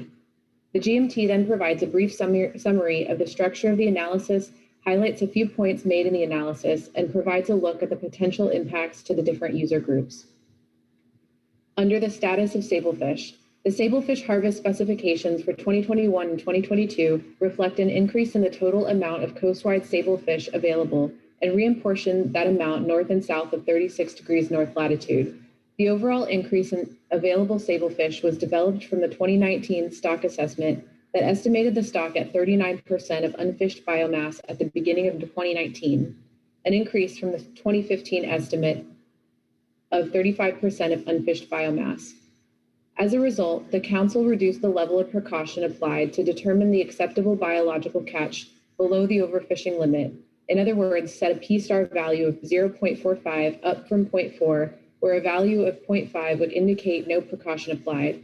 Additionally, the Council updated how the ACL is apportioned north and south of 36 degrees north latitude, which had previously been based on long-term trawl survey biomass. Beginning in 21-22, the Council recommended using a 5-year rolling average of the estimated biomass by area, which allows the allocation to more closely match the current biomass trend by area. Based on this approach, the ACL apportionment allocated 78.4% to the north and 21.6% to the south. This updated method increased the ACL allocated to the north by 4.5% for Sablefish north of 36 degrees, resulting in 6,892 metric tons in 2021 and 6,566 metric tons in 2022, as shown in Figure 1 below. The 2021 ACL for Sablefish South is 1,899 metric tons, and the 2022 ACL is 1,809 metric tons. 2 items scheduled for 2021 will influence future Sablefish ACLs and allocations. First, an update assessment is scheduled for early June 2021 and will be used to determine Sablefish OFLs and ABCs for 2023 and 24 and beyond. Second, the Council is undertaking a management strategy evaluation process for Sablefish. The introductory workshop to solicit feedback on the process is scheduled for April 27 to 28, 2021. The MSC process will determine near-term management strategies and identify and prioritize additional ideas for future research. The outcome could impact the geographical split of the Sablefish allocation or impact the harvest specification and/or allocations in other ways. The Council should consider how gear switching may interact with these larger potential changes, and when determining a policy on gear switching, recognize and account for the wide range of possible future scenarios over the long period of time that this policy would likely be in place. Under this agenda item, the Council will discuss the degree to which gear switching should be limited in order to potentially increase attainment of certain stocks by the non-whiting trawl sector. To contextualize this decision within the larger framework of the IFQ program, the GMT reminds the Council of the initial goal and objectives of the Catch Share Program Amendment 20, which are shown below. The GMT encourages the Council to keep the program's initial goal and objectives in mind when considering an action to address this issue's purpose and need. And I won't go through them, but you can see the goal and the objectives listed below 1 through 8 of the Catch Share Program. Comments on the analysis of gear switching levels. The GMT reviewed and discussed the analytical document in the briefing book and provides a brief summary of the analysis structure before offering comments on components within. The analysis focused on the following proposed gear switching hypothetical scenarios. Gear switching is constraining the trawl fleet and is reduced to 0. Gear switching is constraining and is reduced or remains at recent levels, in other words, 12, 20, and 33% as the recent levels. Gear switching is constraining and is expanded to 40 or 52%, and gear switching is not constraining to the trawl fleet, but increases or is decreased to one of the previously mentioned levels. Impacts were assessed in the short and long term for a variety of different user groups, the gear switchers, trawl fleet, quota share owners, first receivers, and communities. In addition to looking at potential impacts to the non-whiting trawl fleet and gear switchers in 2019 under the various gear switching limits, comparisons were also made between actual landings and the gear switching limit under the cap for each allocation level for the Dover Sole Thorny Head Sablefish strategy based on a reference year, low ACL of 2013, medium ACL of 2019, and high ACL of 2021. The analysis documented a number of necessary assumptions and unknowns. Specifically for the purposes of the analysis, gear switching limits were analyzed with the assumption that each limit is fully utilized by gear switching vessels. As stated in section 4 on page 46, it is likely that in reality, quote, mechanisms used to establish the limit could result in lower levels of gear switching than modeled, end quote, and therefore greater gear switching reductions and impacts than predicted. At the same time, depending on the management system set up to manage for the maximum gear switching levels, there could be overages of those maximums. The underlying unknown of whether gear switching has a direct, indirect, or no effect on trawl attainment is underscored in the analysis. It also assumes that if the amount of gear switched sablefish quota pounds were instead used by trawlers, the markets could absorb the product and the ex-vessel value projections assume prices would not be impacted. The analysis looks at scenarios in which assumptions are made about whether gear switching is or is not constraining trawl attainment. Notably, several risks are associated with the assumption that gear switching is constraining and trawlers do not alter the portion of sablefish caught. If this assumption is wrong and gear switching is still reduced or eliminated, sablefish quota pounds could go unused and a substantial decline in quota pound prices might occur, in addition to a maximum of $3.8 million in 2019 dollars in revenue losses by the gear switching vessels. Based on the decreasing proportion of sablefish in the species mix since 2007, as trawlers likely sought to conserve sablefish to catch more Dover sole, there might be a reasonable possibility that trawlers could modify their tactics to increase the proportion of sablefish in their catch. The analysis states that the limited entry fixed gear fishery and the Dungeness crab fishery appear to have the highest rate of crossover into the IFQ fixed gear fishery. On page 41, the document states that, quote, thus the overall profit for limited entry fixed gear primary trips could provide more incentive to prioritize those trips compared to gear switch trips. However, the potential harvest opportunities in the IFQ sector in 2021 compared to the maximum in the limited entry fixed gear fishery could outweigh those costs. The GMT notes that the 2021 IFQ annual vessel limit has increased by 20% from that of 2020 of 261,592 pounds, while the total amount of 3 primary tier 1 stacked permits increased by 21% from the 2020 value, which is 145,929 pounds. Regardless, the analysis points out that nearly all fixed gear vessels which cross over to the IFQ program from the limited entry fixed gear tier program are maxed out in terms of opportunity to stack permits in the limited entry fixed gear sector. In terms of the gear switching fleet, from 2016 to 2019, there have been an average of 2 new entrants, but the vessels and permits in the same time period have stabilized at 15 to 16, which may suggest that the fleet and our markets are operating close to capacity. On page 56, when discussing the scenario where gear switching is displacing trawl and is eliminated, Document states, quote, if all the gear switch quota pounds in 2019 were instead used for DTS under the average catch ratio for Dover sole to sablefish for all bottom trawl trips with sablefish present in 2019, it would result in an additional 7.96 million pounds of Dover sole, leaving roughly 80% still unutilized. Sablefish allocations are increasing in 2021, yet it would still require 3.7 times the Sablefish North trawl allocation, which is roughly 25.5 million pounds, to harvest the 2021 allocation of Dover sole using the 2019 average catch ratio of Dover sole to sablefish, end quote.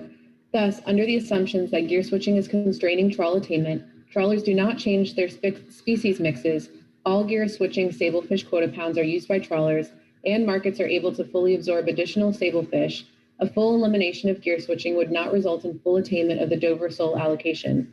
Full elimination of gear switching theoretically would result in an estimated increase in total non-whiting trawl attainment of all stocks of 7.4% in 2019, which would equate to $8.9 million in revenue under the assumptions previously mentioned. Although this action may serve to redistribute sablefish quota pounds among user groups, it is unclear whether or not a reduction or elimination of gear switching would help to meet the catch share program goal of providing full utilization of the non-whiting trawl sector allocations.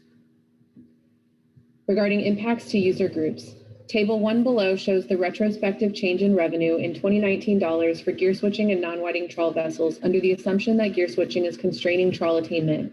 The GMT calculated the absolute differential in addition to the net change between the anticipated gains and losses across the two user groups. Larger absolute differentials represent a greater magnitude of difference between gains of one group and losses of the other. Unsurprisingly, the recent level of 33% of gear switching is estimated to have the lowest absolute differential and therefore the lowest expected difference in loss and gain between the two groups compared to the current state of the fishery. For both the short term and the long term, the Council should weigh the potential impacts to various user groups, as well as how any additional opportunity may impact coastal communities and seafood consumers. The absolute differential above is calculated at the fleet level and does not describe individual vessel impacts, which may vary significantly depending on the frequency and volume that a vessel engages in gear switching. The calculation also does not describe individual port level impacts or the geographic distribution of gains and losses. Section 4.1.5 of the Attachment 1 analytical document discusses the variability of impacts by geographic region and port, and in all but one of the ports in which gear switching landings are made, trawl landings are also made. Therefore, the proportion of trawl and gear switching landings at the port level will inform how the fishery level changes relate to and even balance in that port.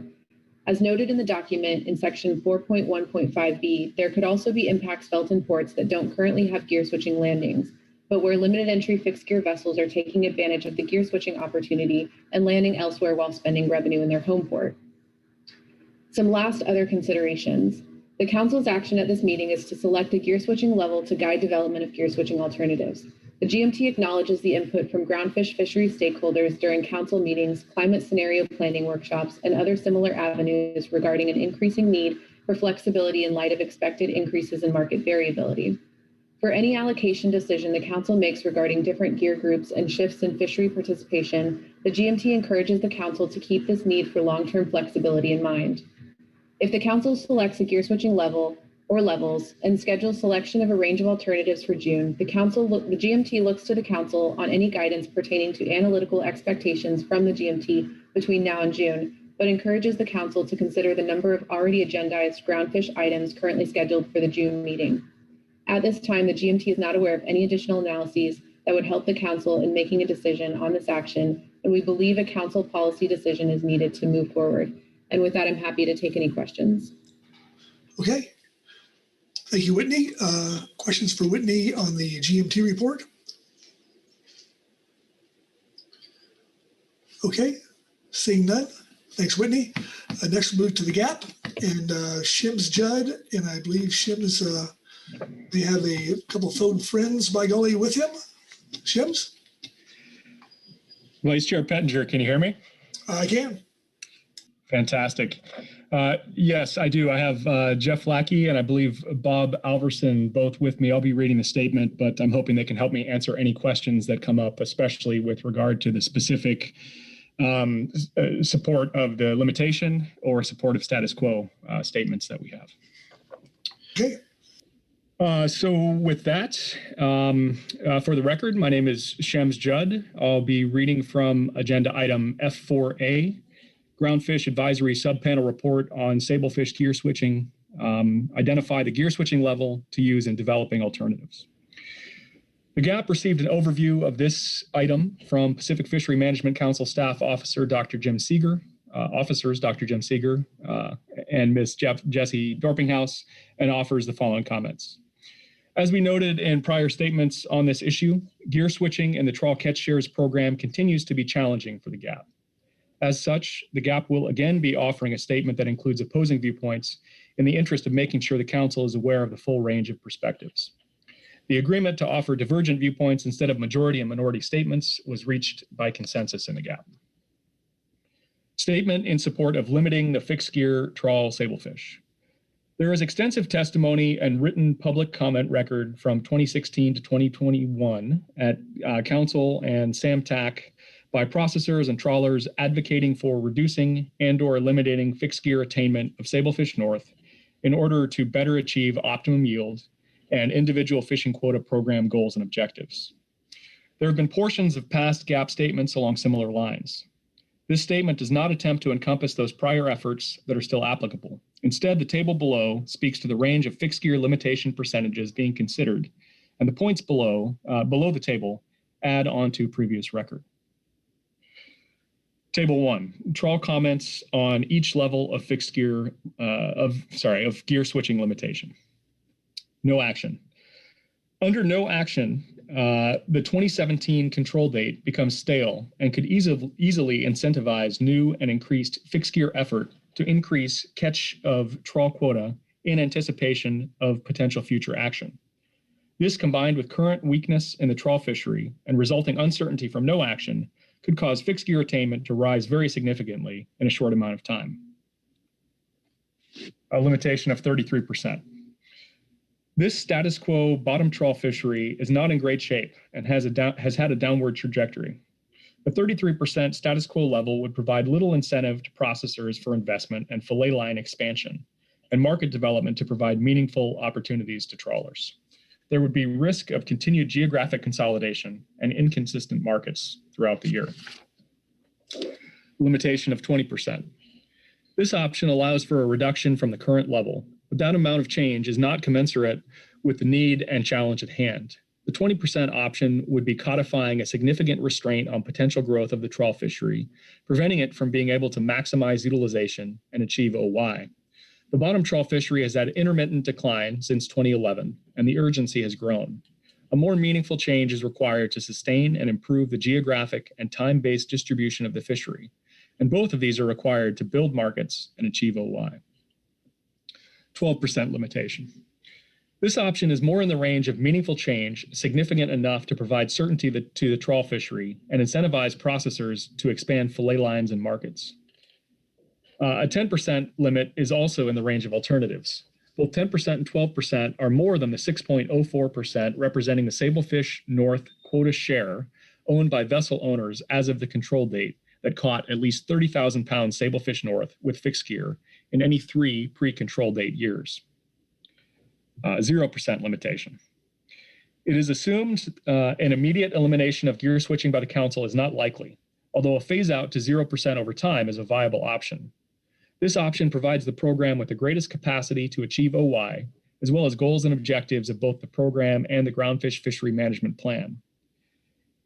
It would also be the option that best provides for a geographically distributed, communities-based fishery for future generations, providing employment and seafood to the consumer. Recommendation: 10% maximum limit with an eventual phase out of gear switching for the reasons stated above. And then there's some further rationale here. 1, importance of sablefish. It is difficult to overstate the importance of sablefish to bottom trawl. It is crucial logistically for utilization increases, crucial economically for viability of vessels and processors, and crucial strategically for market reliability. So much so that it determines the overall capacity of the fishery. That is why the level of gear switching has indirect correlation with the capacity of the bottom trawl fishery. And the fishery capacity directly impacts the geographic range and number of plants that can be supported, which in turn dictates geographic distribution and amount of trawl vessel opportunity. 2, groundfish processors. Council testimony as well as written public comment for this meeting made clear where processors of the vast majority of bottom trawl fish stand on this issue. For investments in market development to take place, processors need to know the sablefish trawl allocation is dedicated to trawl and will be available for increasing attainment of non-sablefish species. Fishery capacity and opportunity for trawlers will flow from this, particularly for trawlers that look to be a part of the sablefish-dependent trawl strategies and utilization increases. 3, infrastructure. Perhaps the most important sentence of the analysis under this agenda item is the first paragraph on page 84.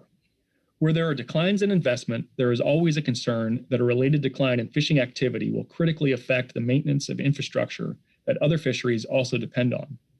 Groundfish helps sustain year-round employment and balances seasonal fisheries. Trawling helps sustain shoreside services. Many West Coast ports have a history of diminished infrastructure where trawling dissipates. 4, potential gains. Table 30 on page 81 of the analysis details potential gains of 18.9 million pounds of additional landings and $12.7 million additional revenue in absence of gear switching. Perhaps more important than those numbers is that they would represent jobs, seafood to the consumer, and likely sustain infrastructure and processing in multiple West Coast ports. Therefore, potential long-term benefits that could be achieved by phasing out gear switching are larger than reflected in the analysis. 5, lease rates and quota share values. Maximizing lease rates is not a program goal or objective and should not be a primary concern for action. Even so, less fixed gear attainment over the long term could allow a healthier groundfish fishery that would support higher quota share values, more quantities of fish leased, and higher lease prices for IFQ species in a portfolio. Recent lease downward trends could support this theory. It is speculation, however, in either direction. 6, trawl allocation and utilization. Trawl allocation should stay in the trawl sector on trawl vessels to increase trawl utilization of trawl-dominant species to achieve OY and meet trawl program goals and objectives. Fixed gear has their own sectors and allocations that can be used however they wish. Even if gear switching were to be phased out, over half the sablefish landed on the West Coast would still likely be with fixed gear. 7, past and future generations. Groundfish processor and trawl vessel operations represent generations of family businesses that have invested tens and tens of millions of dollars in the trawl fishery. Trawl allocated sablefish is a key component in establishing fishery capacity, unlocking investments, and sustaining and rebuilding a diminished trawl fishery so that hopefully future generations in all 3 coastal states can reap the benefits. And now turning to the statement in support of no action, the no action level of gear switching. Members of the GAP using fixed gear in the trawl IQ fishery have the following comments to offer to the council. It's our understanding that the council at this meeting will decide to take no action regarding the levels of gear switching in the trawl IFQ fishery, or may limit by percentage the total of gear switching that will be allowed in the future. Our primary position is that the council need take no action at this time. Essentially, what has happened over the past 5 years is that members of the trawl industry, in advocating to eliminate gear switching, have been asking the council to allocate to them, by regulation, that which they have been unwilling to purchase. Statements made by members of the trawl industry that they can't afford sablefish quota is belied by the fact, as shown in the analysis at F4 attachment 1, is that revenue to trawlers per thousand pounds, even in the DTS fishery, averages significantly greater income than that generated by trawl permitted vessels using fixed gear. They can better afford to buy or lease quota than fixed gear trawl quota holders. One of the concerns expressed by those favoring restrictions on gear switching has been the cost of leasing sablefish. The assertion was that fixed gear operations receive more money for the sablefish and could afford higher lease fees. The lease rate for sablefish last year was 25 to 40 cents per pound, down over $1 a pound from its high of several years ago. The lease rates from Jefferson State Trading for March 2021 show asking prices of 40 cents per pound, with few, if any, takers. The question then arises, how does the council justify a restriction on gear switching when plainly gear switching is not among obstacles to achieving the goals and objectives to catch share plan, to underattainment of non-sablefish trawl allocations and unharvested sablefish quota pounds south of 36 north latitude? In fact, the trawl sablefish quota itself is not being attained. The analysis also clearly indicates that trawlers have demonstrated the ability to use less sablefish to harvest oversole. This refutes the assertions by members of the trawl industry that we need more sablefish to harvest Dover sole. Given that the current analysis shows that trawl fishermen generate income greater than that of vessels using fixed gear in the trawl fishery, and that fishing strategies have been modified to be able to land more Dover sole, some of the assertions made repeatedly by the trawl industry that fixed gear is impeding trawl attainment should not be the basis for council action. The question remains whether use of fixed gear in the trawl fishery is constraining attainment of other species. We would first remind the council that despite the extensive and lengthy deliberations of the SAMTAC, it was unable to make any finding that gear switching was constraining trawl attainment. In fact, the final report of the SAMTAC stated, the committee notes that it will need to take the analytical results into account in determining whether the alternatives limiting gear switching are expected to improve attainment of the trawl allocations as compared to no action. Rather than examining the proposed alternatives to limit gear switching and whether those alternatives would improve trawl attainment, the council chose to look at a range of percentages of landings by trawl permitted vessels using fixed gear and determine whether imposing a limit on those landings would improve the attainment of species by trawl permitted vessels using nets. That brings us to the current analysis as set forth in this meeting at F4B Attachment 1. We applaud and thank council staff and analysts for the extensive work. But what is clear to us is that the analysis cannot say with any certainty that gear switching is limiting or constraining trawl attainment. In fact, in the document at page 45, Impacts of Gear Switching, the analysts state, if gear switching is inhibiting trawl attainment, a reduction in gear switching may increase trawl attainment in the short or long term, depending on the mechanism by which the inhibition occurs. It is possible that gear switching is affecting trawl attainment through both direct or indirect mechanisms, or that it is not affecting trawl attainment. In either case, the impacts of a reduction in gear switching would have an immediate effect on gear switching vessels. To be frank, it astounds us that the council would consider advancing a proposal to limit fishing by one group of lawfully participating trawl permit holders that would give advantage to another type without a robust finding in the analysis that the proposed action would achieve the goal of higher trawl species attainment. If the council chooses to restrict gear switching, the council owes the public the economic data that demonstrates more unattained trawl species will be delivered. There is no analysis to show that this will occur. The underattainment of many trawl species is because each species has its own market niche, and there is insufficient demand to raise the prices per pound on the unattained species. The analysis does not demonstrate how restricting gear switching stimulates demand for any of the unattained species. We would also highlight to the council that the analysis does not address the effect of limiting gear switching at any level. The effect of limiting gear switching at any level would have on the investments made by trawl permitted participants who use fixed gear and have bought trawl quota. For example, although the price of quota has gone down some, before the recent decline in prices, quota sold for between $14 and $17 per pound. In a nutshell, it cost about $450,000 to purchase a minuscule percentage of quota that equaled about 30,000 pounds. Participating in the trawl fishery and owning quota is a massive investment for a small family business. What was also not addressed in the report is the economic value to the industry of the quota that is leased by trawl quota holders to trawl permitted fishermen using fixed gear, or the value of quota that is leased by fixed gear quota holders to those who participate in the whiting, bottom trawl, and midwater trawl fisheries. There is both economic and community value to these transactions, and the cost of restricting gear switching and the effects on those transactions is absent from the report. Finally, we point to the fact that the availability of sablefish has significantly increased while the catch has not.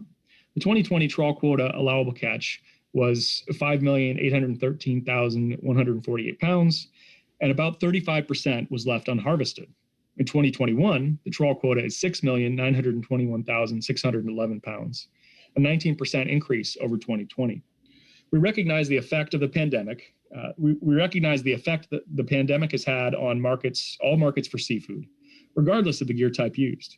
We question whether in a time of depressed prices and demand, whether it is appropriate for the council to take an action that will have a negative effect on one sector of trawl IQ holders.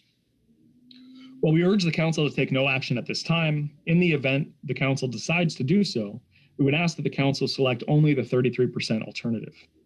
Analysts report that 33% is about the average poundage landed by gear switching vessels in the period 2015 to 2019. There has been some increase in 2020 to about 35%, and if the council chose, it could instead use the percentage from the most recent year. In either event, it is important that current gear switching participants and their level of participation be considered.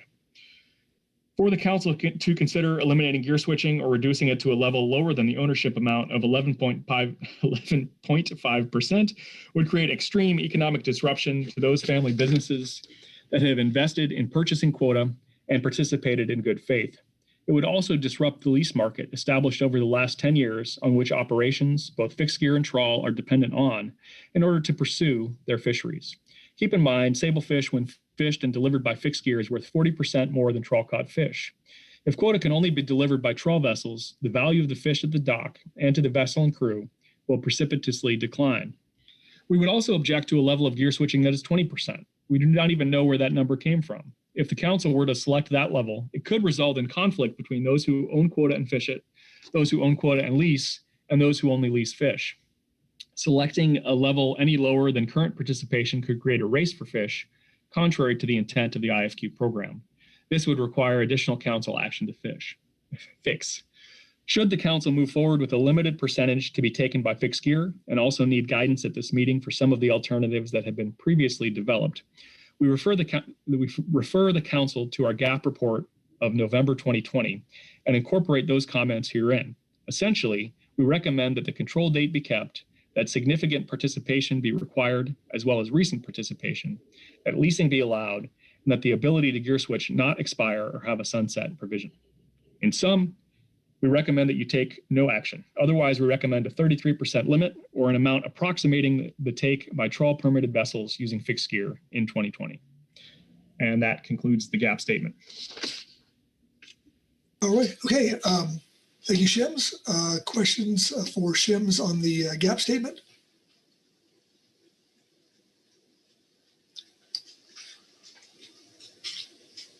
Okay. Very thorough, so no hands. Thank you, guys. Thank you. All right.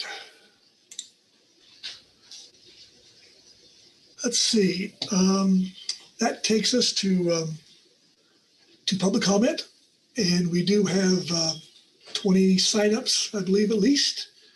And so with that, we're going to start out here. And just want to remind folks, it's 3 minutes for individuals and 6 minutes for organizations. And so with that, we're going to start off with Michelle Robinson. Michelle.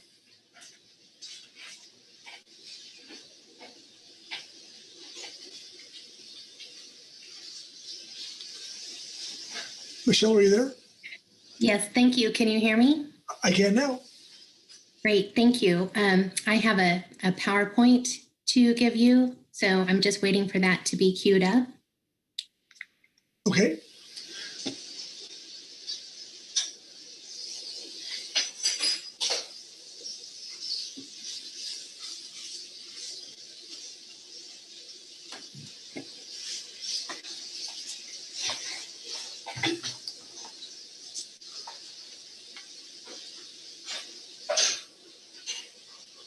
Great. Thank you, Mr. Vice Chair and council members. I am Michelle Robinson with Ocean Beat Consulting, and I am representing Dana F. Bessaker Company and Ocean Ballad Incorporated. Next slide, please.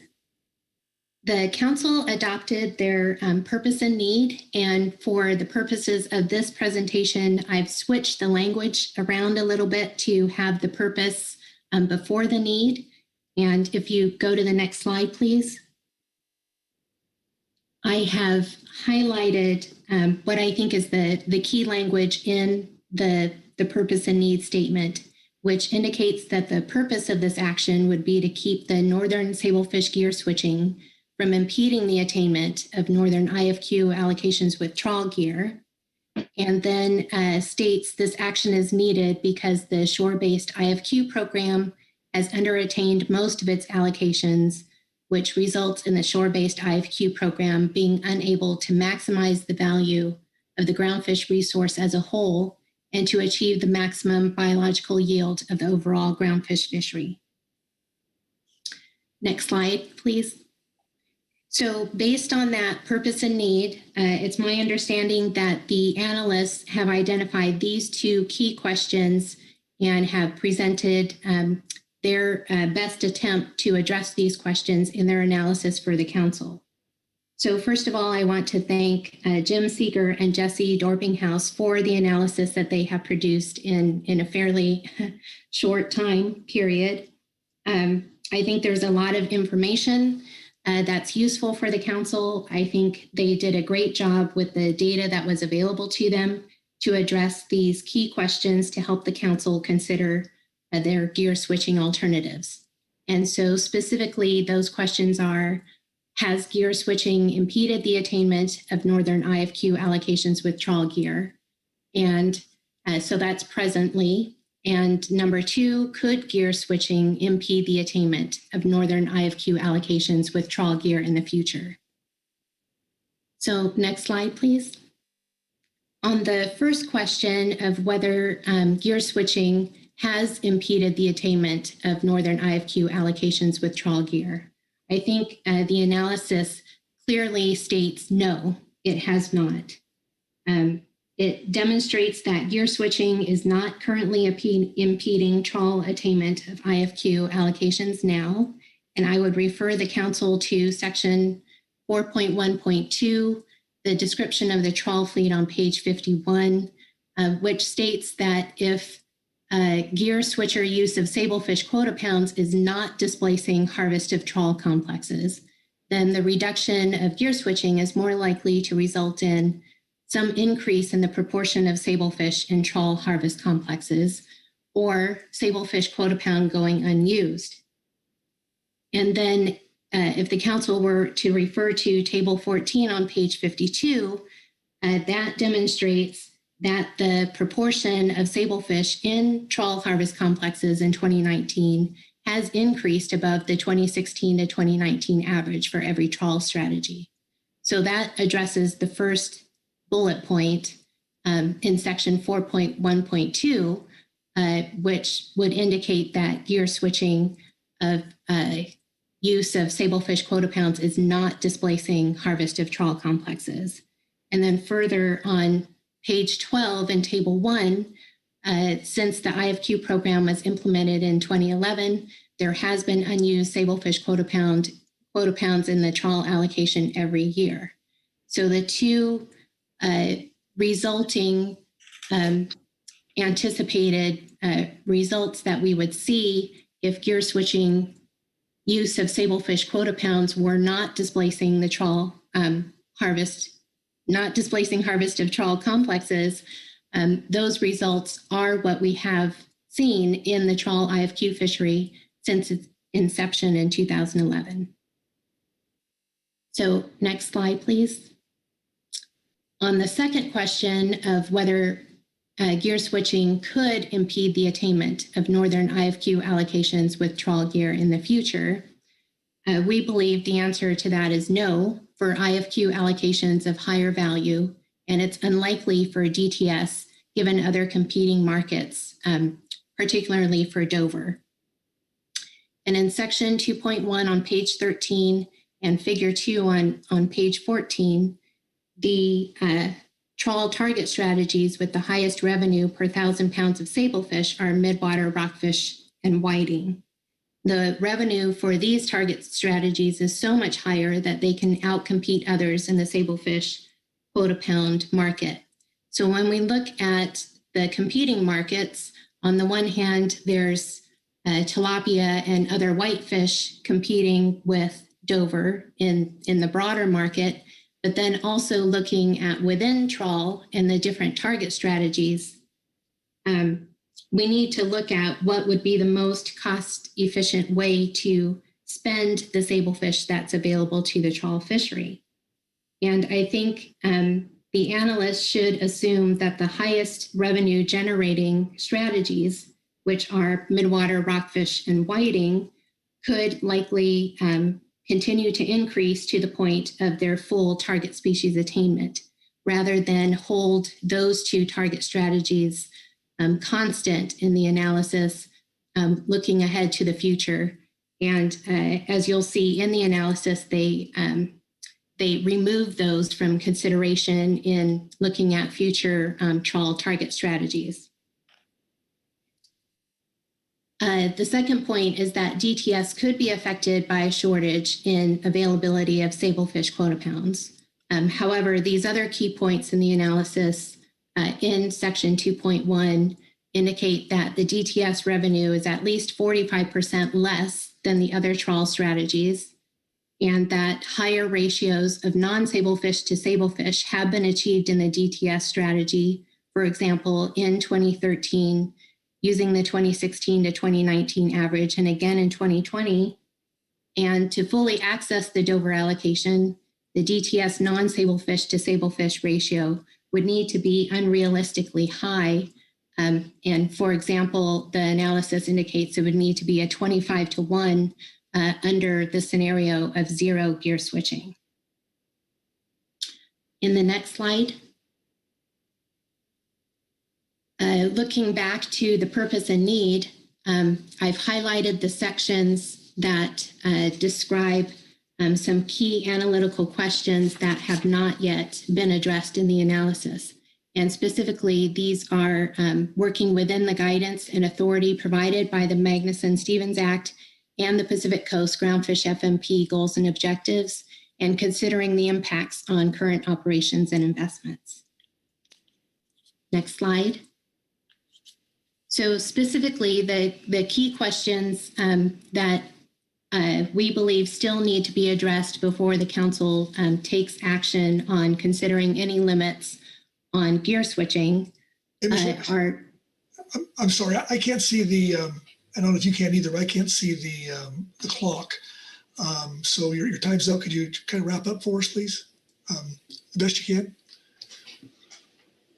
can. Yeah, sure. Okay, thank you. So these are the key questions that we believe still need to be addressed in the analysis. And number one is how those limit options fit within the SAMTAC alternatives.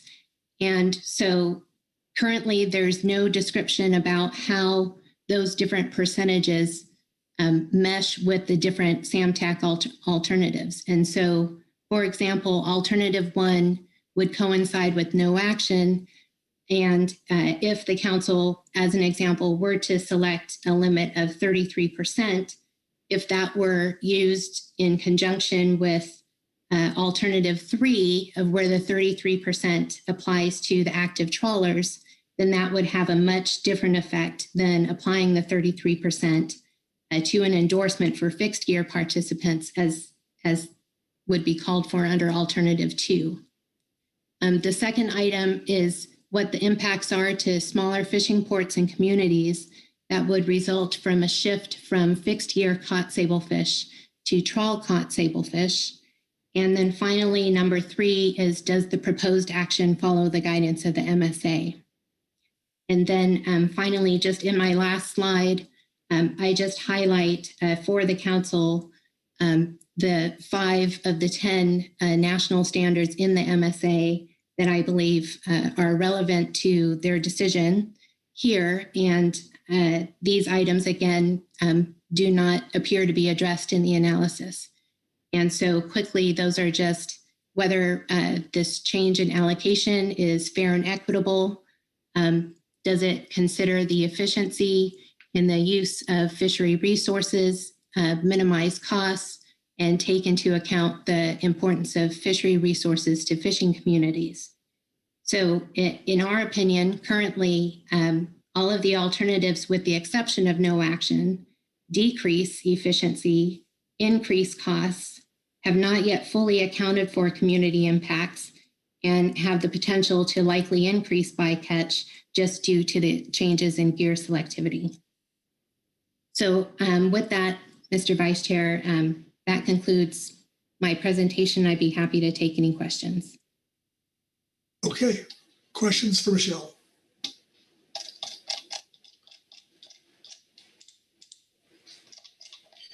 Okay, seeing none, thank you, Michelle. Next up, we have Mike Rutherford and John Gonzalez. And I should mention we kind of ran over there because I couldn't see the clock. So when it comes to presentations where I can't see the clock, I'll start the counter here on my own, so we keep on schedule. So anyway, Mike Rutherford. Mike?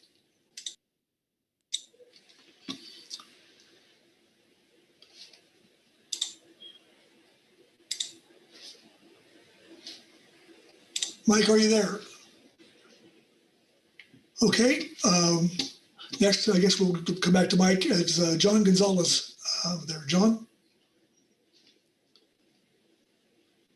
You're muted. There you go. Hey there, Mr. Vice Chair. Can you hear me? I can. Okay, thank you. I'm just waiting for my PowerPoint to appear on the screen. Okay.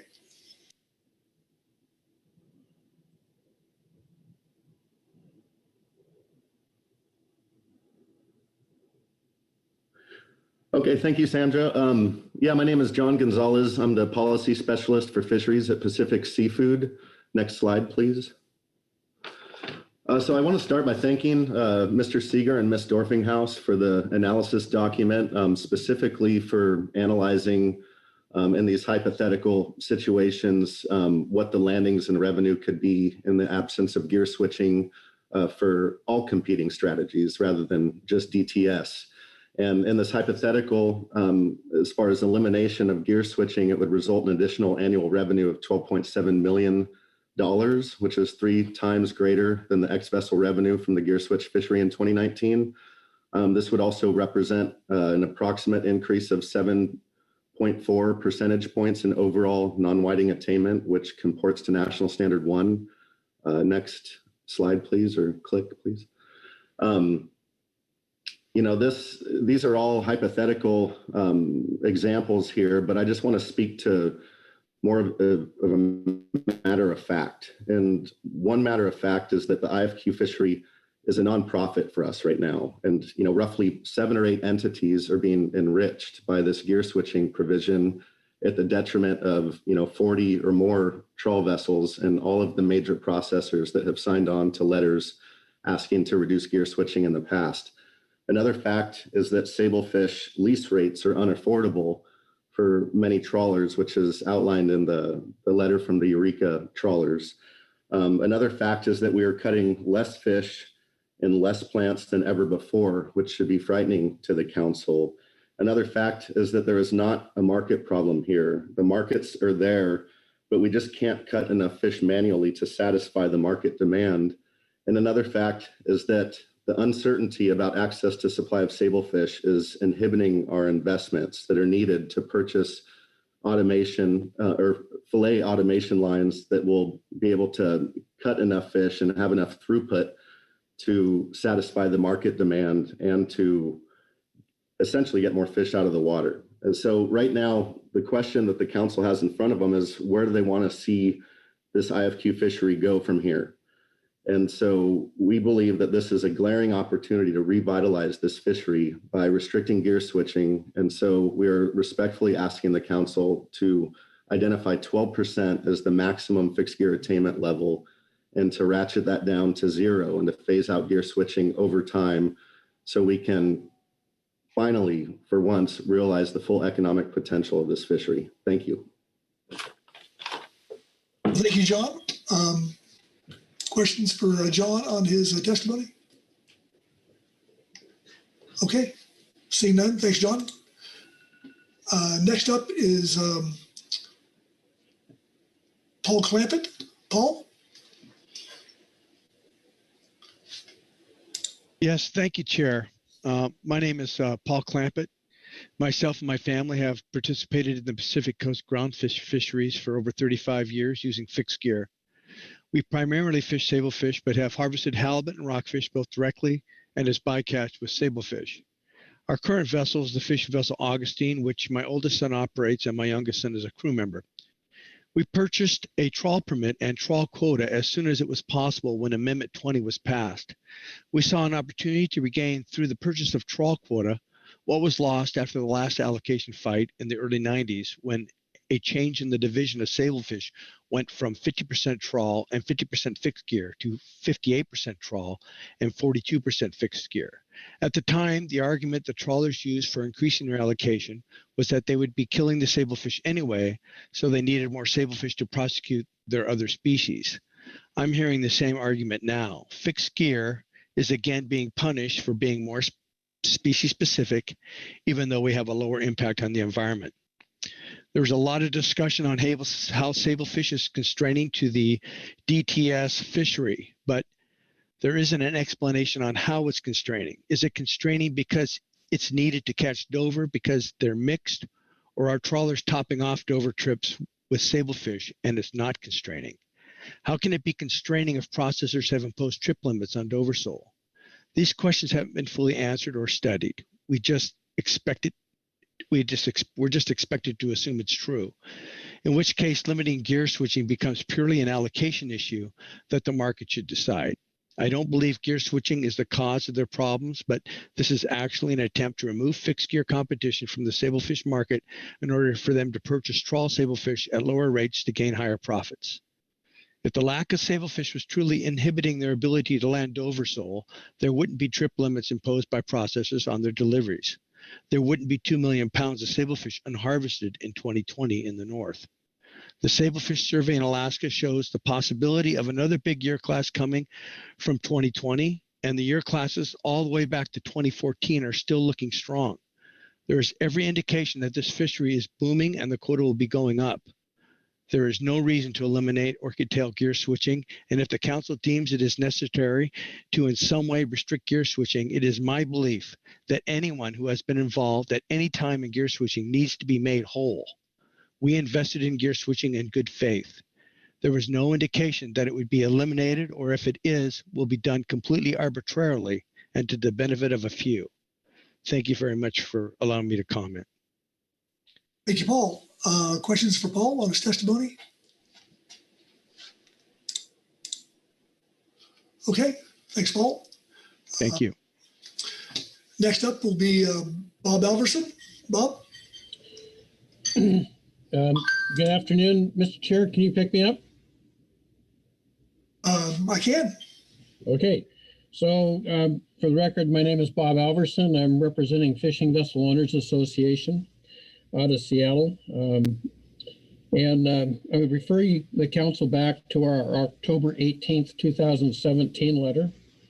In that, we quoted from the Amendment 80 EIS that was voted on to establish the trawl IFQ program. And on page 37, it says recipients are free to use quota share with any groundfish gear, including trawl, longline, and fish pots, switching permanently from trawl to some other gear. And additionally, on page 50, the council action regarding gear switching takes into account the opportunity to reduce bycatch and other possible adverse environmental impacts.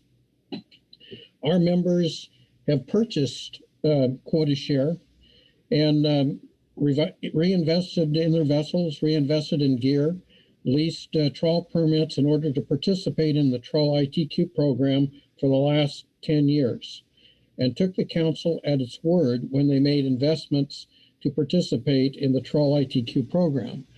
To give you an idea of the cost for, say, buying into 30,000 pounds of trawl black cod, about 10 years ago, they were paying $10 to $12 to $15 a pound.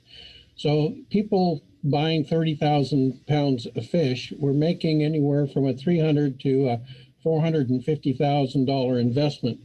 These are not insignificant family investments. One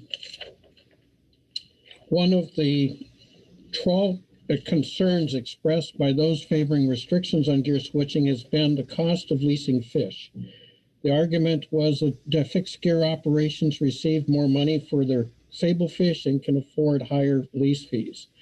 The lease rates for sablefish the past year were 25 to 40 cents per pound if you could find fish to lease. The lease or find someone to catch it.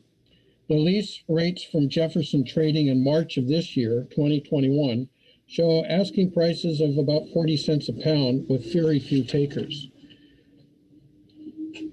Currently, the catching of sablefish by the trawl fleet is done, and the 4 components that you saw that your team put together, strategies of DTS, flatfish, rockfish, whiting. Also, they participate in gear switching and the DTS fishery, and yet they are not attaining their TAC for sablefish. The question then arises, how does the council justify a restriction on gear switching? Plainly, gear switching is not among the obstacles to achieving the goals and objectives to catch share plan to under attainment of non-sablefish trawl allocations and unharvested sablefish quota. And that's directly from your problem statement. In fact, the trawl sablefish quota is not being attained itself. So there you have these other options of 10% and 20%. If you were to pick a 20% or even 30%, you're probably going to start a race for fish for those who are left. And you're just going to create a problem where people will think they have to fish earlier and earlier and pushing people into a winter or late fall fishery in order to harvest the quota that they have purchased. So the 11.5% that your analysis says people have bought and used fixed gear with, on a 10%, they're going to be competing against themselves, let alone all the other 164 trawl permits, as far as we can tell based on your analysis. Or if it's 20%, they still are going to be put into a category of trying to maximize their value of their investment and making sure they catch their fish early enough so they don't get closed out. We don't think this is the intent of the council and wasn't the intent now or in the past. The only rationale we can think of to restrict gear switching at this time is aimed at providing a few buyers control of the delivery of a relatively expensive sablefish resource. The fixed gear buyers are not volume purchasers of all species. By restricting gear switching, more sablefish will be purchased by fewer buyers. The council needs to be aware that one aspect of restricting gear switching will be allocating the ability to purchase sablefish away from gear switching fish buyers to only a couple large fish buyers. The buyers are very often different entities for trawl versus fixed gear purchases. Thus, restricting gear switching can be a means to redirect sablefish deliveries by certain buyers. Mr. Vice Chairman, that completes my comments for the Vessel Owners Association. Thank you, Bob. Question for Bob on his testimony? Okay, no hands. Thanks, Bob.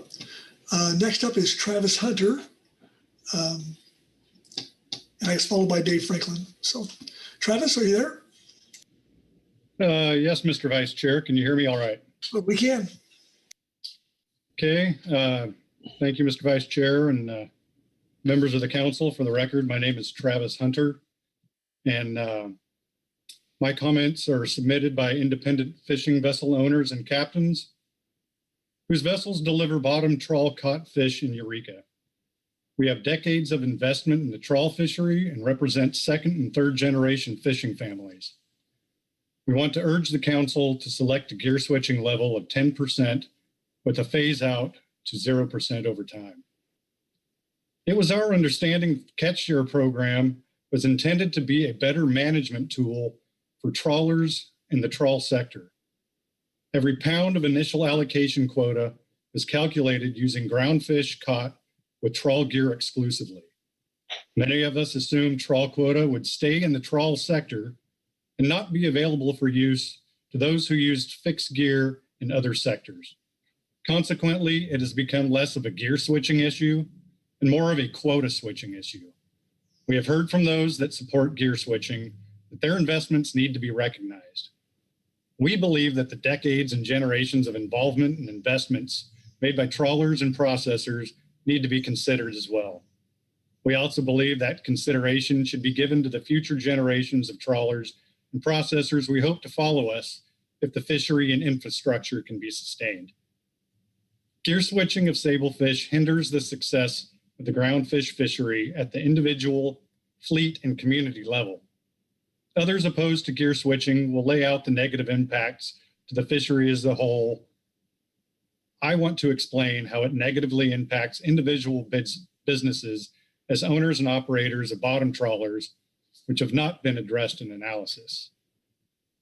Every year, we try to maximize fishing opportunities for our vessels and start out with preliminary fishing plans and adjust as needed. While markets and processor landing limits can change our target strategies, one thing is constant. We need access to sablefish quota in order to harvest our target species. Although improved markets would benefit per trip limits and revenues, having more access to affordable sablefish quota would increase opportunities for more trips throughout the year, increasing profitability.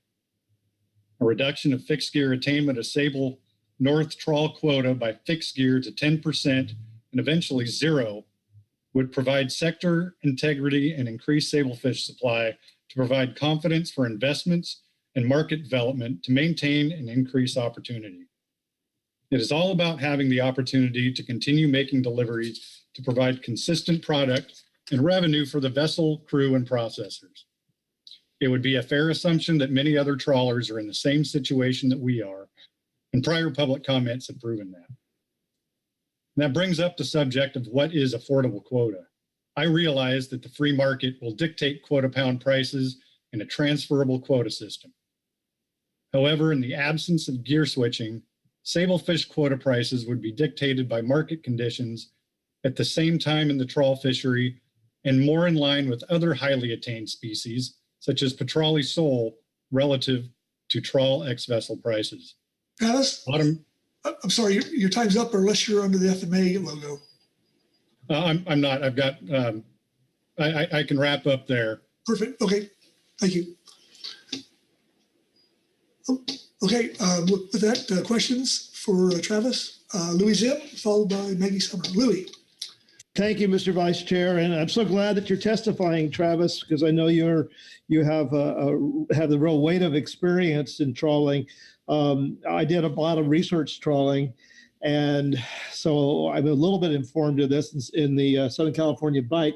Do sablefish and Dover occupy the same depth areas and the same habitats, or different? Can you help me with that? Through the chair, Mr. Zim, yes, they do. I mean, sablefish are found just about everywhere, and it's not just being able.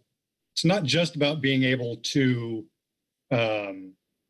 access other fish species. The sablefish are also we're once a target species, and the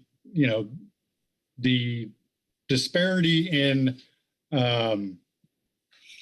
quota pound lease prices relative to ex-vessel prices have made the sablefish almost a lost leader, and where they once provided value on their own, now they are now they're avoided to the extent possible, and I think that's really a shame.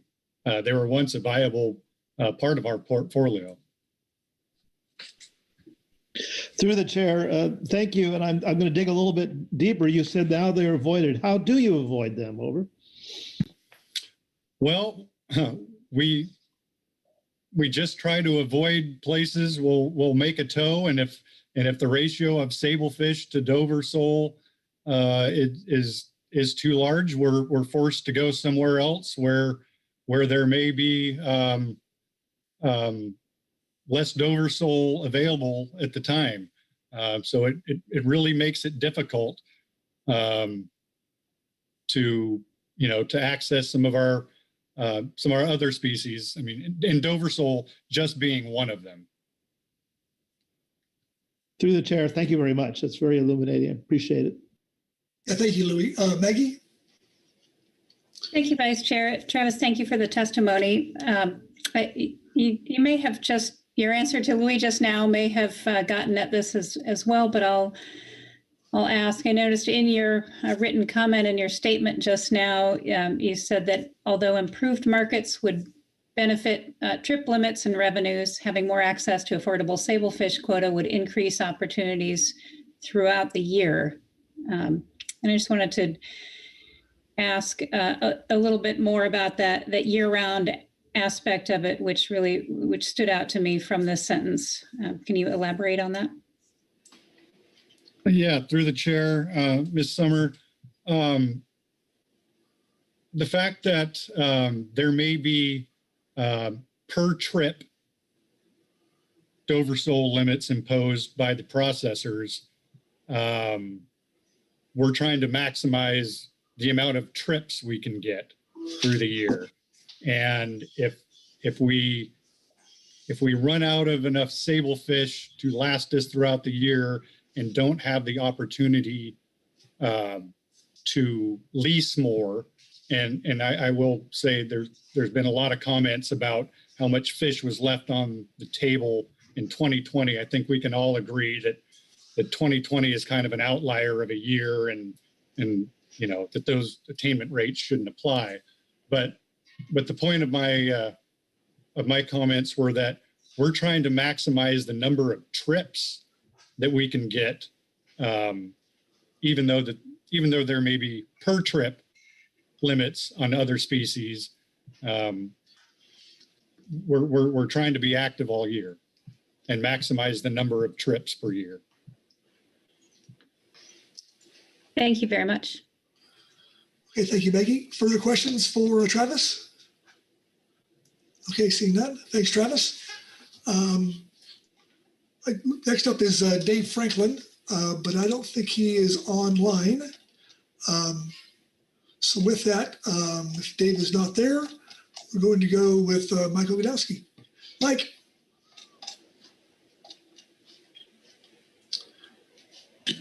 Good afternoon, Mr. Vice Chair. Can you hear me? We can. Okay, just allow me 1 second, please.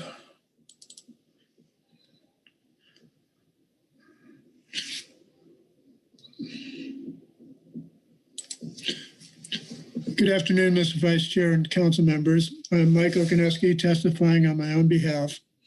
I concur with the GMT report on the following. The GMT encourages the council to keep the program's initial goal and objectives in mind when considering an action to address this issue's purpose and need. These include provide for utilization of a trawl sector allocation and promote measurable economic and employment benefits. I also reference goals 2 and 3 in Chapter 2 of Groundfish FMP. Maximize the value of a groundfish resource as a whole, and Goal 3, utilization. Achieve the maximum biological yield of the overall groundfish fishery. Attainment for non-whiting trawl hovers around 25%. Concurrently, there is growing need for sablefish bycatch for whiting and other trawl species. These now represent 27% of the total trawl usage, according to the analysis. Section 2.3 posits that a possible cause of less Dover landings beginning in 2011 may have been shrinking market capacity. This was not a marketing issue. The whiting fishery and sales do not stop because of large pollock tax and sales, nor do large increases in farm salmon production and sales stop wild salmon sales. Shifting competitive supply is a challenge processors and our sales teams deal with continually. Positively, Groundfish surveyed customers on concerns about seafood.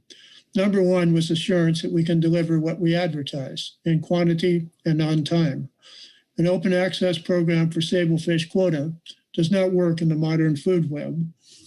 Uncertainty is the bane of investment confidence. Processors rely on solid science and accurate data to make business and investment decisions. Sablefish bycatch allows our trawl fisheries to perform. A floating allocation and unanticipated supply cuts turn our business plans into games of opportunity, as opposed to a strategy and a long-term value proposition. Mr.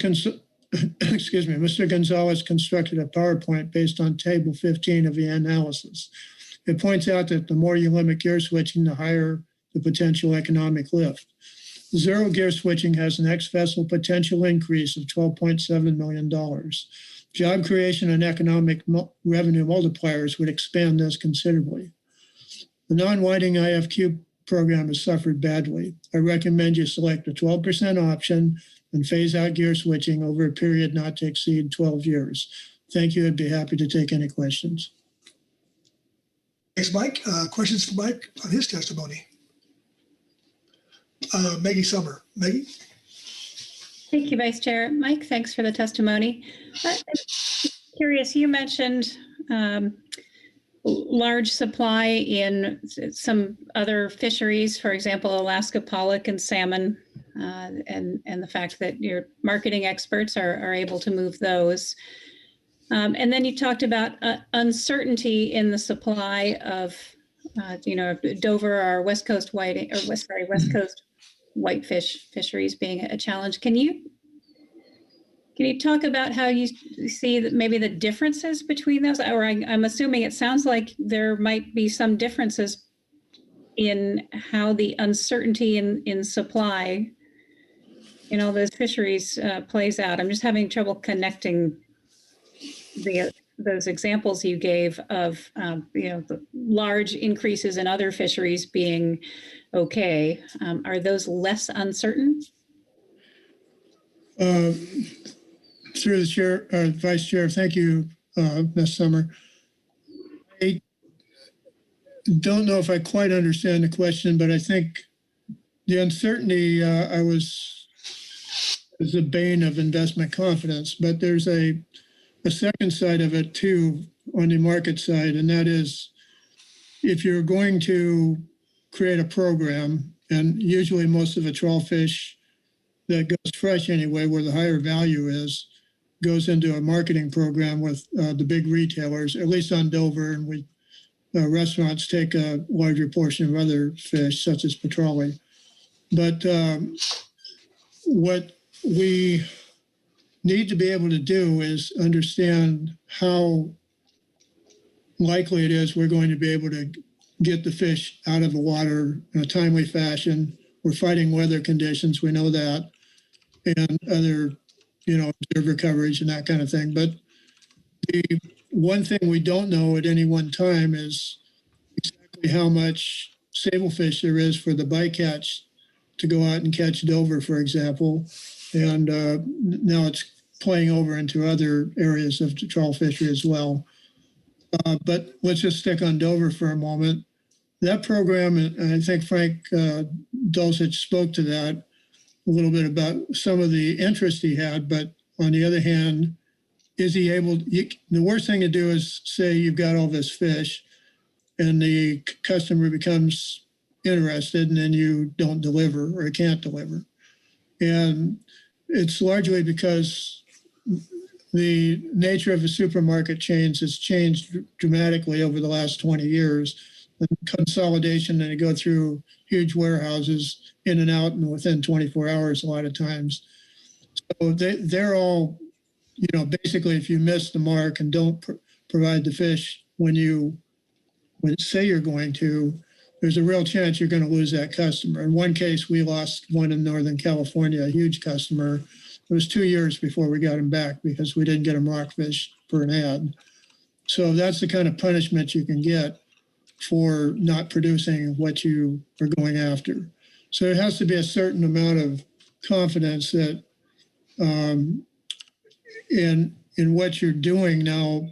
I think where the sablefish plays in is that for Dover, for example, it's a come and go, wide open access quota fishery. And I said this morning, I don't have any ill feelings against the fixed gear guys at all. I respect them for what they do, but there's a lot of fish that they can go after themselves as well.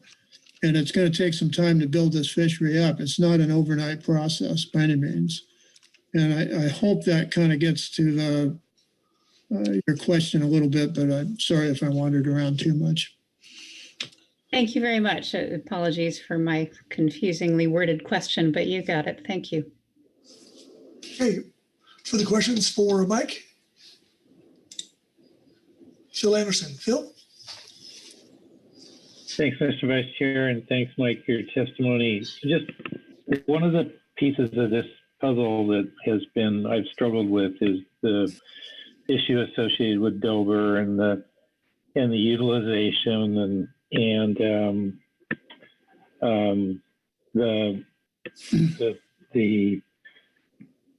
what I believe are there appears and has been fairly restrictive limits on the amount of Dover that processors are allowing vessels to bring to their respective plants. Prices haven't been very good either, but just sticking with the amount of Dover and the monthly limitations and the per vessel delivery limitations, all those types of things appear to be limiting in a pretty significant way. Even though they can catch them, even though they have the quota pounds, the processors are not able to accommodate or market these fish. And so what is to make, what will change? Why do you think by limiting gear switching to some, amount that you're advocating, 12% in your case, that all of a sudden that is going to allow or free up or incentivize processors to buy Dover when they won't buy it today? Through the Vice Chair, thank you, Mr. Anderson, for the question. You and I have had some discussions in the past, and it's a great question, and I don't have the answer you're probably going to want to hear. For one thing, though, I can say it won't be all of a sudden. It won't happen like that. These trawl fisheries, I believe, are, unless they're going frozen, which is you've got some time to take it out of water and put it in a freezer someplace and get it to your customer. But with fresh fish, it's a much different thing. It relies on program or a much different marketing platform altogether. And it takes time to build the confidence and the customer base back up, and we have lost it to a large degree, but they are interested, and they're starting to, partially, I think, in maybe part of a pandemic episode that happened and dependence on outside fish. But I think there is more interest and there is opportunity, but I don't see this happening in a sudden manner, and I think it's going to take a lot of cooperation between the fishermen and the processors. I've run 2 coastal plants in my time as a general manager, one in Charleston, one in Warrenton. And I worked with the other processors we had there in our own plants quite a bit. And it's a much different ballgame now. And it's not, it used to be you could call up a guy in the same, or one store, for example, on the same day and say you had a boat coming in you didn't expect, and it was kind of easy to get rid of a fish. But in the case of the Sablefish relationship here, I think the bigger one is if we're going to play the short-term game, I don't think that anybody's really going to make any money on this. And what's happened is, and I'll take it back to something that was in the EDC report, and that is that circle of doom they had. The phrase was given by Jeff Lackey, I believe, but I can't remember the exact sequence, but it points to the fact that as you lose sales, then you lose the ability to process. And it's a circle, so there's no telling where it starts exactly. As you lose filleters, that wasn't part of it, and you can't process the fish or whatever it is that I'll call it a supply chain break. When that happens, you got to go back to ground zero and start restructuring the whole thing over again. And I think that's where we are right now. It's not going to be easy, but there's a huge opportunity, I believe, and I believe Frank sincerely believes that also, Frank Dulcich, that he'd like to see that opportunity made good. I know I would, but I don't believe you can do it if 1 year you're going to start a program and 1 year maybe 70% of it, well, let's just say 17% of the fish that you need for bycatch goes out the door to the long line fixed gear side. The next year, maybe it's 50%. And that doesn't happen at the beginning of the year. There's no fishing plan that goes out to everybody so they can see how much they're going to have to work with. So that uncertainty, I think, has the negative impact. And I don't know if that explains it very well to you, Phil, but I hope it gives you a little better idea. And I'd be happy to talk to you offline and see if we could come to some better, so I could find a way to explain it to you in a better way.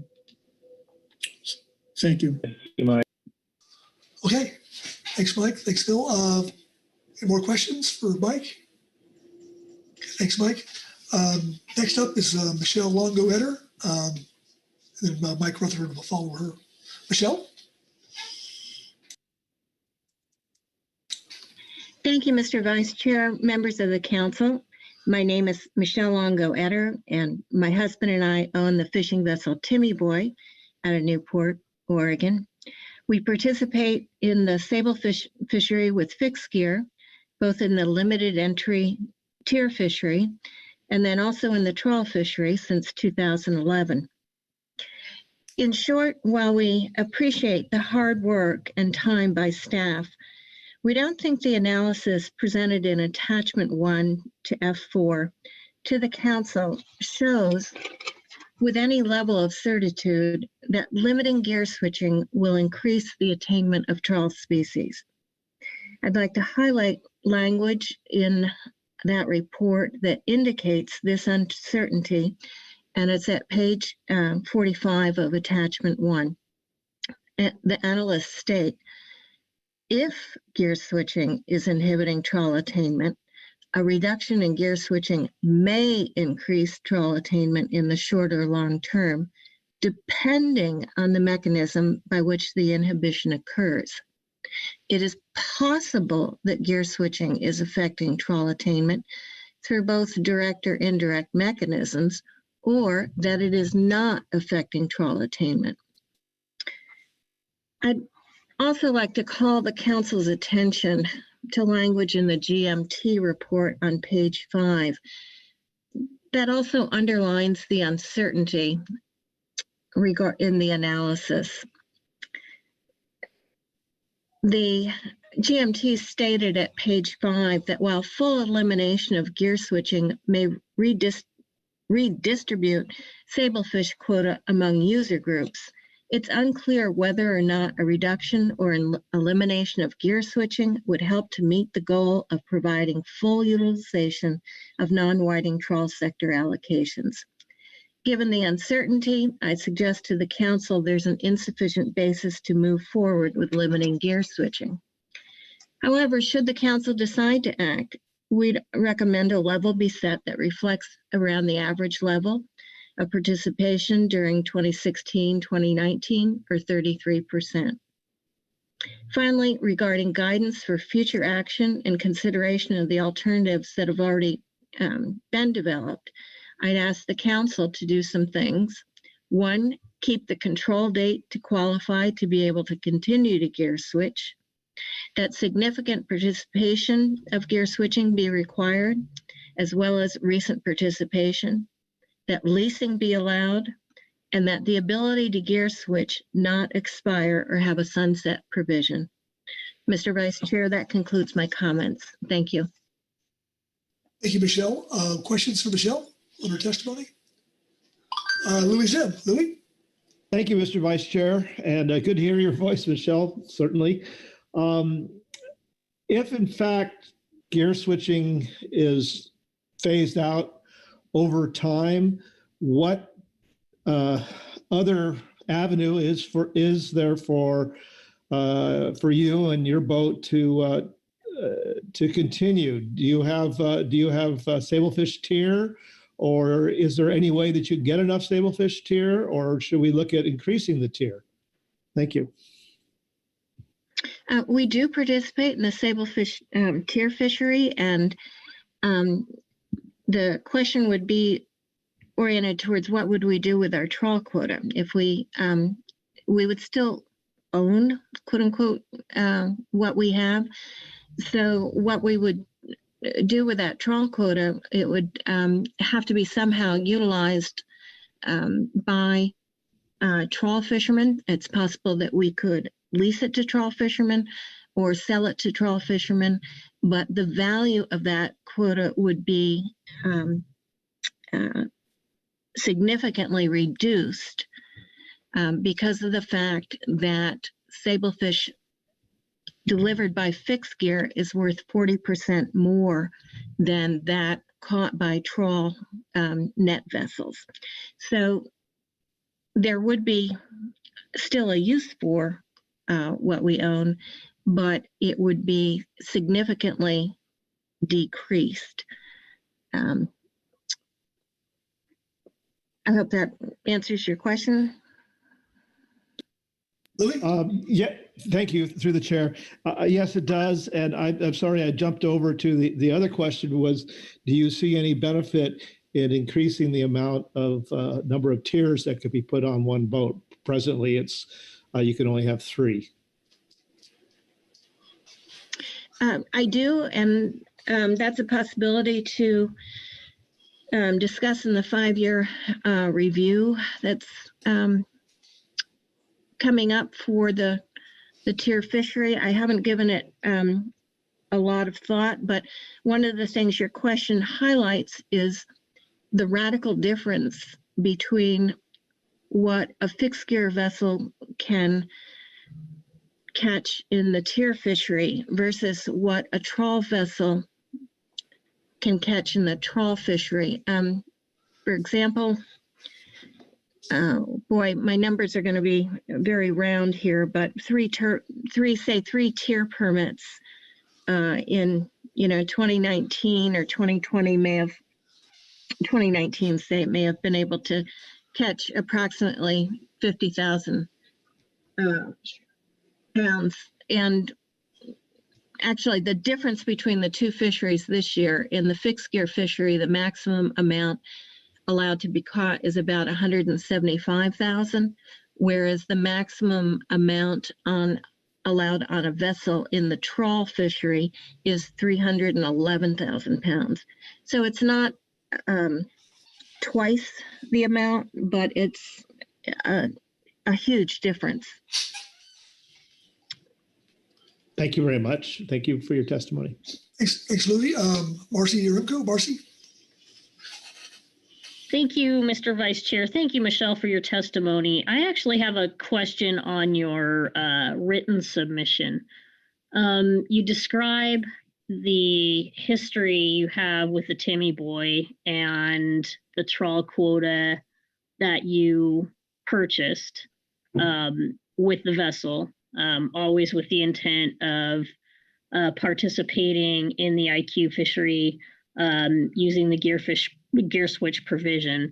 Then you have a sentence in here that discusses that since 2011, you've purchased additional sablefish quota and you lease multiple species to and from multiple sources, including trawlers, whiting vessels, and processors. And it's this sentence that I'm really interested in learning about your portfolio and how you manage it.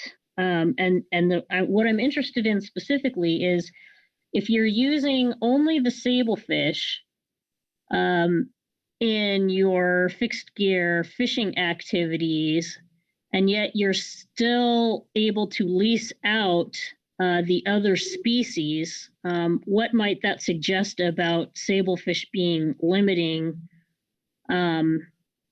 by others that still are able to lease and use the quota on those other species? So maybe you can talk a little about that and what your experience has been.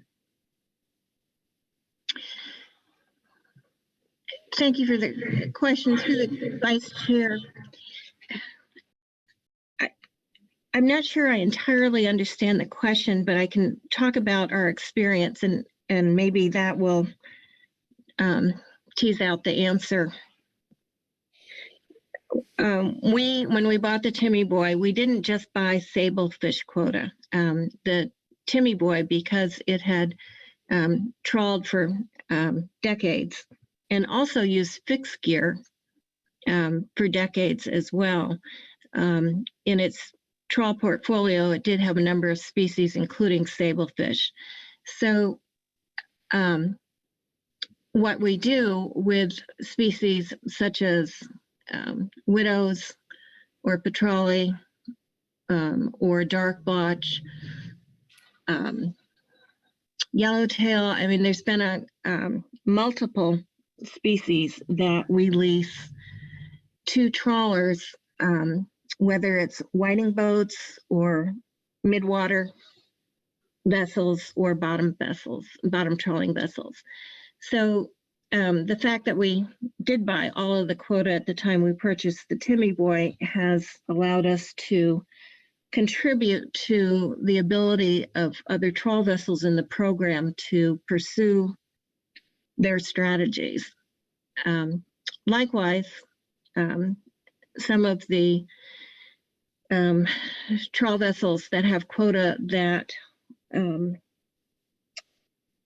they have been interested in leasing because they don't need as much as they have for whatever reasons or have different strategies. They've sought to lease it to us as well. So I'm hoping that helps to lay a foundation for your question or answers your question to some degree. Mr. Vice Chair, if I may? Please. Thank you. Yes, Michelle, that hits on it. I guess just as a takeaway summary then of those experiences, does it suggest to you that Sablefish has been limiting in these activities if there's all these transactions going on with regard to the leasing of other species, as you mentioned, given their target strategies? I might have guessed that if Sablefish was a limiting factor and you're primarily leasing out other things and using the Sablefish yourself, that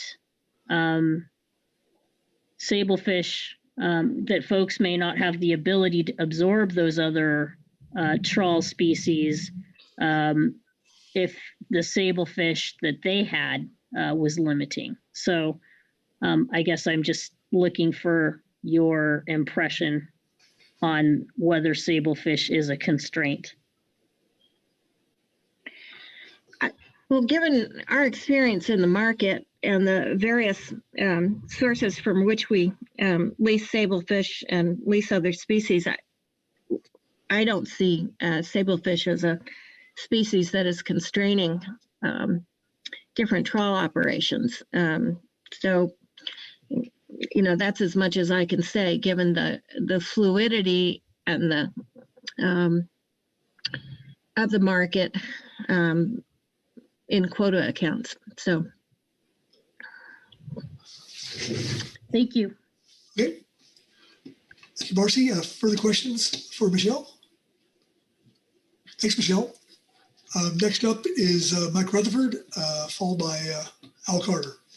Mike? Vice Chair, Council, can you hear me? We can.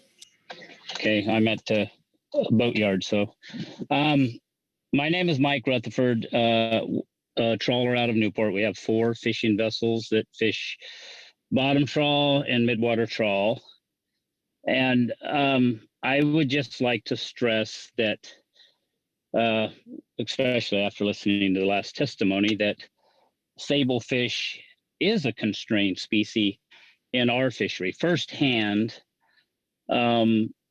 we each one of our boats has around 100,000, for example, pounds of sablefish that were allocated in the beginning of the year.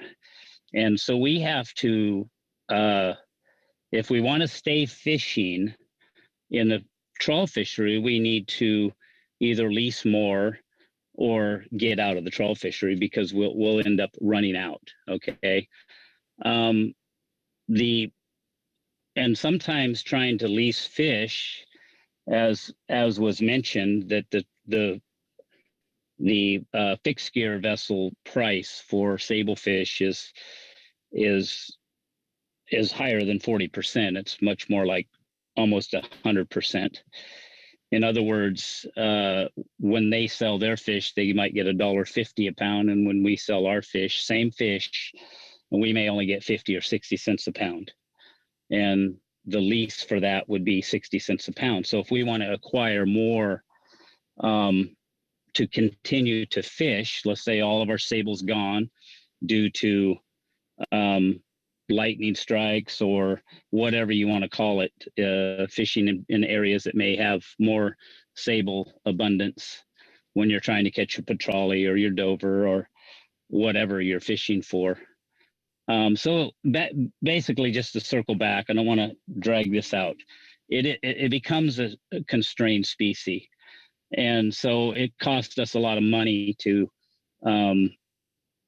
stay in the fishery if we want to continue to harvest the dover and the petrale and even thorny heads. You know, the thorny head fishery is pretty much non-existent now since the beginning of the Trawl IQ program.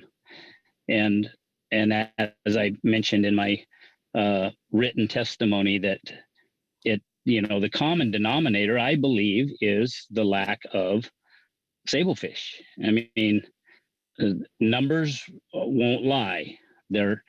We are harvesting less and less and less each year, other than the certain species, petrale, sablefish. Yes, they're coming out of the water.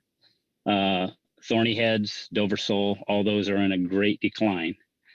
And so I am an advocate for reducing fixed gear fishery and the allocation going to fixed gear in the trawl fishery. And we've really had to change a lot of our fishing habits. Leave areas, not be able to fish in certain areas because of sablefish. Hey, Mike? Yeah. Am I up? I'm up. Okay. Sorry. Quickly, and you're good. So anyway, that's all I really have to say. I stand by the reduction, and I really hope that you guys would take that into consideration. Thanks, Mike. Thank you very much. Let's stand by here. Questions for Mike? I see Louis Zim. Louis? Thank you, Mr. Vice Chair. Mike, down in my area, we've had conflicts between pot gear, strings, and longline gear. Do you actually ever have on the grounds conflicts between strings of gear switched gear and that constrains you from doing your trawls? At times during the addressing everyone, yes, at times, mostly I would say in the midwater fishery. But everybody's in really good communication around here. But if a pot guy has gear in a certain area that you may want to fish, then what do? You don't just go tow over them. So yes, it would create some conflict, but it's not like we go to another area. But then if you go to another area, and then maybe that's not the area that would be suitable at the time, So there is conflict. Okay. Thank you, Louis. Maggie Summer. Maggie? Thanks, Vice Chair. Mike, thanks for the testimony. I know you and your family's vessels participate in a number of fisheries, and one of those has included the midwater rockfish fisheries. We're seeing a lot more landings come in there, and I'd be curious how you see, kind of going into the future, how you see your potential needs for sablefish playing out, looking at the, maybe continued expansion of the midwater rockfish fishery and other things. We've had a little bit of discussion about the reopened trawl RCA and, access in there. But I guess it's been a challenge for me, not being a fisherman and not having to manage the portfolio of activities that you are doing. Thinking about how this need for sablefish would play in, and what's I guess in particular, maybe I'll just focus my question on the midwater rockfish fishery in particular. Is that something that you expect is going to be taking up a lot of your time, needing less sablefish, or am I off base in that? Through the chair. Thank you, Maggie. We already do that now. So we have one boat basically designated just to harvest our rockfish. And so the three others basically focus on bottom trawl, because there's just not enough fish available for, just to put let's say two boats in the rock fishery. It would be nice to be able to do that. And that would still require, even if we only had two boats bottom trawl fishing, we would still be required, because we do, to have to lease sablefish in order to keep the boat moving forward, right? Okay, having enough fish to fish as many months as it would like. And so we're limited there. And I would just like to make a point that the more that we have access to the ocean because of that, then the more fish we get to bring in of the other species, which, the trickle down effect. It goes to the processor, goes to the consumer, and on and on.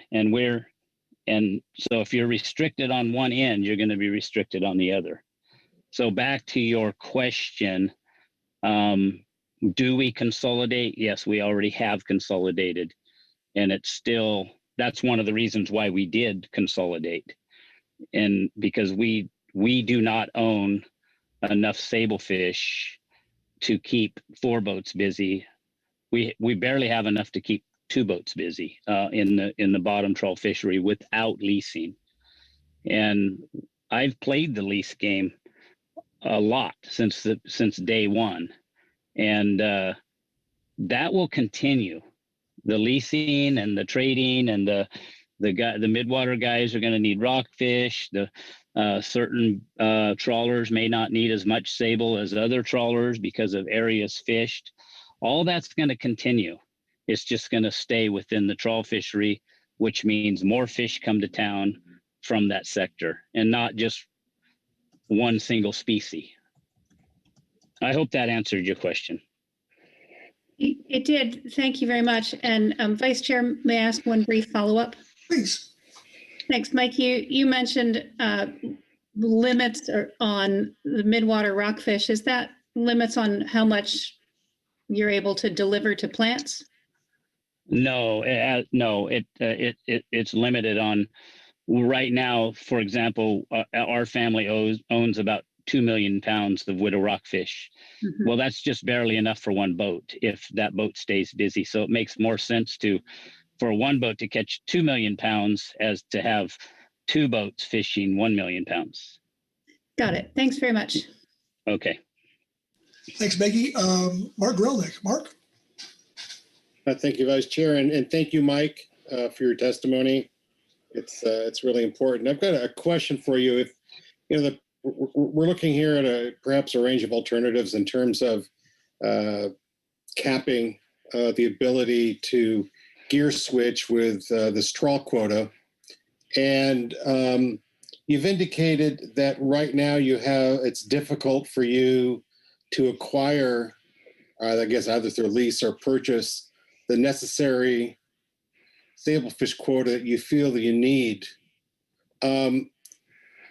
How will, and I think I know the answer to this, but I just want to hear it from you. How does eliminating gear switching change your ability to acquire either through lease or purchase quota you do not currently possess? So it eliminates the fight for fish. For instance, when we lease sablefish now, we compete with the fixed gear price, and as I indicated before, let's just go on a percentage basis. If you lease fish for around 35% of the ex vessel value, and so if your ex vessel value at the cannery is $1.50, then you're going to be paying 50, 60 cents a pound for a lease fee. Okay. A trawl vessel, when they deliver, which I could go on this, the reason why, but when we deliver, we get 55 to 60, 75, maybe 70 cents a pound for our fish to the cannery. So we're paying 80, 90, 100% lease fee on this fish. Okay, so if we weren't competing against that fish, then those lease values would go down to where you could lease that fish for maybe 20 cents a pound or 25 cents a pound. And it will take some time to adjust. You know, the guys that are still doing the fixed gear, they're gonna control that lease market right out of the get-go until they've gotten what they want. And then there's going to be an abundance of extra fish on the market, and the price will go down. Then the trawl fleet can come in and lease for a lower price and make it work. You know, that's my best answer that I can give. When the price of sablefish go up, you know, years ago, we actually used to directly fish sablefish because there was value there. There's no value there now. So it's like you don't really want to catch them other than what you own. And when you do, it's like, we don't want to catch them all because we'll run out and then we don't get a fish Dover or Petrali or whatever, what the cannery wants at the time. All right. So, Vice Chair, just a quick follow-up. Please. So I guess if I understand your answer, the consequence to you of eliminating or limiting gear switching is to lower the value and thus the price of the sablefish quota. For the lease rate, yes. Okay. That would be extremely helpful. But then it goes back to the fact that once we can start harvesting more sablefish because we can afford to harvest them, then what's that do? You get to harvest more Dover sole, you get to harvest more thorny heads. That hits the market builds, canneries open up, everybody flourishes. Okay. Marcy Remco. Marcy. Thank you, Mr. Vice Chair. Thank you for your testimony. You've mentioned thorny heads twice now, and I'm somewhat interested in the species and how it plays into the DTS complex, as well as how its circumstances might affect the situation with sablefish. I thought I heard early in your testimony that thorny head, and I think you meant the market, but I'm not sure, is now virtually non-existent since IQ. So I was hoping you could clarify that. And then I also heard you say that you used to target sablefish, and now it's, you're trying to avoid them or not target them because for the reasons that you explained to us. I'm imagining that leaves Dover sole as your target. I'm also hearing that folks are on market limits for Dover.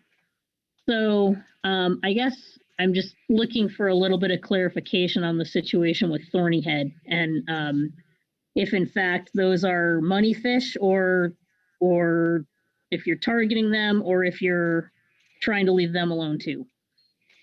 No, we would back to the thorny head issue is when you go try to harvest thorny heads, you'll probably end up fishing in an area that has 20 to 30% sable mixed in with that toe. Okay, meaning if you had a 6,000 pound thorny head toe, then you're going to have 2,000 to 3,000 pounds of sablefish mixed in it. So therefore, you don't want to gobble your sablefish quota up by thorny head fishing.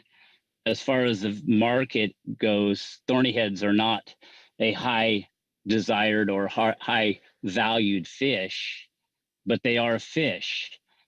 And as I mentioned in my written testimony, Sablefish used to be a leverage to sell thorny heads to Japan. So they would say, okay, we'd like to buy a container of sablefish. Well, then the marketplace would say, sure, but you're going to buy a half a container or a container of thorny heads as well. Well, it became, they like the fish over there. They steam them and put a little rice on them, and they're really good. They're not, and it's just like any market. Once you start losing market share, then interest goes elsewhere. And so we've lost that. Sablefish is on average is a, high commodity fish, of course. And you can use that in every species that you fish. If I'm making sense here. Thank you, Mr. Vice Chair. Yes, much appreciated. That offers a lot of clarity. Thanks. Thanks, Marcy. Butch, you had your hand up? Sorry, Mr. Chair, party foul, inverted movement of the mouse. Yeah. Actually, I'd like to ask Mike a question for clarification. Mike, I think in Marcy's had asked about, is that a money fish relating to thorny heads? And back in the day, thorny heads were $1 a pound across the board, if I remember right. And I guess if that market did come back, what would happen with the lease fees potentially with sablefish if that would occur? Vice Chair, I'm thinking about that. I think once the lease fee is set as for the trawl sector, I think it would follow suit. It may go up a little bit if it's just like anything that, the more demand, the higher price you're going to get, right? So, but that would offset. If you could go fish thorny heads for $1 a pound, sign me up. I'd do it, and I would use my sablefish to do it. And I would probably acquire more sable, even if I would not lose money, but maybe the profit margin was a little less on that species. Okay. We're not there right now. When we lease sable, we go backwards, pure and simple. Or by the time you pay for fuel, observers, you go backwards. Okay, thanks, Mike. And to see Bob Dooley. Bob? Thank you, Mr. Vice Chair. Mike, good to hear from you today. The question I have, it seems to me in listening to your statements for today and listening to the analysis this morning and several threads through that about the lease values go up and they go down depending on who, what you do with the limit, and depending who's leasing and all of that stuff. But what I'm getting from you, if I'm not mistaken, want you to clarify, if you would, is that you're not really interested in preserving lease rates or increasing lease rates. You're more concerned with the value of the fish and how it contributes to the getting the value of any particular species and to your operation and to the goal of getting more utilization of what's out there, more attainment of what's out there. Is that, am I picking up on that right? That you're not looking to drive lease rates up. You're looking to acquire fish to do the job and get more fish out of the water. Is that kind of how you'd say it? Through the chair. Thank you, Bob. Yes and no. I think it's kind of a twofold thing. If we could have, if you break even on a certain species, but are able to I shouldn't say overfish, sorry, but be able to harvest another species and offset that price, then the vessel is making money. But I think that it would go the other way. I think once there wasn't the fight for fish, the lease rates would actually go down, and it would make it more economical to lease to harvest more fish. When you harvest more fish, it goes through everybody. It goes through the cannery, through the community. You know the story. The more fish that comes to town, the more profitable is for everyone. I hope I answered that question correctly, but right now at this stage of the game, we're playing the game, and we're leasing fish for an inflated value. And when I say fish, I mean sablefish, for an inflated value, and in hopes that we have enough fish to harvest our Dover sole. Very little thorny heads. We don't thorny head fish. We mainly target Dover sole, petrale, and now that the RCAs have opened up, we're doing some slope rock fish, and that market's kind of coming back a little bit at a limited basis. Which I guess since I'm here, I have the time, which brings me into another point. Mike? Yeah. I guess I don't have the time. We're way past 2 hours here, so it's just best to keep the question asked and keep the thing going here. Okay. Anyway. Did that answer your question, Bob? Yeah, thank you, Mike. Okay, thank you, Mike. See no more hands. We're going to break. It's been past 2 hours, a little longer than I'd like to have, but anyway, we're going to do a break for 10 minutes, and we'll see you back here at 3:20.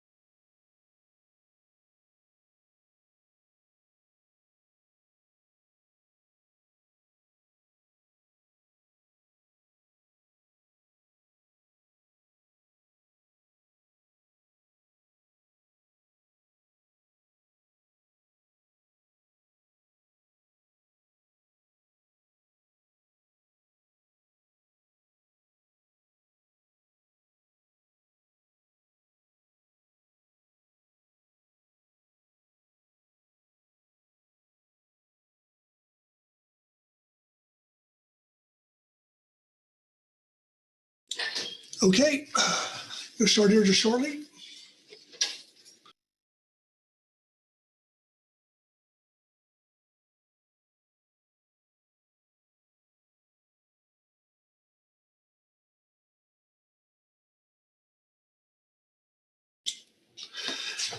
And we're back. Currently F4, public testimony, and I believe Al Carter is up next. That would be me. Can you hear me, Mr. Vice Chair? I can. Awesome. Thank you so much for the opportunity to speak, and thank you very much to the council, especially for all your hard work on this issue. My name is Al Carter. I work for Ocean Gold Seafoods. I'm the safety and compliance manager, and I handle government affairs for them. As we have stated numerous times, Ocean Gold operates the single largest seafood freezing facility on the Northwest Coast. In the peak season, we employ 450 to 500 people, making us the largest employer in both Westport, Washington, and Grace Harbor County. We presently support many fishermen in the whiting, crab, shrimp, squid, albacore, and midwater rock fisheries. We also buy and process a limited amount of traditional groundfish. At previous SAMTACs and other public meetings, we've expressed our interest in developing a groundfish production plan using automated equipment. To successfully process and market groundfish, we feel automation is essential. We have, as we previously stated, automation would require and risk millions of dollars in investment money, and it would create the work opportunity for stable and year-round employment for our employees and our fleet. And having a secure trawl access to this sablefish is a critical component. Looking at the 10-year history of the non-IFQ trawl groundfish program, it has failed to deliver on the goal of full utilization of the entire trawl fishery resource. Neither is the program promoting measurable economic or employment benefits through the seafood catching, processing, distribution elements, and other sectors of the industry. Two fishing communities, Newport and Bellingham, have recently ceased processing groundfish. A third operation in Elwaco went out of business entirely. We note that this is in direct opposition and contrary to the goals and objectives of the Groundfish FMP Amendment 20 and National Standard 1. We believe automation and technology can help bring back our ability to process this fish and reverse the direction the IFP program is now headed. We need the security of having the IFQ sablefish available to execute the fishery. Sector security and all other management program is a recognized integral component, and gear switching breaks the integrity of this program. And the fixed gear fleet doesn't need the trawl IFQ sablefish to round out their portfolio, but the trawl fishery does. We've stated many times at Ocean Gold that we are in the process of expanding our operation into the groundfish industry. And so we've already spent $1 million on a rockfish cutting machine 2 years ago. We just filled in our sardine pond, walled it up, and poured concrete slab, and we're going to add additional rock fishing and flatfish cutting equipment. So we're ponying the money up. We believe that this is going to be helpful for our company and our early process moving forward as we try to do a full year employment. And we ask that that you make that hard decision as the council to adopt the 12% maximum limit with an eventual phase out on the gear switching. Thank you. Thank you, Al. Questions for Al on his testimony? Okay, seeing none. Thank you, Al. Next up is Lynn Walton. Lynn? Mic check? Yep, you're good. Thank you. Thank you, Mr. Vice Chair and members of the council. For the record, my name's Lynn Langford Walton. I'm offering comments on this agenda item on behalf of my clients and their partner groups.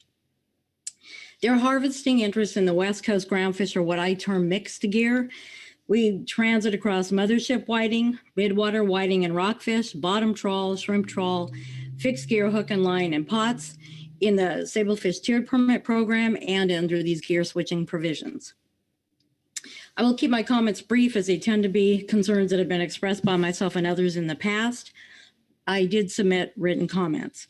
We appreciate the work of the council staff and the various teams that have prepared this analytical document, as well as the numerous ones over the course of this issue. It's our opinion that even with the talents of the analysts and their years of effort, we still don't have information that provides solid evidence of existing harm, or a gain that's not based on highly hypothetical scenarios that may occur with a change from the current status quo management. I'm not an analyst, and the analysis, is clearly a complex document, but it does appear to say that gear switching is not currently a problem, and it's inconclusive of whether it ever would be. Our main concern continues to be that there will be an unnecessary constraint on gear switching, which causes harm to fixed gear operations invested in the IFQ fishery, as well as those trawl operations that use their Sablefish quota to advance their individual businesses' bottom line, which may or may not include harvesting it themselves on a year-to-year basis. Additionally, we are concerned that council members will choose to do something here because of the time investment in the Sablefish gear switching conversation, and not because it is a clear and present danger, or you can envision a real, broadly applicable, positive net result. I understand and respect the council for their dedication in thoroughly researching concerns raised by the industry and determining if there is an underlying problem and seeking a solution. We ask that council members consider that regardless of that time investment in this discussion, no action is maintained as a viable alternative in the absence of solid evidence that demonstrates something needs to be done. Status quo works as it was intended to do, and that is to allow the marketplace to determine the efficient flow of quota resources in the IFQ groundfish fishery.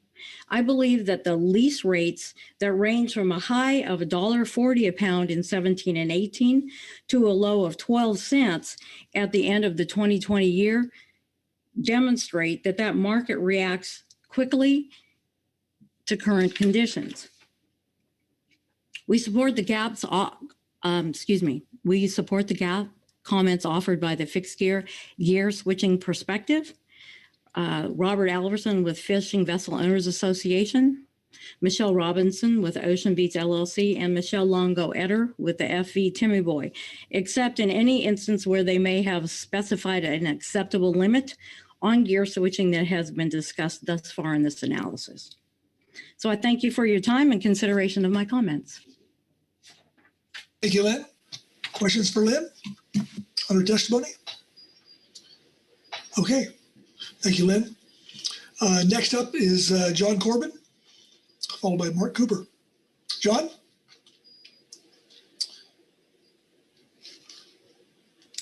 Yeah, can you hear me now? I can, John. Yeah, Vice Chair Pettinger and council members, my name is John Corbin, and I have been a fixed gear fisherman in the Trawl IFQ program since its inception.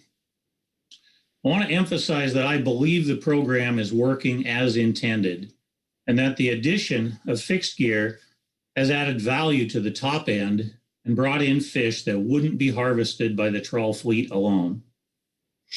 I've stated many times that fixed gear is an overflow valve for the trawl fishery. Fixed gear merely gleans the leftovers that the trawlers don't catch. Some years that will be more and some years less. Trawlers and markets are the ones that dictate that level. Other than the approximately 11.7% that is owned by fixed gear only vessels, trawlers give the excess that they aren't going to catch to fixed gear vessels, which then adds more value to the fishery versus leaving the fish in the water. The analysis indicates that a pound of sablefish may be worth more to trawlers than it is to fixed gear fishermen. I don't dispute that. If trawlers can catch more fish and add more value, great. But you don't need to change the program to accomplish this. The flexibility to do almost anything is currently built into the program, and that flexibility is essential to the various business plans currently involved in this fishery. I don't understand the purpose of this exercise in picking a percentage or a range of fixed gear participation today. I have felt like this action is putting the cart before the horse. I feel the most logical action at this meeting is to advance status quo until after an alternative or status quo is chosen down the road. The analysis has not shown that limiting gear switching would add more fish to the trawler's catch. It does show that limiting gear switching would lower the amount of revenue produced by them. And I contend that that revenue would just be subtracted from the overall trawl fishery value each year and leave those fish in the water. Thank you. Thank you, John. Questions for John? Okay, seen that. Next up is Mark Cooper, followed by Jeff Lackey. Mark? Good afternoon, Vice Chairman, council members. My name is Mark Cooper. I've been trawling for 44 years. My family owns 3 trawlers and I have 4 IFQ vessel accounts. I have testified many times to the council and SAMTAC about gear switching. As I see, allowing gear switching in the trawl IFQ has been a big mistake. The problems I see is that the fixed gear has no associated catch with it. So the result of that is that trawl IFQ program is underperforming in attainment. Its potential harvest of its allocation. Several decades ago, there was an allocation made between fixed gear and trawl. There is a provision in the trawl IFQ program that allows fixed gear to harvest trawl quota, and herein lies the problem. Fixed gear has harvested over 30% of the northern sablefish since the start of the program. Infrastructures for the processing of trawl caught fish has disappeared in many coastal communities. Fixed gear fishermen are testifying that nothing should be done. They prefer that nothing be done, but I believe that some of the council members believe there is a problem and something needs to change. Fixed gear fishermen are worried about losing their investment. Let me tell you, so are the non-whiting trawlers. Non-whiting trawlers have been down sliding ever since the beginning of the trawl IFQ system has been in regulation, and reason is the fixed gear has allowed to use trawl quota. How do we fix this problem? How can the council help? We had 2 non-whiting processors say in the September meeting that they would not be likely to make major investments in processing equipment unless something was done to ensure that non-whiting trawlers delivered more groundfish. Non-whiting trawlers need more northern sablefish to accomplish this. My understanding of what the council decision point today is to decide how many pounds of northern sablefish they are going to allow fixed gear harvest out of the trawl fishery.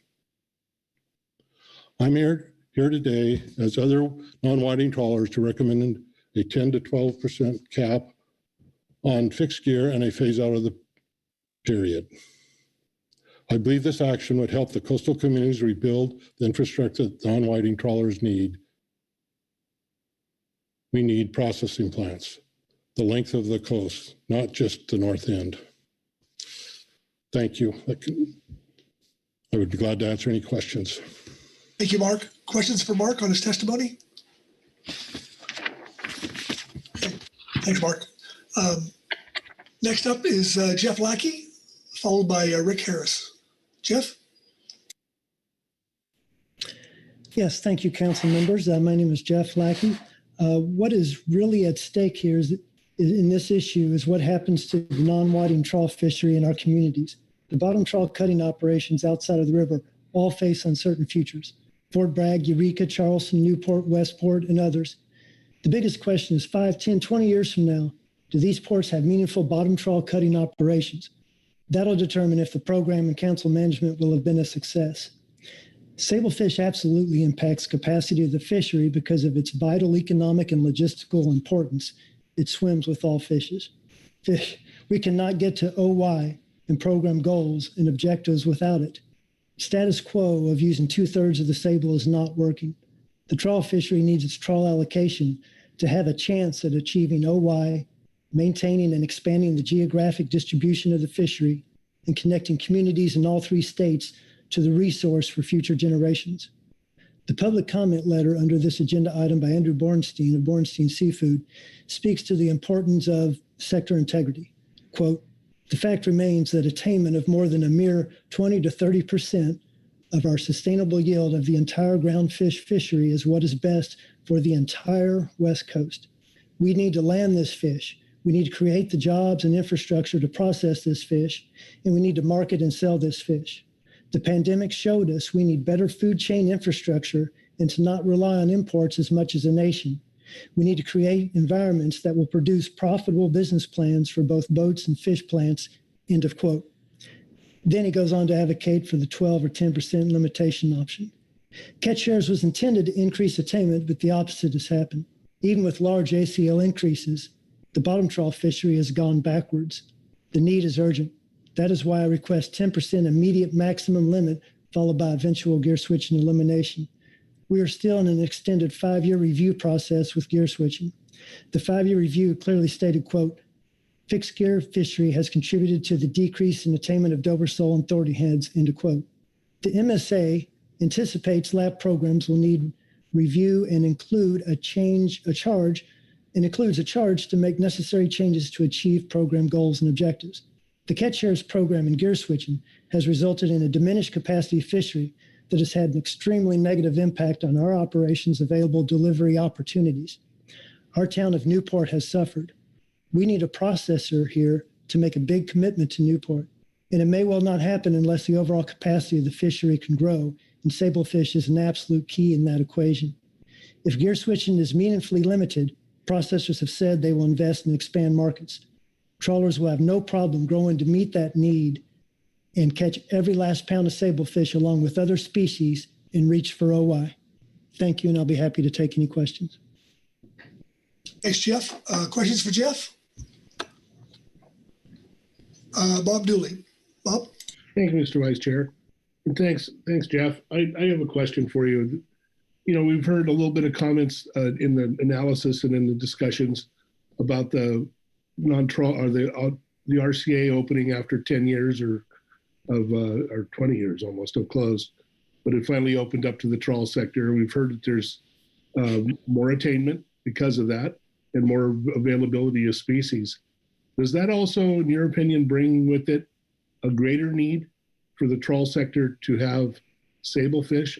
Does that increase the need for sablefish to obtain the fish we can now fish for in the RCA? Absolutely. It was the Rutherford public comment written letter that talked about the range of sablefish going throughout where the RCAs are. The analysis kind of touched on it and the different strategies and what's opening up. Of course, with COVID, we were just starting to scratch the surface until we ran into COVID issues. It's kind of derailed a lot. But also, if we can get the DTS fishery, we can get the Dover fishery turned around and get the investments the processors have talked about, then we're going to need a consistent supply throughout the year. And the Dover fishing that, when the RCAs were there, took place seaward of the RCAs in the winter and often shoreward in the summer, where you can chase them now that the RCAs are open in certain places. And so if we are to reach for OY, you're going to have the sable as you're doing it. There's no way around it. It's just the path to OY leads through the RCAs and incidental sable catch. Okay, thanks, Bob, for the question. Anyone else? All right, Jeff, thank you. Next up is Rick Harris, followed by Lori Steele. Rick?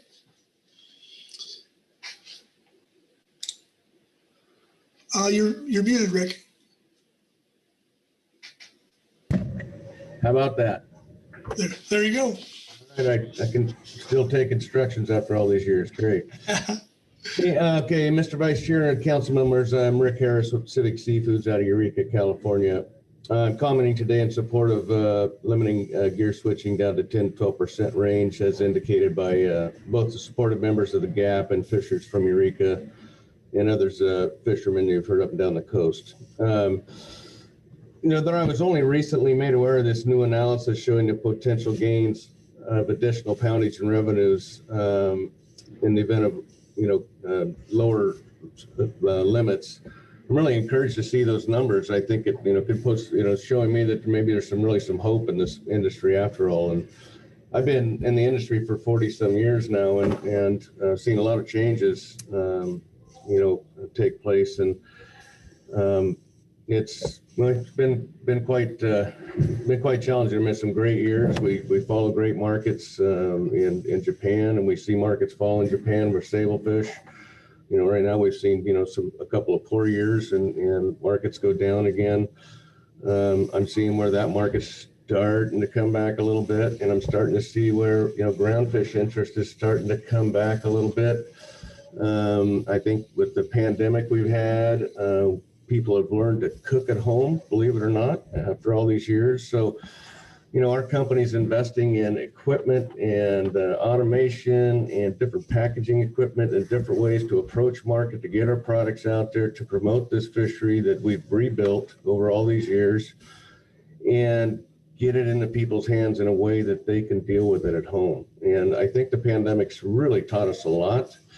And actually pretty excited about what we're seeing. There's nothing, that's game changing overnight, but we see a change. We see that there's potential out there and at least some light at the end of the tunnel.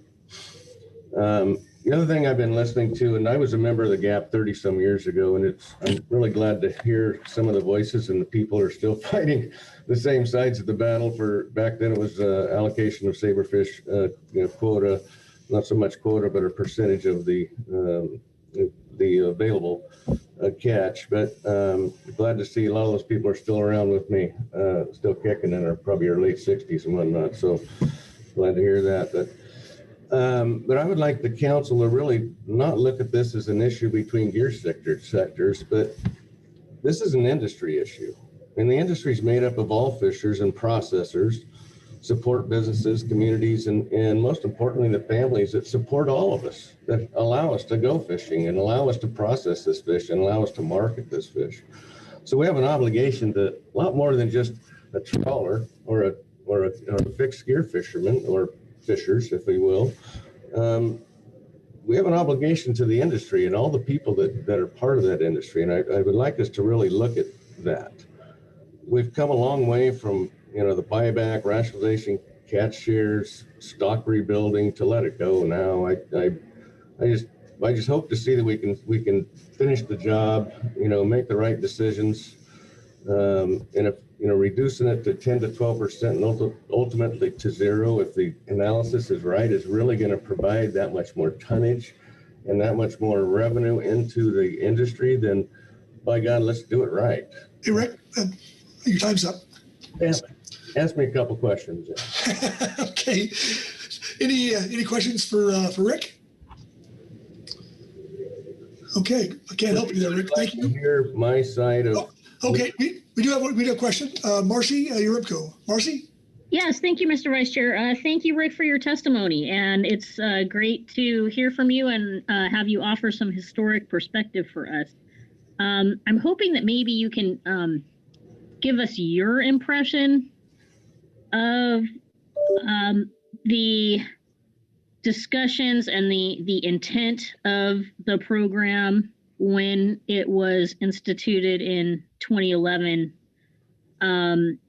There seems to be some differing opinions about whether there was an intent to allow fish to transfer out of the trawl sector, or I should say shares to transfer out of the trawl sector. Some folks have said that was entirely what was envisioned with the program, and others have said, no, that wasn't envisioned at all.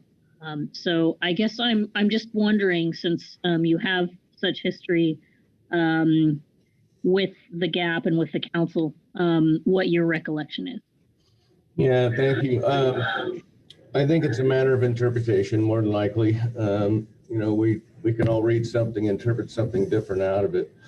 I guess my personal opinion is that I wish that there would have never been any gear switching made available. I would like to see that the sectors have the fish that they have, and we develop fisheries and markets around them. I kind of wrote this down. I'm sitting there listening to Mike Rutherford and his testimony, and his boats. He's got 4 big boats that are very strong fishermen, run hard and work hard, catch a lot of fish. The guys do a phenomenal job at a huge investment in the industry. But there's also boats down here, and he had like 100,000 pounds of sable on each. There's boats in Eureka. It's different on different areas of the coast. The guys in Eureka might have 25 or 30,000 pounds of sablefish to execute their Dover fishery and have millions of pounds of Dover to catch. And so there are guys down in this area, and I think Mark Cooper alluded to it, that are running out of sable before they can.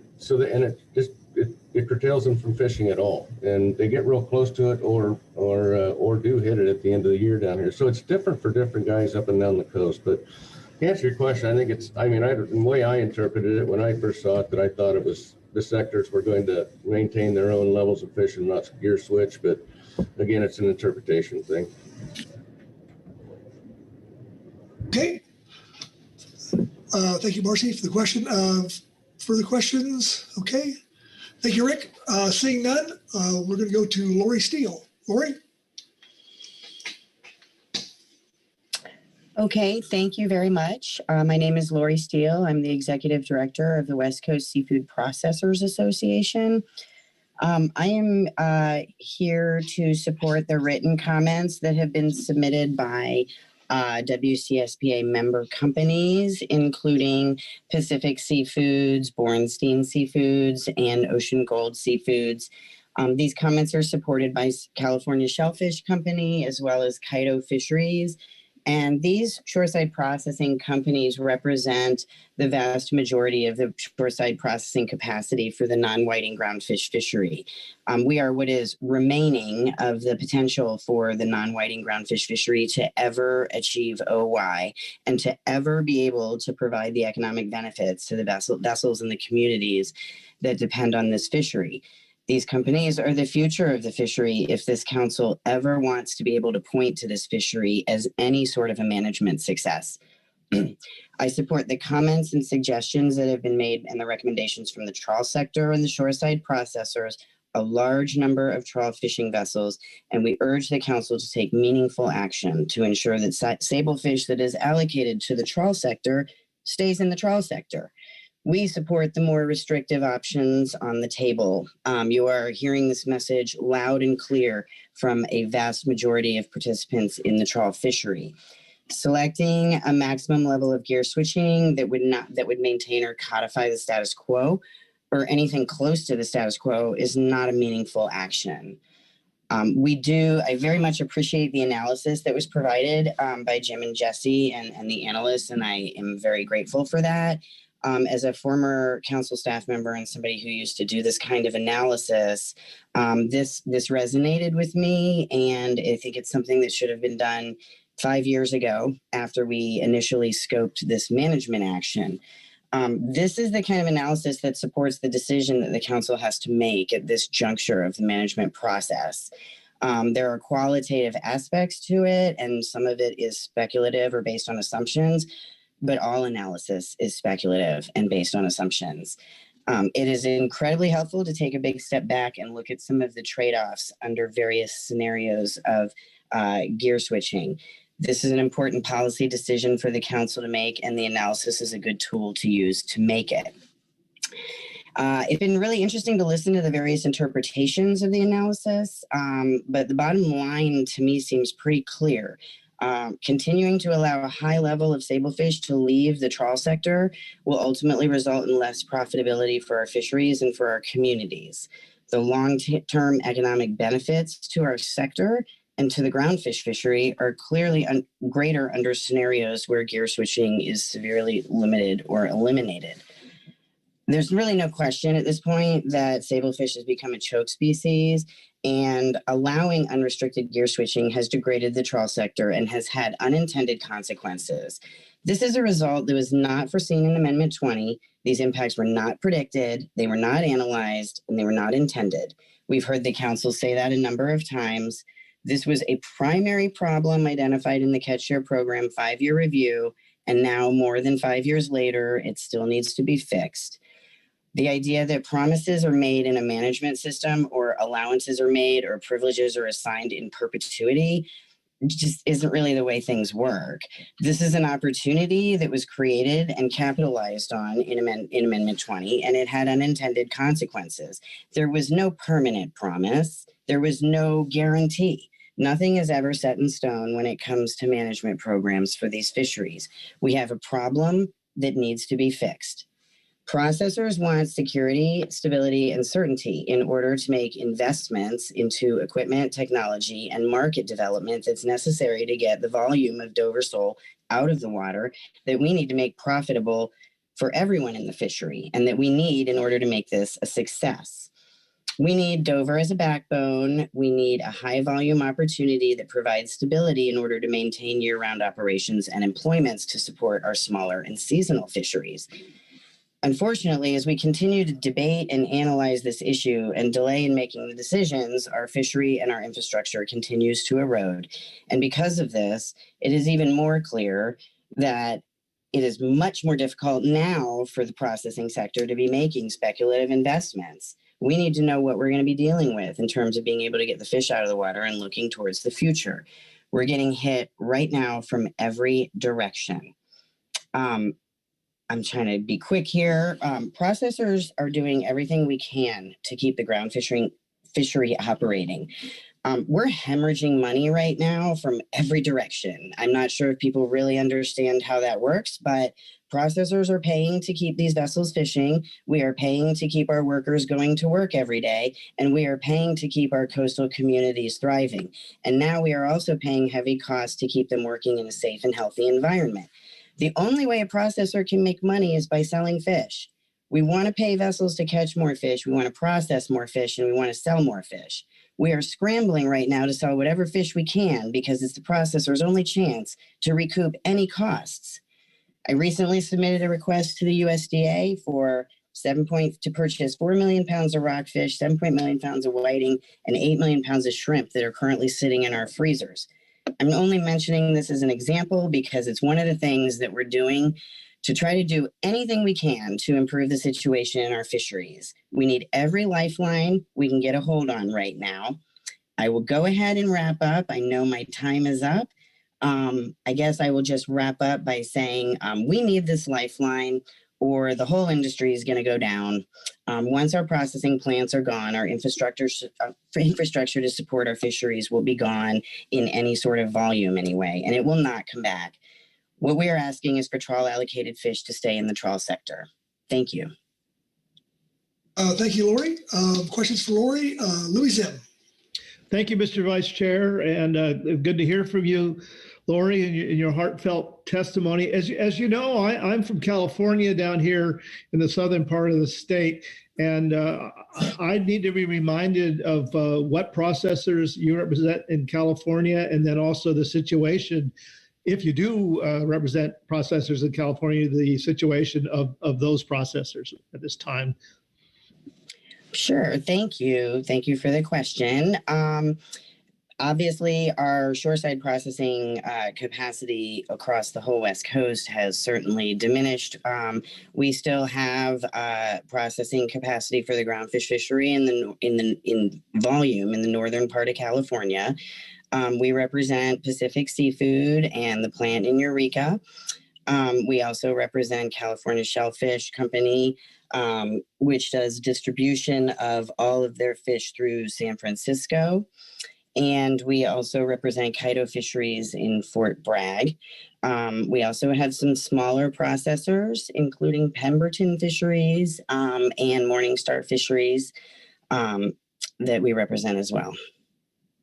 I'm sorry, did I address all of your questions? Well, just tell me the situation that they're going through too in California, if you would. Oh, Thank you. sure. And I mean, I guess, I would point to some of the previous testimony that you've heard. Rick Harris, just before me, is the general manager of Pacific Seafood in Eureka. I was very encouraged to hear Rick, have a little bit of optimism in what he said, because it's been very difficult over this past year to see much optimism at all lately. A couple other things that I didn't even mention, but I think everybody will become aware tomorrow. The shoreside sector is also taking a significant cut in its whiting quota. So in general, the situation's not good. The situation's way worse than it was 5 years ago. And the COVID pandemic has really just highlighted how much more dire this is and how much more important this lifeline is for us. Thank you, Lori. My goodness. Thank you. Thanks, Louis. Maggie Summer. Maggie? Thanks, Vice Chair. Lori, thanks for your testimony. I just wanted to pick up on, you mentioned your letter to USDA and some very large amounts of fish that are in freezers right now. And, at the same time, we're hearing a lot of folks tell us the processors want to see more fish come in. Fishermen want to deliver more fish. Can you give us a little more detail on the circumstances and help us reconcile? Sure. And thank you for the question. I totally skipped over that part of my testimony in the interest of time. I just wanted to make the point, that I think there seems to be a lot of perception, that the processors are really kind of just calling the shots, and the processors are determining how much fish can be caught and what the price is going to be. The bottom line is the processors are trying to sell as much fish as they can. That's the only way we make money. And the COVID pandemic, really was a huge hit to the processing industry. We lost a lot of our markets overnight, and we've been in a scramble pretty much since then to try to get rid of the surplus inventory that we have in our freezers for some of our markets in order to try to stabilize prices and make things better going into this year and next year. The impacts of the pandemic can have long-lasting effects on the markets. I've been able to submit a request to USDA for the purchase of 4 million pounds of rockfish, 7 million pounds of whiting, 8 million pounds of shrimp, to try to offset some of the market impacts and get us back on track in these markets. I know that's not a direct relationship to Dover sole, but it is, because this is all related, and it's all about trying to get these fish to markets. And I do see a future opportunity with the USDA and with Dover sole. It is a really perfect product for food assistance programs and for sort of a high volume opportunity. But I could not put forward that proposal right now to USDA because obviously we don't have Dover in surplus right now, and we don't have any way to ensure USDA that we could get the volume that they would want to be purchasing out of the water on a consistent basis.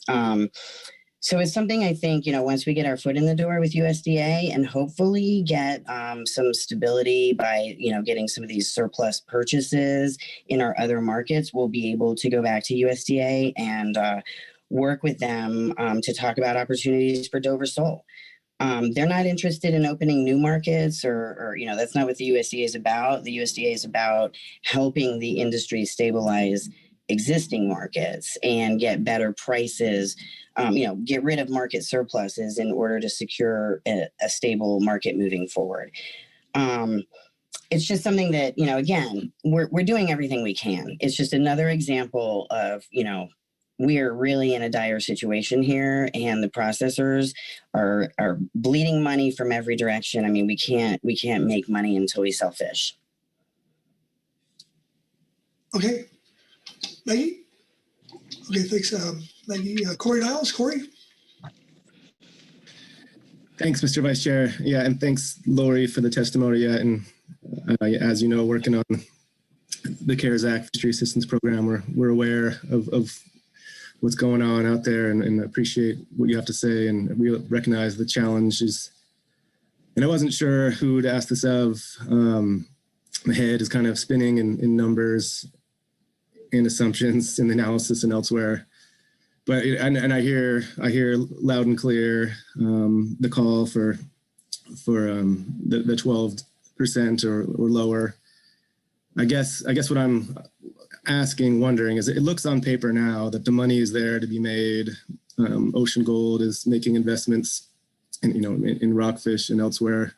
But this is for a while reminded me of what it must be like to be, a bank or a business putting out a loan. And so I guess I'm still not, and this is not that you haven't made the case by any means, I'm not seeing the business plan. Mike O's answer to Phil was really good. I've been lucky to be part of Positively Groundfish as an advisor and heard all the efforts going on to grow markets. Phil, I'm curious, what else could you think you could do as an industry to kind of lay out that business plan, lay out the investment timeline? Here's the revenues we need. Here are the risks we're worried about. Is there more you could do quantitatively on that front, do you think, to show why you're seeing this difference of 10% level versus some of these other numbers? So yeah, to restate the question, and if it is in these documents somewhere, my apologies, but could a business plan be put forward by the industry to show more of what the investment outlook and revenue looks here from your perspective?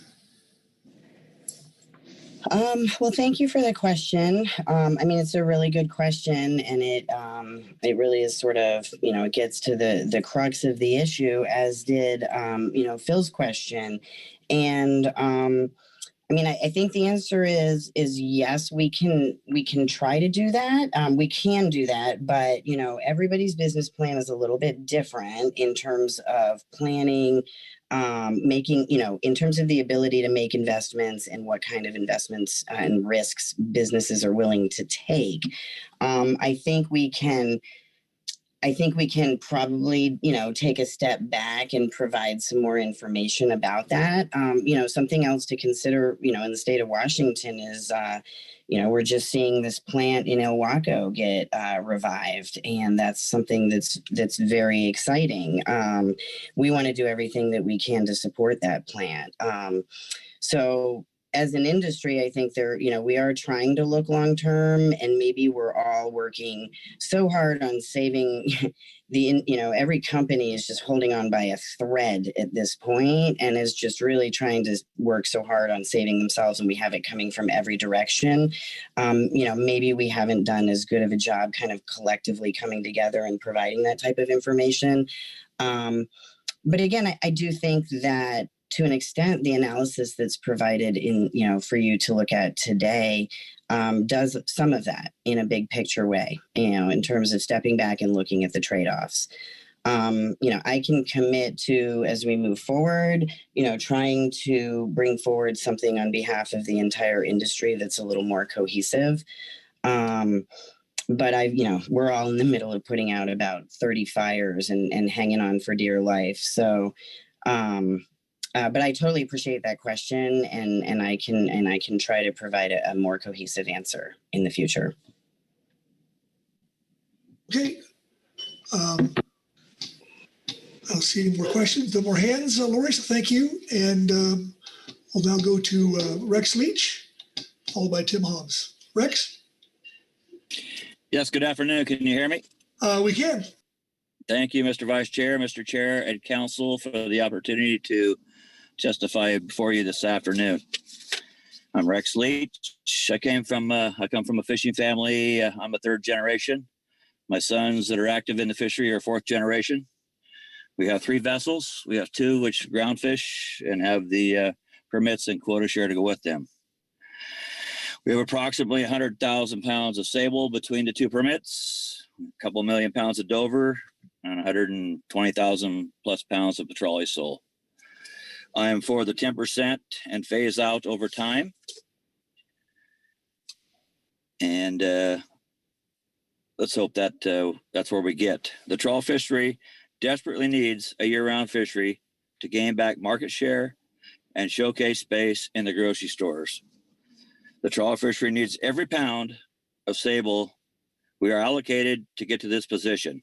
Without this, we're basically dead in the water. The trawl fishery is losing infrastructure up and down the coast every year.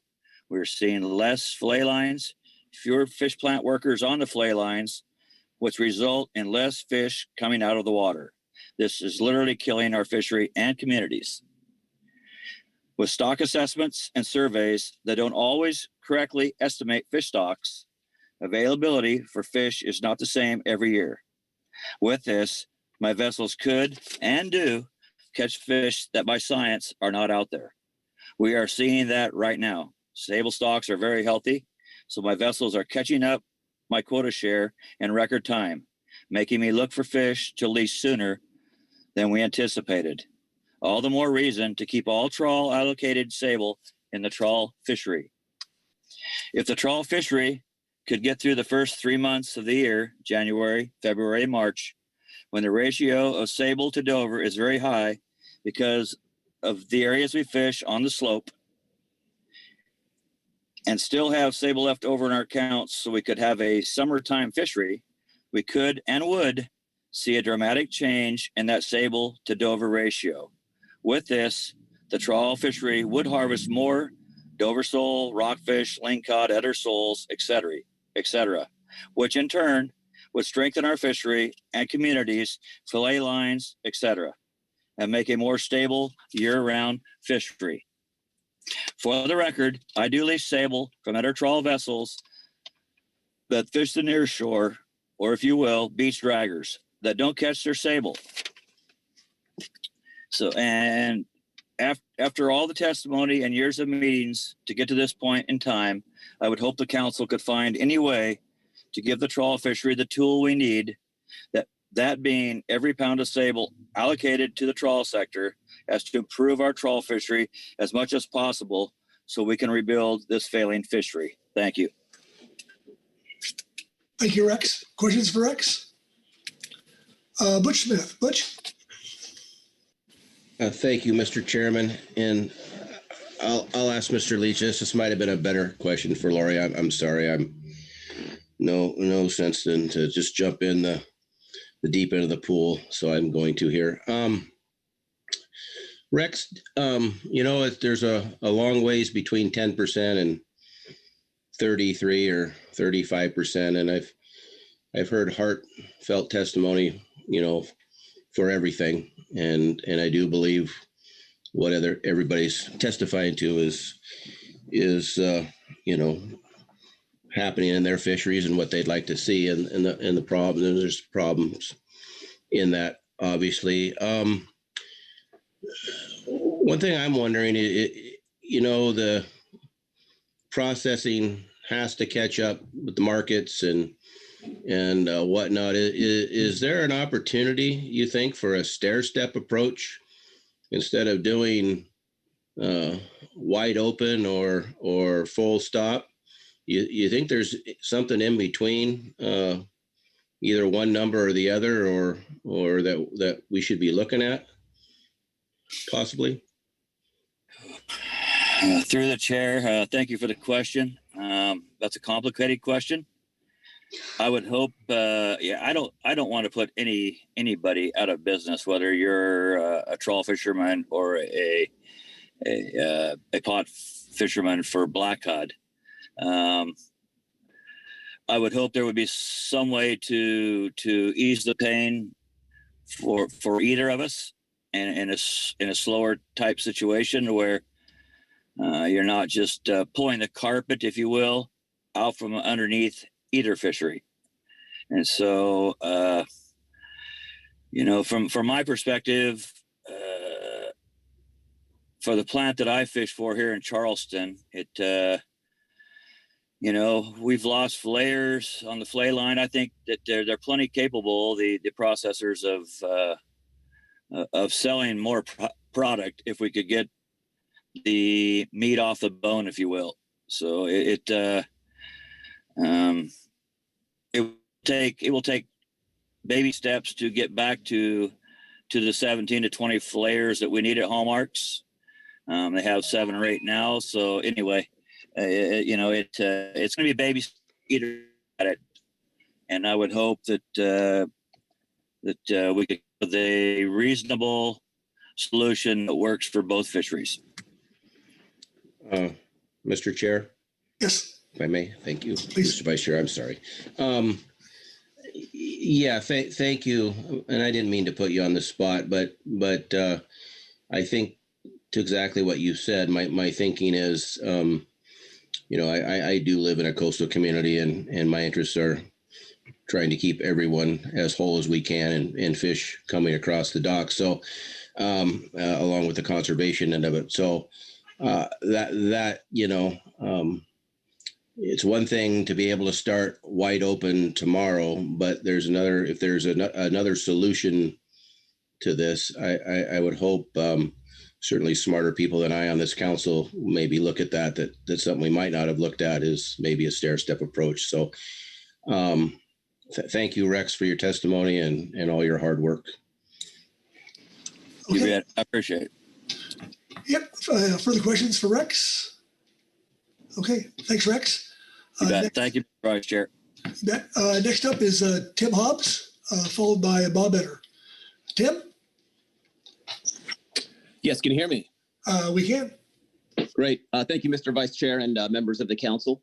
I'm Tim Hobbs. I'm a partner with the law firm of K&L Gates, and I represent Jim Sievers and Jeff Lackey, 2 trawl sector representatives. We've heard a lot of good substantive testimony today. I'd like to briefly address a couple of legal standards that govern the council's action. First off, some have expressed concern that there's no definitive link between gear switching and trawl sector under attainment. But absolute certainty is not required for the council to act. What's needed is a rational basis. The council must simply articulate a rational connection between the facts found and the choices made. It's okay if the record contains conflicting information. It usually does. An action would fail if the record was totally devoid of information and data supporting the action. But that's certainly not the case here. From the analyses that we've seen today and previously, and the testimony that's been given to the council, certainly supplies a rational basis to move forward here. I think a particular problem is how gear switching creates uncertainty within the trawl fishery that deters needed investments and market development, as many of the processors have testified to. This is the key to unlocking the full potential of this fishery. Under National Standard 1, an FMP must contain measures to achieve optimum yield on a continuing basis. This is a legal mandate. Optimum yield is the amount of fish that will produce the greatest overall benefit to the nation, with an express reference to food production. And having set optimum yield, which generally corresponds to the stock ACLs, the council has an obligation to achieve it, to establish measures to achieve that greatest overall benefit to the nation. And based on the record developed to date, the continued allowance of gear switching within the trawl fishery is incompatible with the need to achieve optimum yield for groundfish stocks over the long term. Gear switching is likely inhibiting attainment now, and it is frustrating investments in market development that likely inhibits future attainment. Phasing out gear switching puts the trawl fishery in the best position to maximize attainment and build towards achieving optimum yield on a continuing basis, as the Magnuson-Stevens Act requires. Thanks very much. Thank you, Tim. Questions for Tim on his testimony? Corey Niles. Corey? Yeah, thanks for the testimony, Tim. And I'm not hearing you saying the council has to act here, but we have if the council were to, there's a rational basis. But just maybe something to get your thoughts on from the legal perspective, realizing you're representing clients here. Yeah, I guess a lot of the arguments we've been hearing throughout this this deliberation, which has been going on for years, go back, the foundation of the percentages we're talking about was in an allocation decision made 30 plus years ago. So underlying a lot of this is that the council got that allocation right back then, whereas the market system we have here with the IFQ program is kind of telling us that the markets are moving that allocation elsewhere. So we do have the optimum yield, which we can't really control with a multi-species features like this, what the market takes and what the rates are. And that's what the beauty of the IFQ program. It leads that up to the fishery. Yeah, any response to how this is all founded in decades-old allocation on what was fair and equitable between the sectors back then? Sure. Yeah. Well, so I think if you go back and look at Amendment 21, there was a recognition that the trawl sector was going to need its allocations, of all species, and it needed certainty with respect to those allocations. There are passages within Amendment 21 that talk about that, because that adjusted the allocations between the sectors. And so I think there was a recognition back then that certainty was required for the trawl sector, and I think the unintended consequence of gear switching is that it introduced this uncertainty. And so now fishermen and processors lack confidence that sufficient amount of sablefish quota is going to be available, for full prosecution of the trawl fishery. And I think that's what's causing what's been causing these issues and what's led us to this point. Okay, Mark Grelick. Mark. Thank you, Vice Chair, and welcome, Tim. I'm a little bit confused. I think from earlier testimony, I understood the issue isn't the existence of available sablefish quota. It's the price. It's the price at which it has become available owing to the existence of gear switching. So please help me understand how the price of this quota, as opposed to its availability, implicates National Standard 1. Well, I think the issue is not necessarily one of price. I mean, I think price is a secondary consideration. I think the issue is, the certainty that there will be sufficient quota available going forward for trawl industry members to fully utilize all of their other allocations. And I think, a number of things are going to affect price, up and down in a given year. It's subject to a large number of variables.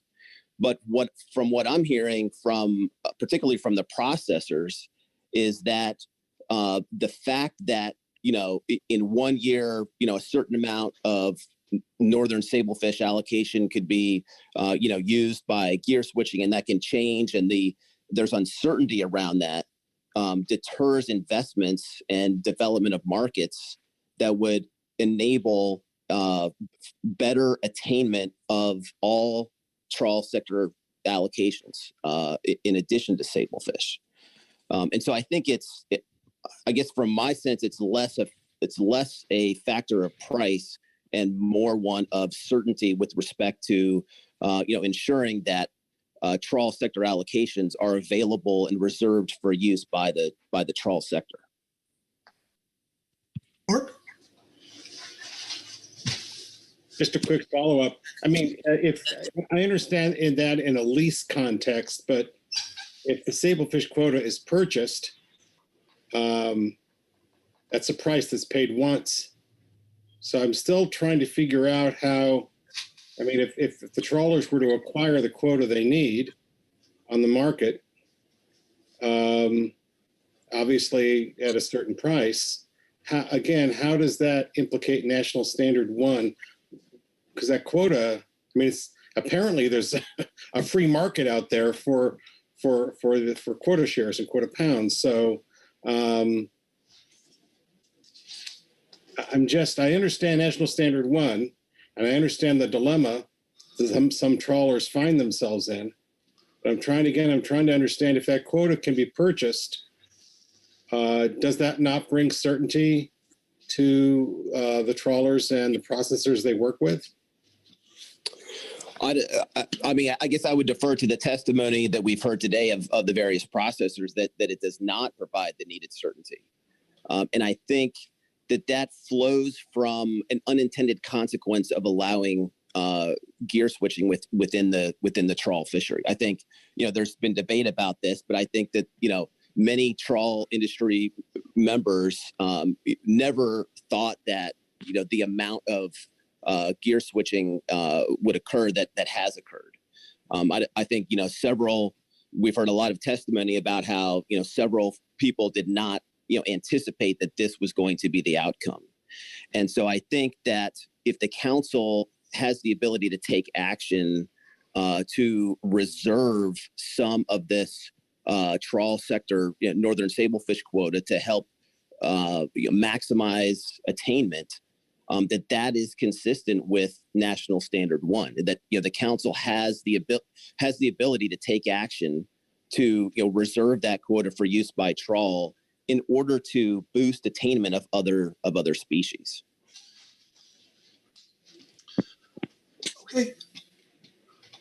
All right. I don't see any more hands. Thank you, Tim. Thank you. And now we'll go to Bob Etter. Bob? Bob, you're muted. There you go. Vice Chair Pettinger, council members, my name is Bob Etter. I've harvested sablefish with traps since the late 1970s, first based in Port Orford, then to Newport. I still fish. It remains my favorite part of this whole business. In 2011, our family bought the Timmy Boy with its trawl permit and portfolio of quota shares. From the get-go, our intention was to focus on trapping sablefish through the gear switching feature built into the Trawl IQ program. Gear switching is not some kind of loophole in the program. It was presented as an encouraged opportunity. We have since purchased additional black cod quota shares, very expensive, but we are in it for the long haul, and years of work will eventually return the investment. Each year, we have leased black cod quota pounds from others, whiting trawlers, non-whiting trawlers, and processors. And each year, we have swapped and leased quota pounds of various species to others. Again, whiting trawlers, non-whiting trawlers, and processors. In short, we are active participants in the Trawl IQ program. We are trawlers, permitted trawlers. One of the beauties of the program is that it creates an open marketplace, and that marketplace is key on the path toward optimum yield attainment. Every pound of every TIQ species can be traded. Staff analysis shows that non-whiting trawlers generate as much or more dollars per pound of sable as the gear switchers. They can better afford, on average, to trade for sable than gear switching operations, and the fish are available. No matter how one interprets the extensive analysis regarding questions of impact and restraint, the fact remains that these fish are available on our open marketplace. The big problem isn't gear switching. It's that the value of this terrific wild protein, our groundfish resource, has stalled for 30 years and faces serious competition from aquaculture. This request by trawl permit net fishermen for altering the program and altering the flexibility and value of our permit is unnecessary. Simply put, it is a request for taking by regulation that which is available and can be purchased on the open market. Thank you. Thanks, Bob. Question for Bob on his testimony. Marcy, you're up. Go. Marcy? Yes, thank you, Mr. Vice Chair. Thank you, Bob. I was wondering, you spoke quite a bit about the marketplace and the availability of quota pounds for lease and the flexibility that that provides and in the open marketplace. Maybe you can comment a little on the activity that you see in terms of ability to lease between the sectors. You mentioned the whiting sector. I'm curious about the trawl sector and fixed gear sectors in terms of their ability to lease or their lease activity. Thanks for the question. Probably most of the fish that we've leased year to year have come from midwater trawlers, from whiting fishermen. But we have also leased a number of times from non-whiting trawlers who just don't seem to need the fish, or have their boats shrimping along longer season than they thought, or whatever. It's all voluntary. We're there. It's available in the marketplace, and we've been able to accumulate most years toward a vessel cap in our production.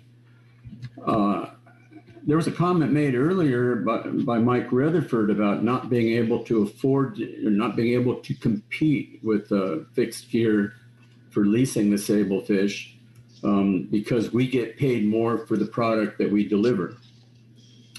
That's true. That I think the analysis said it averaged 40% more value. But we actually. The analysis also says that per pound it's more valuable to a trawler, and that's because by leasing a pound of sablefish, they're able to access X pounds of other fish. Dover's been the common example. So as this price has fluctuated on the lease market, easiest reference is Jefferson State Trading.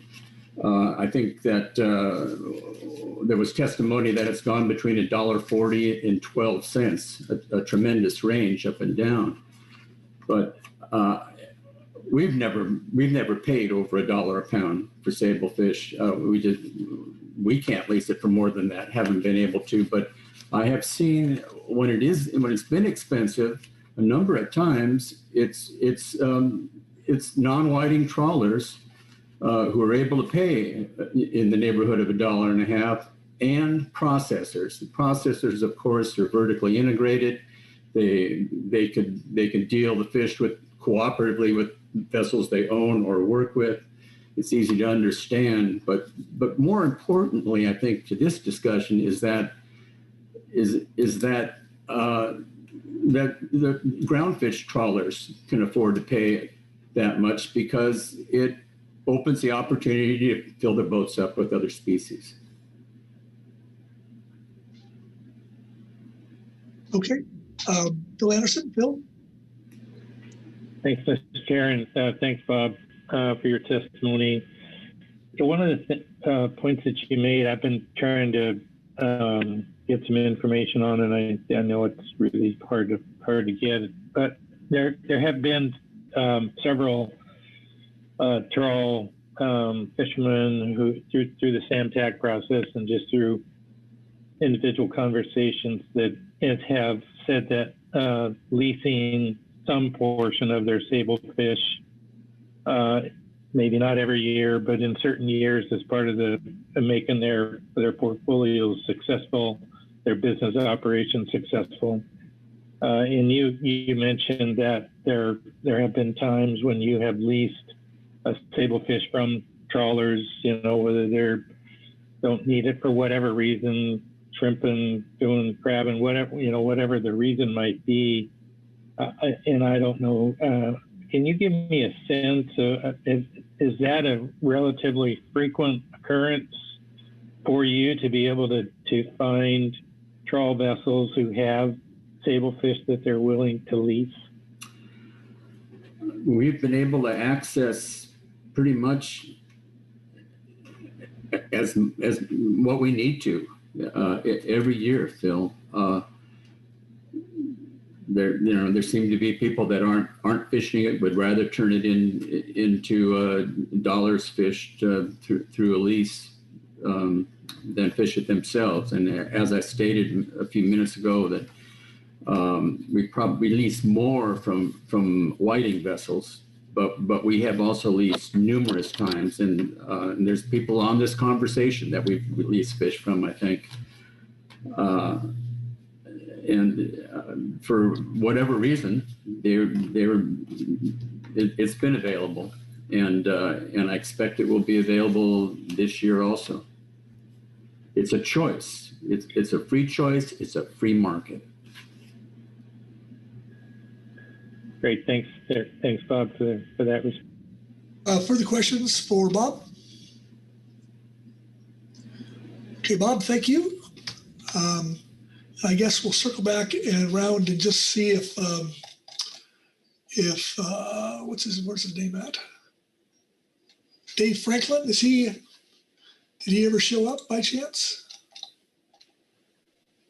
And I don't see him being here. So with that, that takes care of public comment, which I believe as far as we're going to go today. And so it's been a long process here. Good discussion. And thank you everyone who participated and all the great public testimony. With that, I think I'm done here, and I'm going to hand the gavel back to our chairman. Mark? Thanks very much, Brad, for leading us through that agenda item. Quite substantial, quite weighty, quite important. And we'll finish that up tomorrow with council discussion and guidance. That takes us to our last agenda item for the day, salmon management. Let me first ask Executive Director Chuck Tracy just to confirm that we are ready for salmon.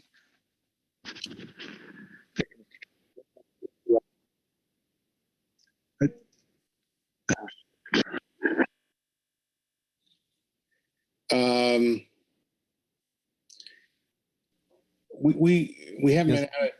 Go Yes, ahead. we are. Sorry. Sorry. It's that time of the day when my soundboard gets tired. We are ready for salmon action, at least for some of the areas. So I think whenever you're ready to proceed, I don't know if you want to consider a break at this point or. Yeah. Yeah. I think we'll take a short break, 10-minute break. I have 4:33. We'll be back at, say, 4:45. And we'll take up salmon at that time. And that should take us, after that's concluded, we'll be done with our business for the day. So thanks, everyone. And we'll see you back at 4:45. Thanks.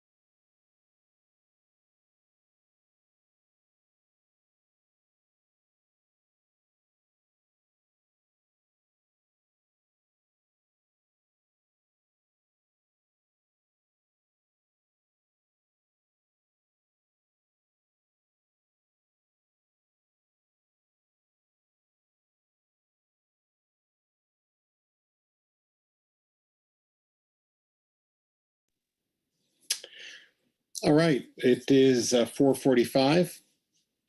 Welcome back to our April Council meeting for our last agenda item of the day, which is D5, salmon. And so I'll turn to Robin to get us started. Robin? Thank you, Mr. Chair. This is agenda item D5, where we'll talk a little bit more about salmon, see if we can refine some of our management alternatives. We're just looking for guidance under this agenda item, and you'll hear from the STT, Dr. Michael Farrell will give his report. And in addition to that, we have included some housekeeping items under tables 1 and 2 that NIMS would like to let you know about. So we're ready for STT whenever you are. All right, Dr. O'Farrell, welcome. Thank you, Mr. Chair. Before I go over the analysis of alternatives, I'd also like to mention that the STT is prepared to respond to a council request that was made earlier in the meeting during agenda item D3, and could do that today if it would work for the council. I just bring that up for your information. All right, thanks. Why don't you include that in your report? Okay, that sounds good. I will first then refer to agenda item D5A, Supplemental STT Report 1, and scroll down to page 18 for the table 5A as the first results of our analysis. Page 18, we see that there are still a number of Puget Sound stocks, Chinook stocks that are not meeting objectives at this time. There's been some modest changes since the last time we presented our analysis to the council, but there's still some work to do there. Moving down, we note that Lower Columbia River Natural Tules, all 3 alternatives are at or below 38%.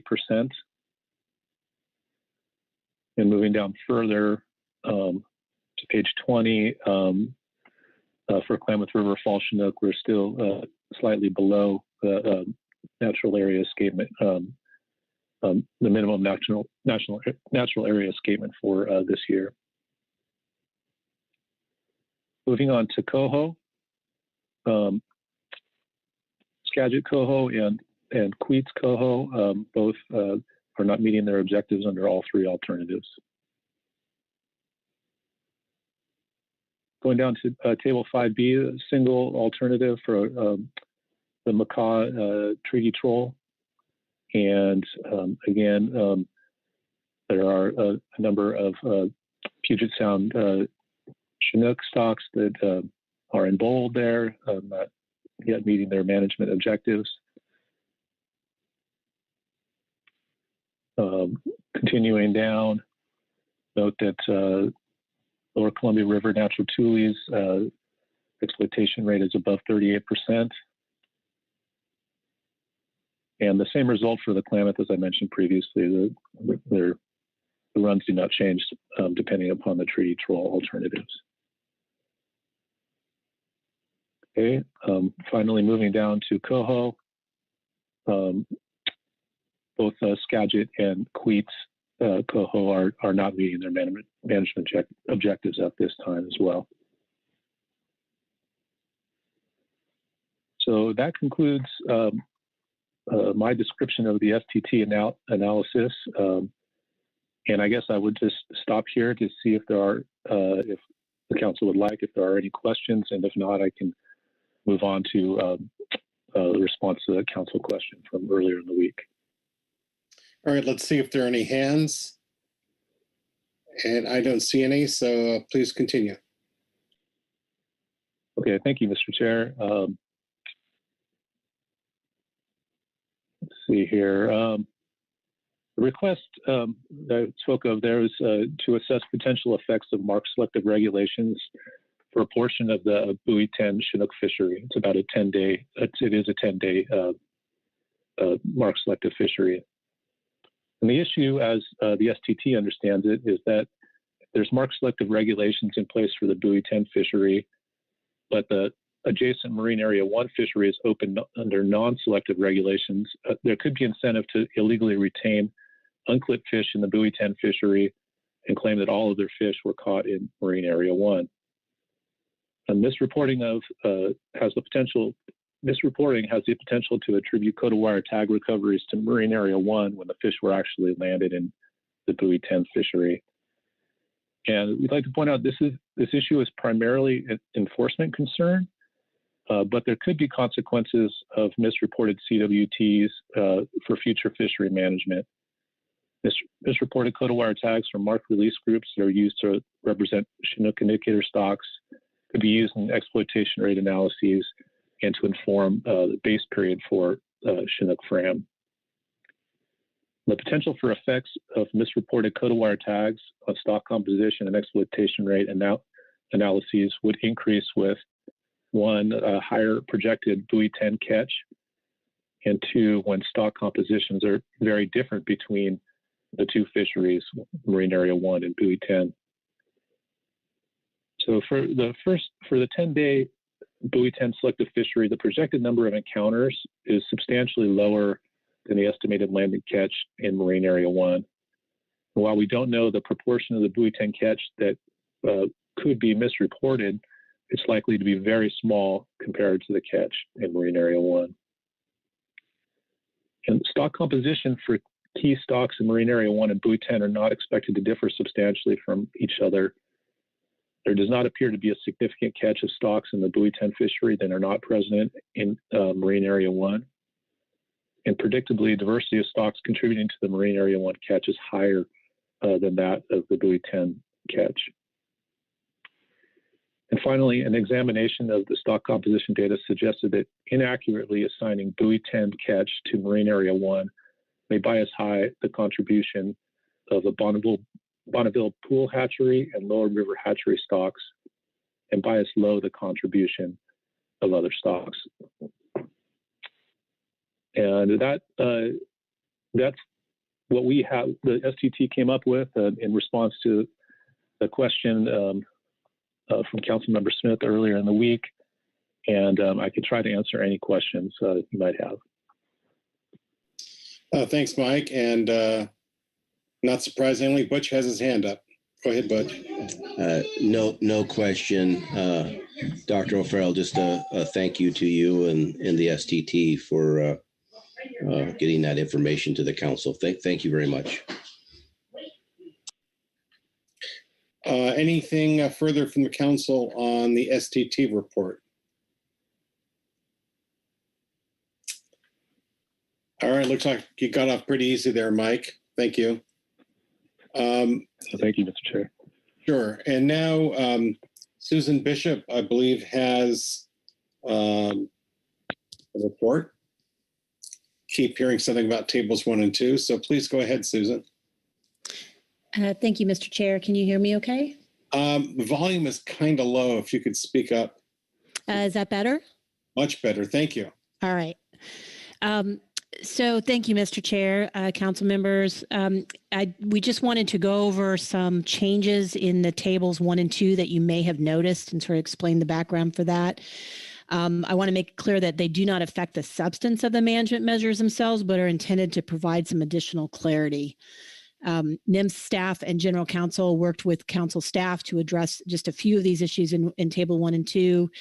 And we asked the council staff to add language to the in-season and geographical landmark sections of the troll and sport fishery to clarify the management areas, such as, for example, management area changes that might be considered in season, like happened in March with the implementation of the Hecata Bank line in the Cape Falcon to Humbug Mountain area. We also asked the council staff to modify the management measures tables to reflect the dates that transition from one management year to the next. So this is the issue of the pre-May 16th fisheries versus the post-May 16th fisheries. And as an example of that, if you look on, I believe it's page 4, you'll see in table 1, you'll see the May fishery from Cape Falcon to Humbug Mountain in the STT report. D5A originally included all as one date range, May 9th to May 24th. As part of the May fishery, and we asked that to be changed to May 9th to the 15th and May 16th to the 24th. So again, it still encompasses the full May 9th to May 24th period, but it delineates the before and after the May 16th date.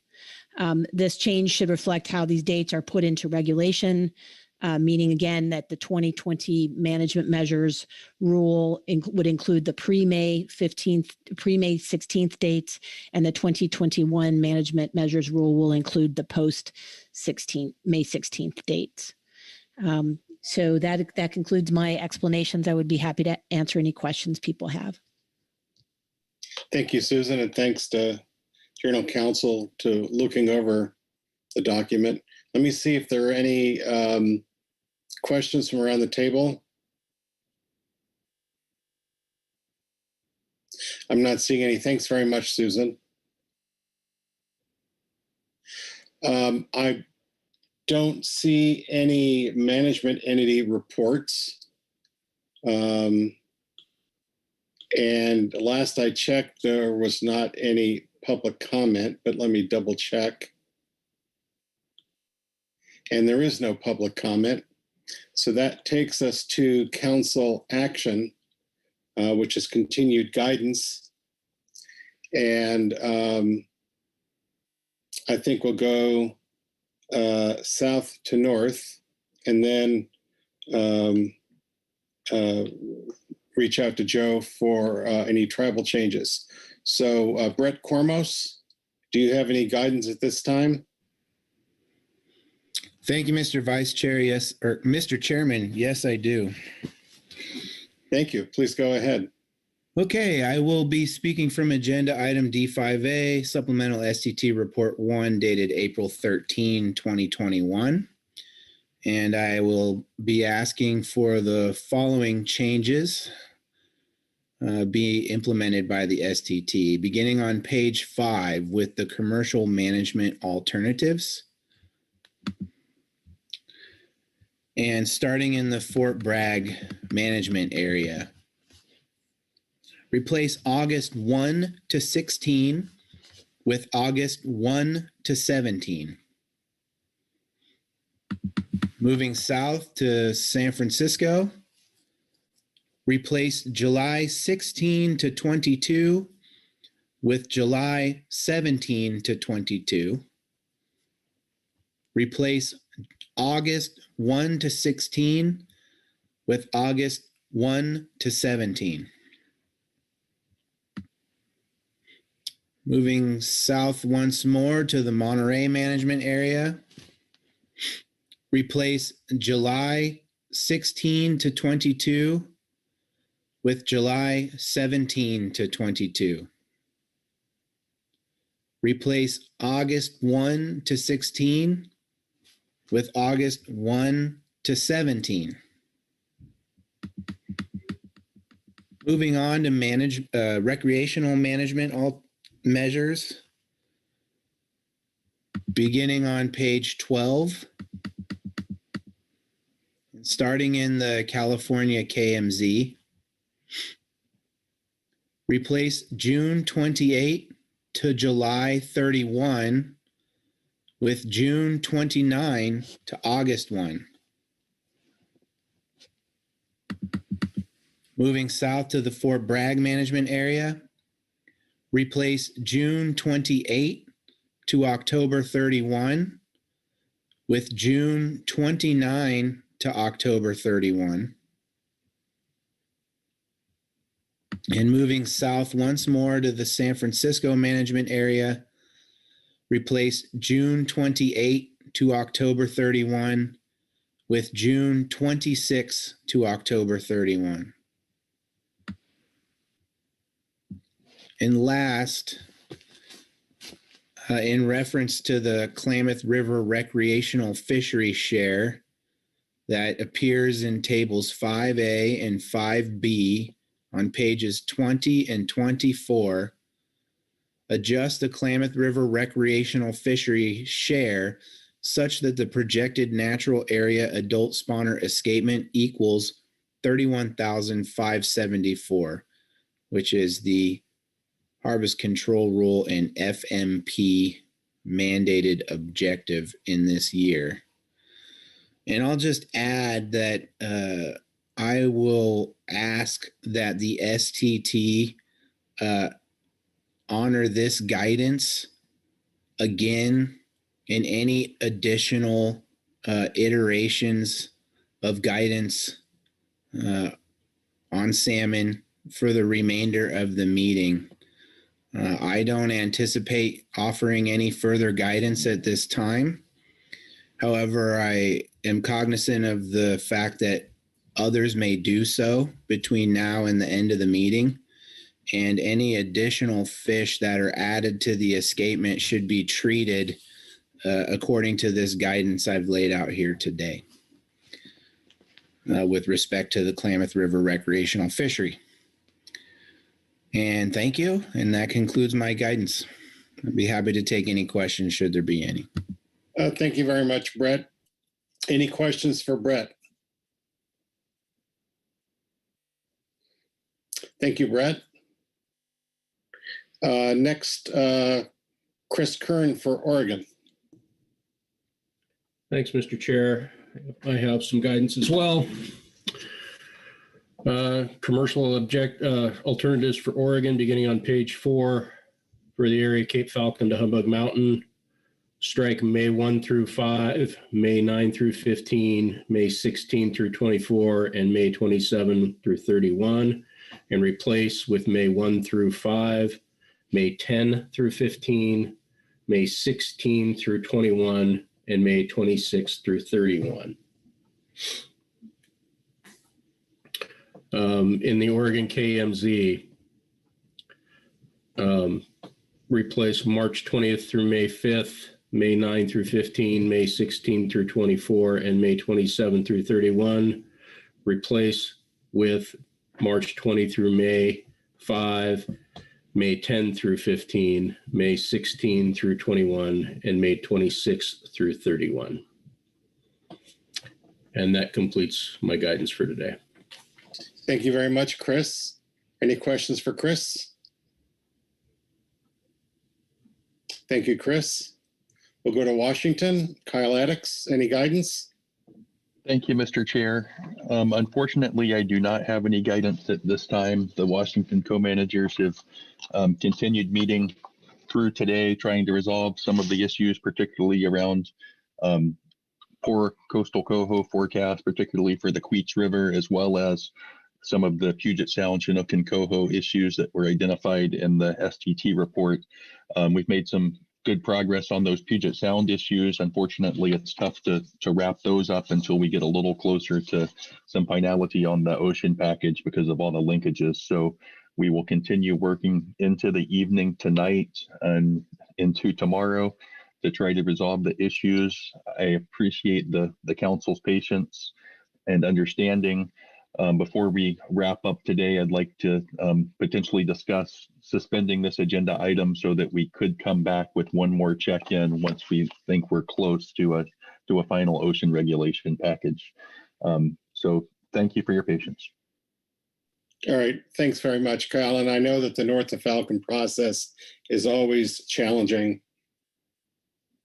And all I can say is ask that you and all the co-managers do your best to come to a conclusion as swiftly as you can.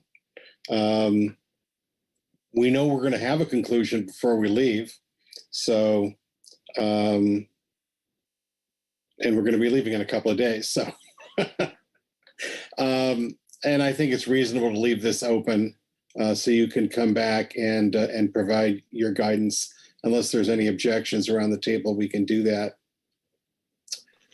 Joe, let me just see if there are any questions for you. With no guidance, I don't imagine there's any questions. So let's go to Joe Oatman. Do you have any guidance at this time, Joe? Thank you, Mr. Chair. And I do not have any guidance to offer at this time, and for many of the same reasons that Kyle just provided to IT support, keeping this agenda item open through tomorrow. And hopefully by that time I may have something. Thank you. All right, thanks very much. And I know I speak for the entire council when I say we wish you all the wisdom you can muster to try to get this done and as soon as you can. But I know it's a struggle, and I respect the efforts that are going into it. So we've had all the guidance we're going to have at this time on D5. We're going to leave D5 open and hopefully come back to it tomorrow. I'm not sure what time, but hopefully sooner rather than later. Let me see if there any council member has any other business on D5 at this time. I'm not seeing any hands. So Robin, have we done what we're able to do at this point?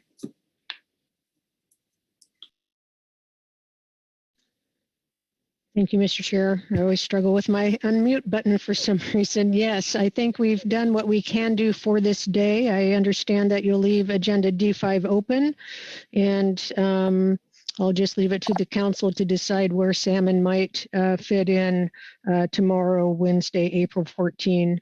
The SDT will do their work with the guidance they have and look to have a report out for the public to review, as well as the council, I imagine, by late morning, similar to today. All right, thank you very much, Robin. So that would conclude our business for the day. But before dismissing class, let me go to Executive Director Chuck Tracy for any announcements. Thank you, Mr. Chair. Congratulations on getting through today's agenda. It was some long ones, but you persevered, and we're in pretty good shape.